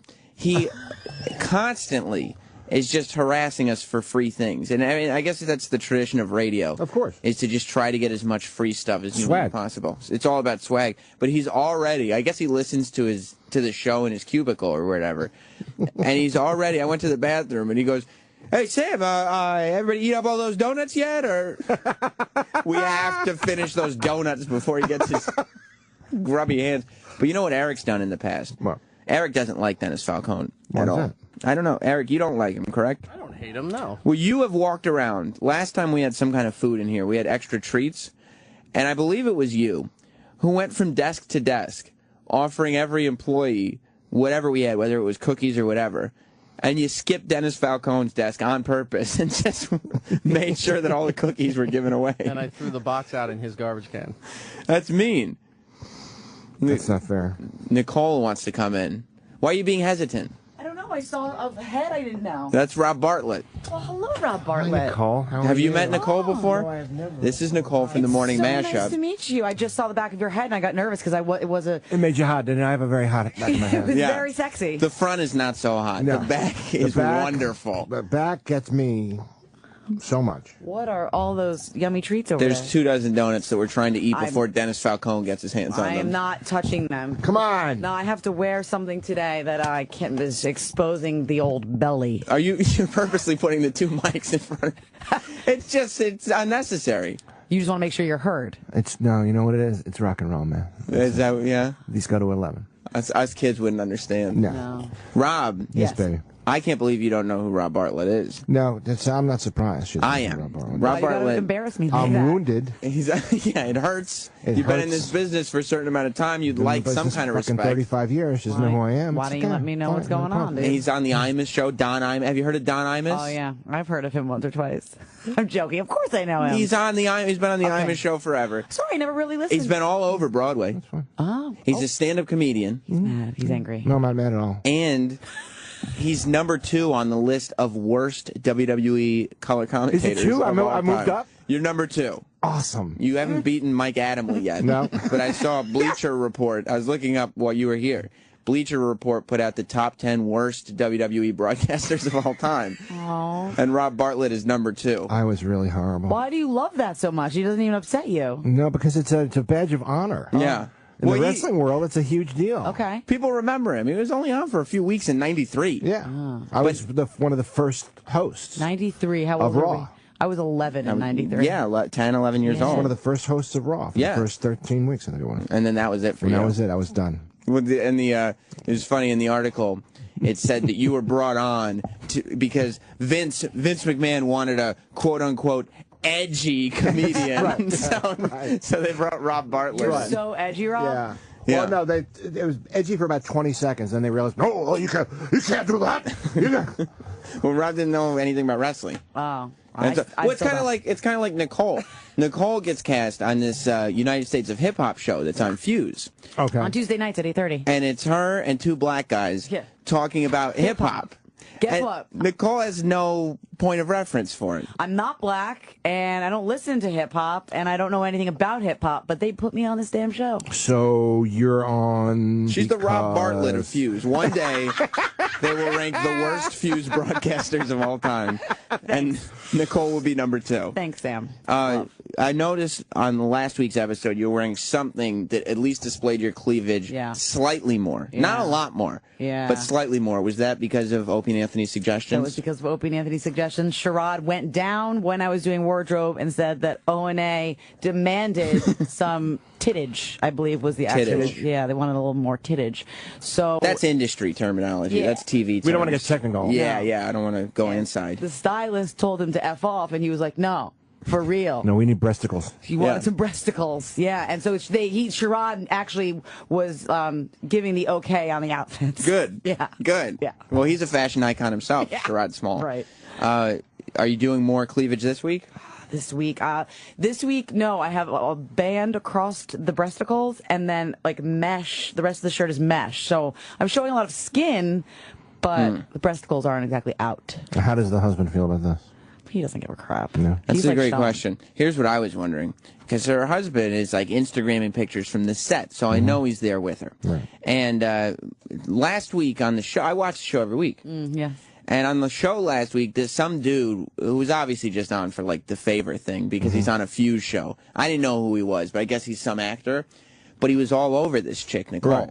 He had his arms around her. He was scooping her up. I was like, what is this? How did the husband feel about He that? didn't like it, and one of the other hosts said, "Over there, that right there, that's her husband." And he goes, "Yo, it's just acting, man." And my husband screamed, "Yeah, stop acting." He wasn't thrilled about that. No, not happy. Yeah, you can look but not touch. Right. No touching. Yeah. How does your family deal with the fact that you put in, like, I don't understand. You have Opie and Anthony and me. Mm-hmm. We're sitting here complaining about doing a morning show. Mm-hmm.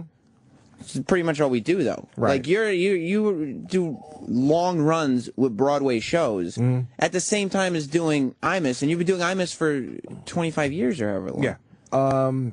Do they like the fact that you're gone so much, or do they wish that they could see their dad a little more often? I think that factors into it. Obviously, it's like it's a fat fuck here. Oh, good. Oh, that's right. He's doing a show. Yeah. He's out singing and dancing again. When's he gonna be home? I need money.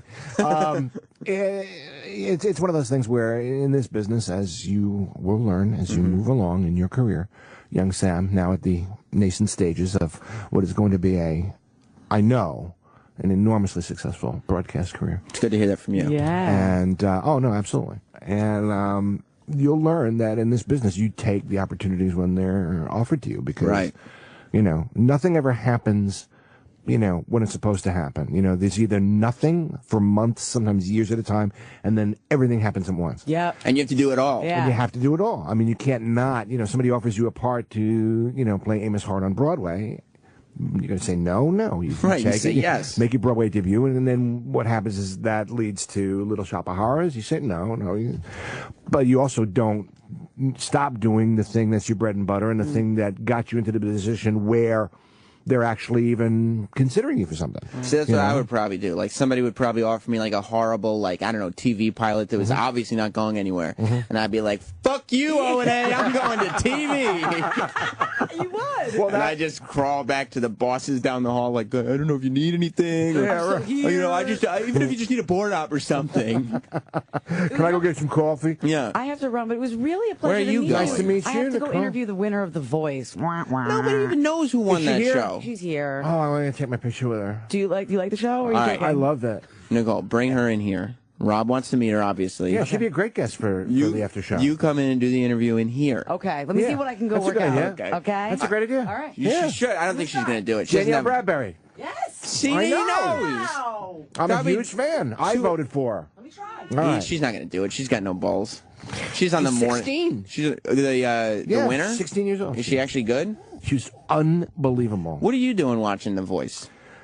My wife controls the television remote. Right. So basically what she watches, I watch. That sucks. You come home and you're like, finally, there's some period of time where I'm not doing something, I'm not hustling. I could just, and your wife is still in control of the television. You know what? That's married life, my friend, and you will understand that as things move along. I try to set the precedent early. Like, Jess understands. Sure. And it's working now. Wait after 30 years, my friend, then come back and talk to me, okay? So the whole Monday, like, Jess going, are you watching wrestling? And I'm like, it's Monday. What can I do? And she's like, okay, that doesn't last. No. No, sir. How long we've got a year under our belt of marriage. Right. How long do you think before it turns? Yeah. What's today? My time's limited, huh? You're fucked. That year was nice. Yeah. Next thing is going to be you're going to be DVRing, right? And then that's going to get controlled because I need space on the DVR. I can't have your exactly. Oh, and I'm just trying to find something on YouTube. Like, I just want to see a clip. I just want to see something. That's right. It's over. It's over now. It's all about compromise. Well, that's why you work so much. Well, that's one of the maybe things. you get out of the house, you get your laptop with you, you can finally do what you want. Got a TV in the dressing room. I want something I want to watch. And your wife's sitting there like, you don't even have a show today. Practice, honey. Yeah, rehearsal. It's all about rehearsing. And there's that episode of Game of Thrones I missed. Yeah, I got to see it. There he is. Who's that? That's Dennis Falcone. There he is, Dennis Falcone. He's looking Talking up a record. Come on. Yeah, you can come in, Dennis. Now, I'm not offering you donuts. Because did you hear what I was talking to Rob Bartlett about? I wanted to see what the Bartletts where the dancers. Why are you? No Bartletts. No, why are you taking Rob Bartlett's two mics? There's more. He wants both of them. He just shook my hand. Now, you could use one of those or something, but I'll let him take one. He wants to use the two, Denny. No, that's okay. That's all right. I'll let him take one. Are you? You're stereo. Save one for Danielle Bradbury. Yeah, Danielle Bradbury's on her way in. Did you know that? 16-year-old winner of The Voice. That's right. I almost said winner of The View. That's how familiar I am with The Voice. Are you familiar with Rob Bartlett? You said the Bartletts. Of course, he's a broadcasting legend, He a is a comedy legend. Broadway legend. That's what I don't like about, He's a triple threat. Keep going. Yeah, explain the threats Go ahead. in detail. That's what I don't like about people like Nicole. They come in here, they're young. This chick starts as a receptionist at SiriusXM. They throw her on a morning show. No respect for the industry. No. No respect for the people Comes who too came easily. before. Yeah.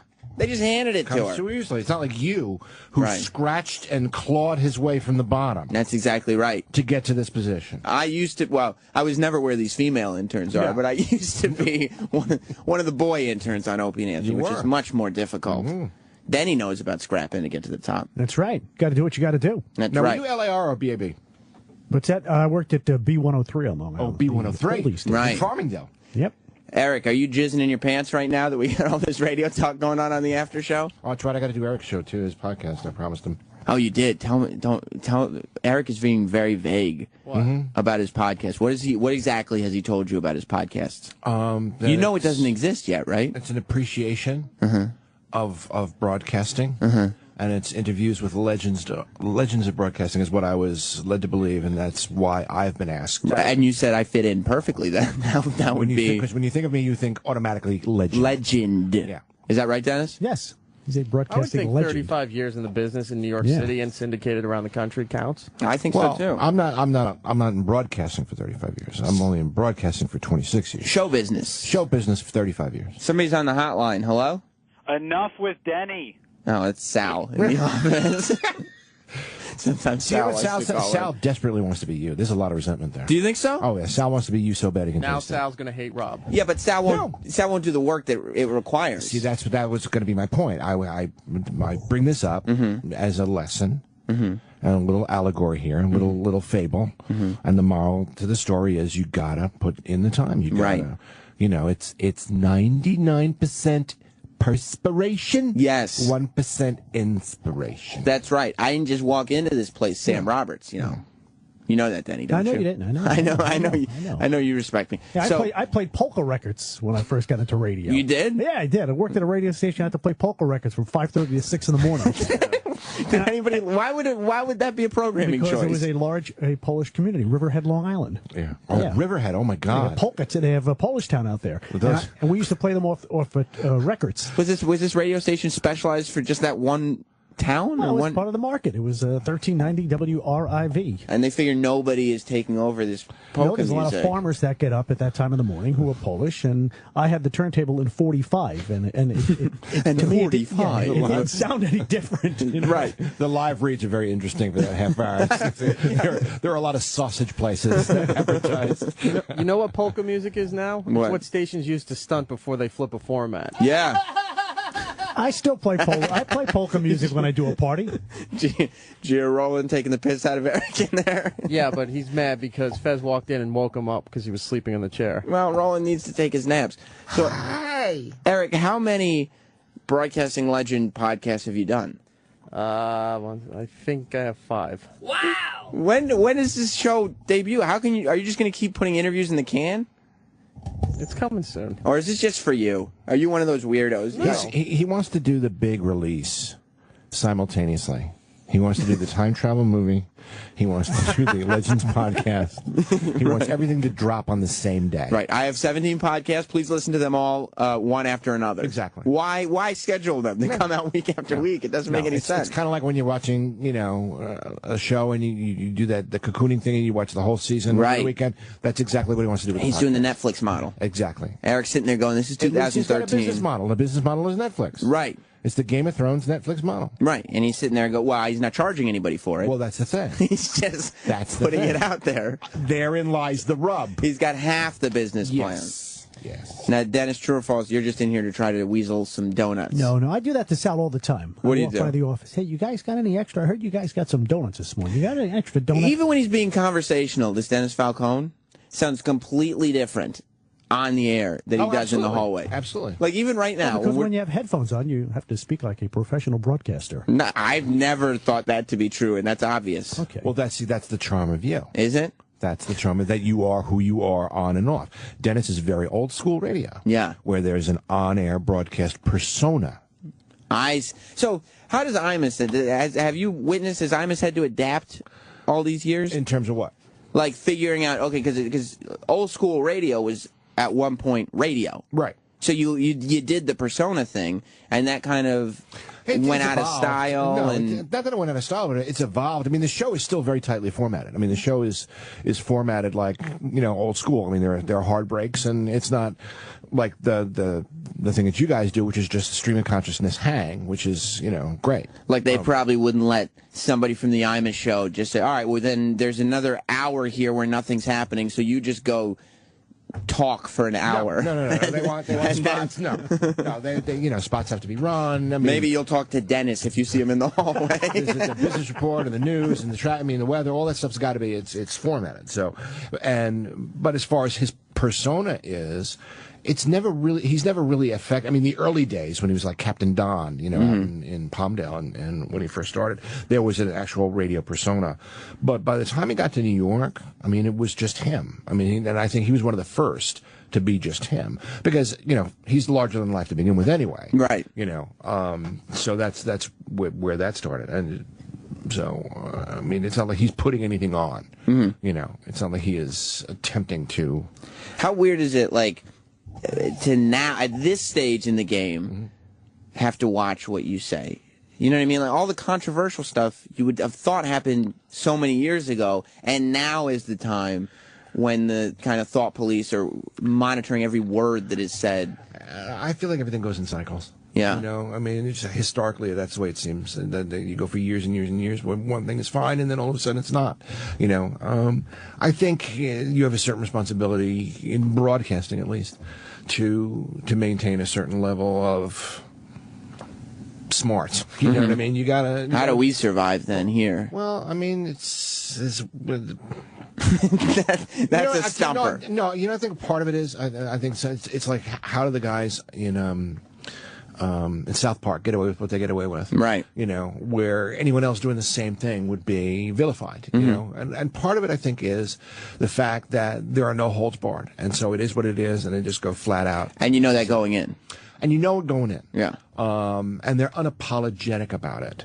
But they're also smart about it. Well, yeah. Like, they're saying something in all this sort of. If it were just mindless, gratuitous, then it would be one thing. But the fact that they actually, I mean, they're some of the best written shows on television. I mean, they bury them all in dick and shit jokes, but under all that, it's great, right? Cultural, you know, satire. I mean, it's. You know, the things that they take on, and because they have the benefit of being able to almost literally 20 minutes before airtime still make changes and bring it that much up to date. That's crazy that you could do that with a cartoon now, right? Well, any TV show, but you could do with cartoon easier, obviously, because you're doing voiceover. Yeah. You know, but the fact that you can do that, I mean, I don't know if you saw that documentary about them putting together the episode. I forget what it was called. I mean, there used to be, like, you'd have to change animation cells so that, like, they can change literally full plots of the. Well, just even think about it in radio itself. You used to have to, when I first started with Imus, I was just doing bits, pre-recorded bits to play the next day. I wasn't on the air live. I would come in 2-3 days a week. I would have 3-4 pieces of material. That's different a sweet characters, gig. And I would do, well, I was part-time at them. It's before I was actually given a contract. Right. And I would record these bits, and they would play the next day. And it was tape. It was reel-to-reel tape. So you would do, you know, the bits, and obviously we would try to, just in terms of comedically, for rhythm and whatnot, you wouldn't tone down the language because you knew you could beep stuff out. Right. Well, the engineer, you know, Harry Tucker over at NBC, and then Joey DeFazio when we moved to FAN, it was reel-to-reel tape, and they actually had to cut up and put the beeps in. You know, so you'd say fucking shit and whatever, and he'd have to go through. And they'd have this reel of beep tape or whatever and then cut it in. And then he would take together like all the fucks and shits and whatever, and he would make a reel of that. It would just be 2 minutes of Well, that was just for you. But now it's like you highlight it and hit delete, you're done. Right, and you save 4 different versions of it. You're like, yeah, we got the uncensored here, we got this one here, we'll throw this one on the internet. So, I mean, just in terms of technology, it's changed. Right. You know. Yeah, and it also seems like back then, and that's the old thing, like Jack White, he still records on tape because he says that it's the same thing with kind of taking photos, where if you have a limited amount of tape, there's a quality control. Whereas now you could just throw shit out and just see what sticks, because I would delete it if it doesn't work. We'll just keep going. Like, was the writing process different, or do you still kind of, you know, are you still in the headspace of, no, we have to make this one count? Well, the fact that we're also doing it live now makes a difference. It's got to, I mean, ideally, it's got to be short, concise, and it's got to hit. You know, I mean, and unfortunately, more times than not, it doesn't, because that's just the nature of the beast. I mean, you try to make the batting average as high as possible. Does Imus have a look when he's not liking something that you're petrified of? Yo, of course. Yeah. Of course. I mean, that's the thing about him, is that he will never bullshit you. Right. You know, it's not that he's going to blow smoke up your ass. I mean, I'm the biggest phony on the fucking planet. I don't want anybody not to like me, so I will. A minute ago, you said I had a future broadcasting. It became clear to everybody. No, I was sincere about that because my point is the fact that you work at it, and that's the difference. You actually have to work for it. Right. You know, I mean, unfortunately, this is a business where people get opportunities that they don't deserve because they don't have the talent. They happen to they fit the suit.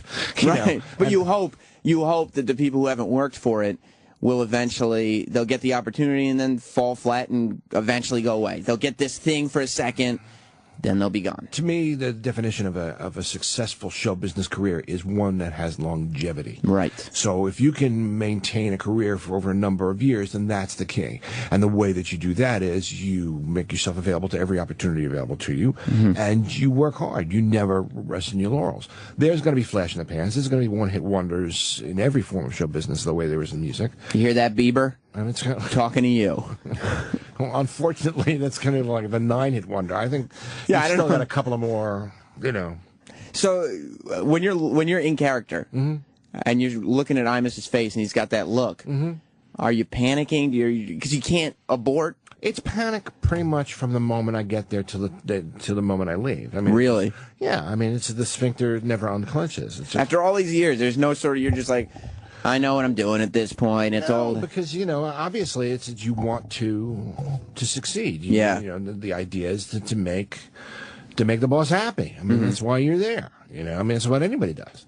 You know, so that's always the case with that. But. You were shaking your head a minute ago when I was talking. You saying the people who are going to fail? Yeah, they get promoted. Well, Denny's experienced it all. Benny has sat there. It's like that guy. He couldn't even do this. You've seen it all. Yeah, he couldn't drive the van. How many? What's programming? What's the ratio? Do you think, Dennis Falcone, of people? Because you've worked at all these radio stations. You've worked with all these talented people. You've worked with all these people who have no talent. What's the ratio of the people who succeed who are talented versus who are not talented? Well, you know what it is? There's not as many people coming into the business because the opportunities aren't there. Right. There's not these AM radio stations that were playing music back in the 70s and 80s, and there's less people. You know what? I guess the people who are coming in today are good because there's they actually want it. Yeah, they actually want it and work at it. That's the thing is you actually have to want it. Right. So I mean, O&A is a perfect example. You know, they want to put on a good show. Yes. You know, they're interested. I mean, Opie is a serious broadcaster. Opie is I watch him, and you can see he's thinking about where's the next moment going to be. Absolutely. You know, where am I going to mine the radio gold out of this? Yeah. Everything is how the next moment is going to play. Well, you have to think not only of where is the next moment going, but how can I highlight this one? Absolutely. You know what I mean? It's on the fly. Right. You know, and you let Ant just kind of freeform and do what he does. You know, I was thinking the other day about him doing one of the old school bits, the Tyson bit with the spelling. He would do the spelling. Yeah. Oh my God. So you've been listening to O&A forever. Mm-hmm. Do you get jealous? Because I sit there sometimes listening to other radio shows and just get mad. Like especially if they're doing well. Like, especially if it's something that I might enjoy. There's, especially with stand-up comics, there's that level of bitterness. Yeah, sure. That exists. It's like you can't do well yourself. The people who are your peers need to fail miserably. Yeah, because the only thing worse than seeing someone untalented succeed is seeing someone who's talented succeed. Absolutely. Because then it's twofold. It's right. And you're also talented. You're better than me. God damn it. I could understand it if it was just a shitty, luck thing. Yeah, because not only are you there, but I shouldn't be. Right, exactly. It's like when you'd hear that somebody got fired. Hey, did you hear that so-and-so, the morning show, got fired across town? Yeah, great! Yeah, but you didn't. Do you try to tune that out, or do you not have it? Or? You know, it's an emotion that's there. I mean, you got to acknowledge it. It ultimately gets in your way. You know, I mean, I went through a whole bitter period when Eddie Murphy first hit because, I started with he and Bob Nelson. We were the identical triplets. And when Eddie hit, there was a lot of jealousy and envy. And that's crazy. Yeah, because he really hit. He hit hard. I mean, we all knew he was going to hit. I mean, 17 years old, you just knew this kid was destined for stardom. Is that how old he was when you were working with him? 17, yeah. Wow. I used to have driving to gigs. He'd have his driver's license. Wow. But you knew that there was something there. Mm-hmm. So when he first hit, there was an incredible amount of resentment and bitterness on my part. And what was the first? Got my way. What was the first hit? SNL? SNL. Yeah. So he gets SNL, and then it just kind of spiraled from there. It was SNL, and then it was 48 Hours, and then it was Beverly Hills Cop, and he was off at the races. And then does he forget you guys? No, I did a couple of pilots for his TV production company. That's great. But you know what? In this business, you travel in different circles. Right. You know, it's like I brought Jeff Foxworthy to New York because I used to work with him on the road down south. And I was his best man at his wedding in Central Park. And he doesn't write. He doesn't call. I mean, I used to feel hurt by it, but then you realize you know what? A lot of it is you just don't travel in the same circles anymore. You don't have anything in common anymore. Right. It's not that you forget your friends. You just don't. And if you see him somewhere, you'll probably be able to sit down with him. Like, and, you know, it's. So then, after the Eddie Murphy thing, though, once you got over that bitterness, are you able to then like learn from that and say, okay, I'm not going to be that guy again the next time? It's, unfortunately, you're always going to repeat mistakes unless, you know, I mean, there's always going to be a certain level of jealousy, professional jealousy, no matter what it is. But if you allow yourself to be overwhelmed by it, it's going to stand in your way. That's why I try to surround myself with people like Sal, because I just know they will never succeed. And it makes it so that for me, I'll never be... See, that's the other key to success, too, is an O&A. I mean, in addition to them being very, very talented, they surround themselves with talented people as well. Right. People who are the best at what that they do. That's how you... I mean, yeah, because you hear a lot of radio shows will not bring in... They'll bring in decent comedians, but not good comedians. Like, they don't want to bring in somebody who's funnier than the host. Exactly. They don't want to be upset. No. Right. Of course. But O&A have, you know, I mean, for God's sakes, they'll have Rob Bartlett in here. They will have... I really demonstrated my worth today on the show. The creme de la creme. Imus does the same thing. I mean, Imus would, you know, Imus had Carlin and... Yeah. You know, I mean, he'd bring in, you know, Colin, and he'd bring in really, really funny people. That's probably the difference between, though, that next level of show. I mean, all for the most part, shows that reach that next level, like superstar shows, are not afraid of having funny people in because they know it goes to benefit the overall product. Imus has always said it only makes him look better. Yeah. You know, I mean, he's very, very smart in that respect where he knows that, and he is the best fan. I mean, if he really likes you, I mean, there's no one more loyal, more supportive. I mean, he's a great person to make laugh. You know, if you're funny, because he's honest. Absolutely. And then when he's in the room and you can make him laugh, there's nothing better than that. And you know, if he hated it, you'd know he wouldn't be laughing. No. So that probably because, like my wife hates it when she comes home with a problem, and you give her the solution. And she doesn't want to hear the solution. She wants empathetic and blah, blah, blah. She wants someone to listen. Right. I'm not doing that. You have to listen, Sammy. There's nothing to listen to. I already solved the problem. No, but she's not interested in the problem being solved. She's interested in you listening to her. Yeah, I don't understand that. But that's the difference between men and women. The men, we want the solution. Yeah, problem solvers move on to the next thing. That sounds much more productive. Women just want you to listen. But that's the Imus thing. Like, I would assume that a lot of people, maybe who are more thin-skinned people, do not want a person around them who's sitting there and, I'm going to tell you when you're horrible. Like, no, please, just tell me that I'm good all the time. It would be better if, you know, you faked it every once in a while. Yes, sometimes, because I'm learning. No, really, man, you killed. It was really great, man. You killed. You can't see him doing that. No, it's not going to happen. Let me go to Jay in Pittsburgh. What's up, Jay? Hey, how you doing, Sam? I'm good. Rob Bartlett is here. Dennis Falcone is still sitting here, and you're welcome to still sit here. Yeah, I'm going to go get some coffee. Why don't you know? Hang out, Dennis. Hang out. Some radio legends. Yeah, man. And then, of course, you, Sam Roberts. Oh, I thought it was all three of us. My question is, I'm getting out of the military next year. I'm in my mid-30s, and I've wanted to work in radio since I was a little kid. I mean, I love everything about radio, you know, broadcasting. I love it.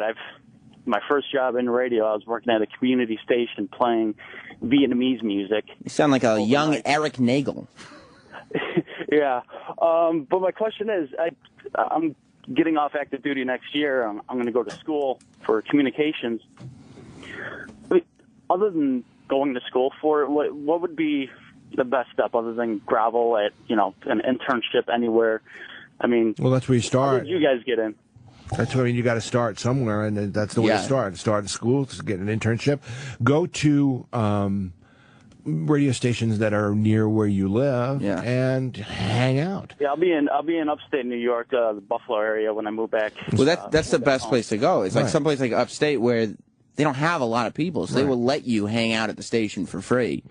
You know, and just go and do grunt work. But the other thing is, like, you got to know it's 2013, and nobody really knows what's happening with broadcasting. So not only should you be doing stuff, I would think, at radio stations around you and interning and getting coffee or whatever and just trying to do something, but also get your own content out there. Like start podcasting. I was going to say, absolutely. Start doing YouTube videos. I do some online radio work. I've been doing it for about 3 years now, and I've kind of found a little successful niche in how to interview and, things of that nature.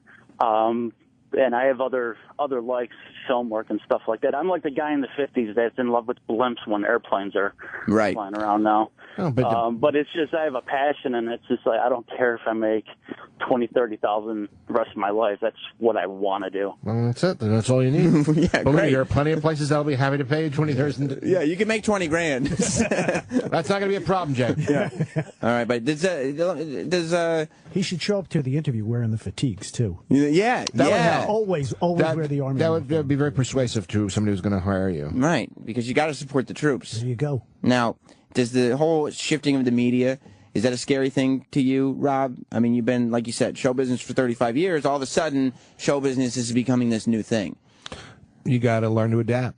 I mean, like anything else, you just got to learn to move into wherever it is. Right. Traditional venues are no longer what they used to be, so you have to learn how to familiarize yourself with what is, and then try to be that and do that, while at the same time still being who you are. I mean, you can't change yourself, but you have to change the way that you present yourself, or the way that you... Yeah, it just seems like finding an audience. They're just new methods of finding an audience. Right. I mean, I was talking to somebody about filmmakers now. It's just I'm doing this internet project where I'm working with a video editor, and he has a movie that he's been shooting over the past 2 years with just like a camera that's available, which years ago, like 20 years ago, would have cost $35,000, is now like a $150 camera that you can shoot a studio quality film with. Yeah. And the technology and the way that the business is now allows for that to happen. You have an idea, as long as you have a good idea for a story and a decent screenplay, you can create something that can be not only shot, but it can be edited and it can be released with all kinds of different channels that were not available. You don't need $1 million. You don't need $1 million. You don't even need a studio anymore to get it out. I mean, the stupid YouTube video that I did, a Bob Ross parody from you sent it to me on Twitter, and I said I had no idea that you were also a viral sensation. It was the weirdest thing in the world. I don't know what it was about this that just caught hold. I think it got promoted one day when they were doing an actual Bob Ross video. Well, where was it from? Because it's this parody video. What's it called? So I think it's Bob Ross Loses It. I don't remember what it is, but it's Rob Bartlett, and he's doing a great Bob Ross. The afroed painter who used to be on PBS. I did a television special in the 90s, Rob Bartlett's not-for-profit TV special. It was a satire of PBS programming and fundraising drives.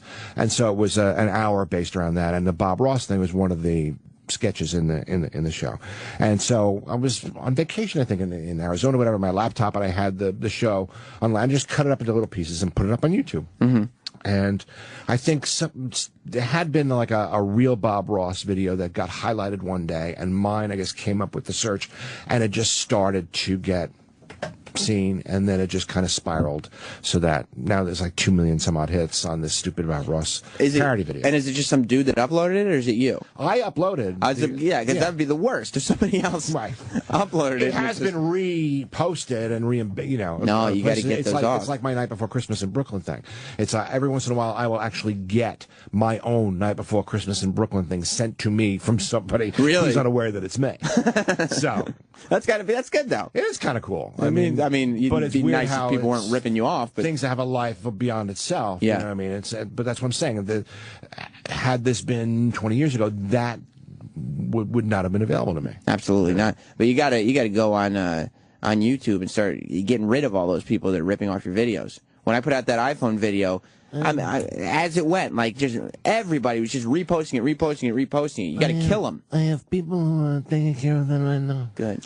Making a couple of phone calls and persuading certain people to. Good. good. Where are you playing?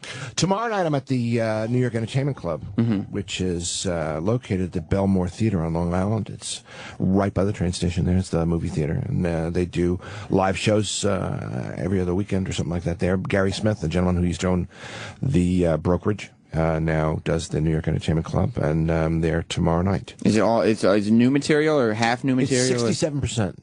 67%. Wow, you have it down because you see, Denny's a professional. You have to do the greatest hits for the people who you got to do the Wheel of Jordan. You got to do, Although I'm probably not going to do the Beatle bit, but I'm doing a new Pope bit. I'm doing a new thing about ASMR.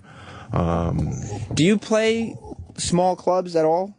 Yeah. Oh, yeah. I mean, I do Uncle Vinny's. Okay. Yeah, because I was wondering, because I saw you played out in Westchester, but I was thinking, you always play these theaters. But how do you work on new material?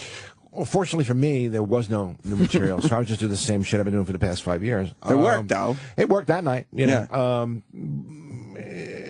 I have never been the type to sit down and actually write material on paper and then try it out. I'll get an idea in my head, and either on the way to the gig with my manager, I'll spitball it, or I'll just start going with it on stage. I mean, in a theater. In a theater. I mean, that's crazy. Well, you know what? But I kind of like painting myself into corners because what happens is you it's almost like training a muscle. You put yourself into a position where you really got to deliver. Yeah. And then it's incredible how focused you can become at that point because then it's do or die. Failing isn't an option. But I understand. To me, even when I hear comedians that are on stage in these in small clubs where they just go every night to work out and they're saying, "Yeah, I develop material on stage." I go, "Jesus, that's got to be."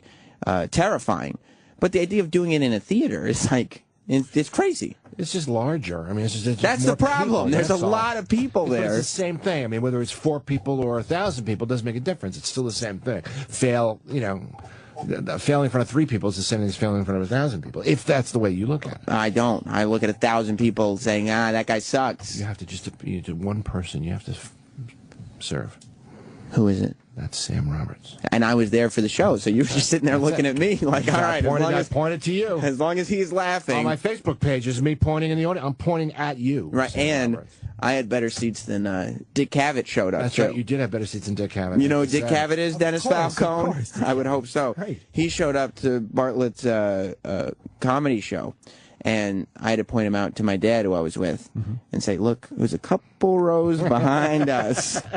How do you like that?" And I got the big point. That's right, you got the big point. Joe and Big A was there too. Big A was there. I also had better seats than Big A. I think Big A is going to be there tomorrow night too. Does Big A just follow you around now? Yeah, he just basically just texts me. Can I get tickets? You're like, yeah, I mean, of course. I love Big A. Same show, Andrew. Big A. I love Andrew. I love that man. He's such a nice man, isn't he? Sweetheart. He really is. Just a big lovable teddy bear. Joe in Tampa. Hey, how are you guys doing today? Good, buddy. You don't care, Joe. Well, I'm actually finally some honesty. A young lawyer, and I agree with the perspiration inspiration thing. But I also have a question for both of you. I sweat a lot. I don't really work hard. I just am a sweater. Double-breasted suits. It's what, 90 out today? I have to wear a suit, and I'm dying. I guess. Stop whining. Joe. Yeah. So You're can you a fucking lawyer. Stop whining. Yeah, you got this beautiful life. You get to be a lawyer. You chose to live in fucking Florida, okay? Yeah. No. The only thing I got to complain about is, dry cleaning. So I'm not going to complain too much. But I did have a question about one of the things that I've noticed professionally, too, is that there's so many different avenues for people to get a voice out. But there are so many different avenues now for people to scream at you for getting a voice out. Of course. And you have to be so careful about what you say all the time. How has that evolved for you? In terms of checking everything and making sure that... Well, I really didn't start too long... Oh. I think he's asking you as well. He was, right? Yeah. Everybody in, just the whole group. Mainly Rob Bartlett, though. For the most part, Rob Bartlett. Yeah. You definitely just have to be more aware of the fact that everything can be taken out of context. That no one is able to know what's the contents of your heart or what your intention was. So when you are doing something that is going to be seen or heard potentially by millions of people, you have to be aware of the fact that a large amount of them might not know what your intention was or what the point was. Anything can be taken out of context and Right. painted as whatever. You just have to be aware. And the best way to avoid it would be to try to find other ways of saying what you want to say. But Ricky Gervais was in here yesterday, and he was making good points. What I took away from that was you also have to just be okay with offending people. Like, know what your intention is. Exactly. Get that across to people, and if they don't pick up on it, okay. Well, Sam, and not to go into like the stupid, ridiculous, pretentious discussion about art, but supposedly that's art's purpose is to shake things up, is to Right. shake people up. You know, not that, believe me, what I'm fucking doing is art. I don't know, I stick my dick in a chicken, basically, so it's not art. The chicken loves it, though. The chicken, with the songs the chicken sings afterwards, that's real art. But yeah, I mean, you can't sit there. You have to make sure that your intentions are kind of known, and people. Right. But you got to remember that somebody out there is going to hate Santa Claus. Yeah. You know what I mean? That's just the way that it is. Yeah, like I do what I do, you do what you do, and you just do it. And if you're trying to impress others, then you could be Ryan Seacrest, or you could actually do something. You know, you could not offend anybody, or you could do something. He gets a few paychecks, so I don't. Well, yeah, he gets a few paychecks, and he How has. about we get a job for somebody else, Ryan? Okay. Right. Do you need 37 jobs? Well, he's got no soul, so he just takes paychecks and money to fill in that empty space that's inside his body. I mean, he puts nothing out there. He doesn't offend anybody. He doesn't. You could be bothered at the fact that he doesn't bother anybody, but there's nothing to be bothered There's by something there. to be said for it, though. It's successful. He does it well. Yeah. He does it better than any. He does what he does better than anybody else. It's not something I would want to do, and it seems like an empty shell of an existence. But he does it well, doesn't he, Dennis? He is. I'm sure he has a couple of beautiful houses, beautiful cars. Sure. He's not making $20,000 or $30,000 working at the radio station. No, but you know what? That guy has his integrity. God bless him. That's right, and so do you, Dennis. Yes, I do. Have a donut. I feel good. Have a donut, Dennis. Go ahead. Help yourself. It's okay. All right, so you could take a whole box. Actually, you could take a dozen. Yeah, I had one, and Roland had one. Other than that, Roland had one? What about E-Rock? E-Rock, you're not going to have a donut? I'm all right. Have some goldfish. I might do that. You know, one of the ingredients in goldfish is smiles. That's right, Eric. And you could use a few of those. I could. Poor guy. Well, Well, get listen, Rob, one more time. Where will you be tomorrow? I'm at the New York Entertainment Club, which is the Belmore Movie Theater in Belmore, Long Island. 785-4234, I believe, is the number. Or just go to robshow.com and get your ticket information there. It's a great room. It's a little movie theater, and it's really comfortable, and it's going to be a fun night. Rob is a very funny guy, and he's a show business professional. He's a seasoned veteran at this, okay? He knows how to entertain the people. Okay, professional. He is. He's a delight. He's a delight, and he lives to perform for you. So check him out. Also, the Robbio with 1B. That's right. On Twitter. Mm-hmm. Dennis Falcone, are you on Twitter? Yeah. What's your Twitter? Everybody should tweet Dennis Falcone, too. Simple, Dennis Falcone. That's it. Dennis Falcone. I figured that was the easiest. 2 N's or 1 N? 2 N's. In the Dennis. The Dennis. And then there's one in the Falcone, so there's actually 3 N's. 3 N's altogether. 3 N's, no It's a little dangerous. For those of you keeping scores. And I'm not Sam on Twitter. Ron and Fez are coming up next. Thank you, Rob Bartlett, Thank for you, sticking around. Sam. We'll see you on Monday. Goodbye, everybody.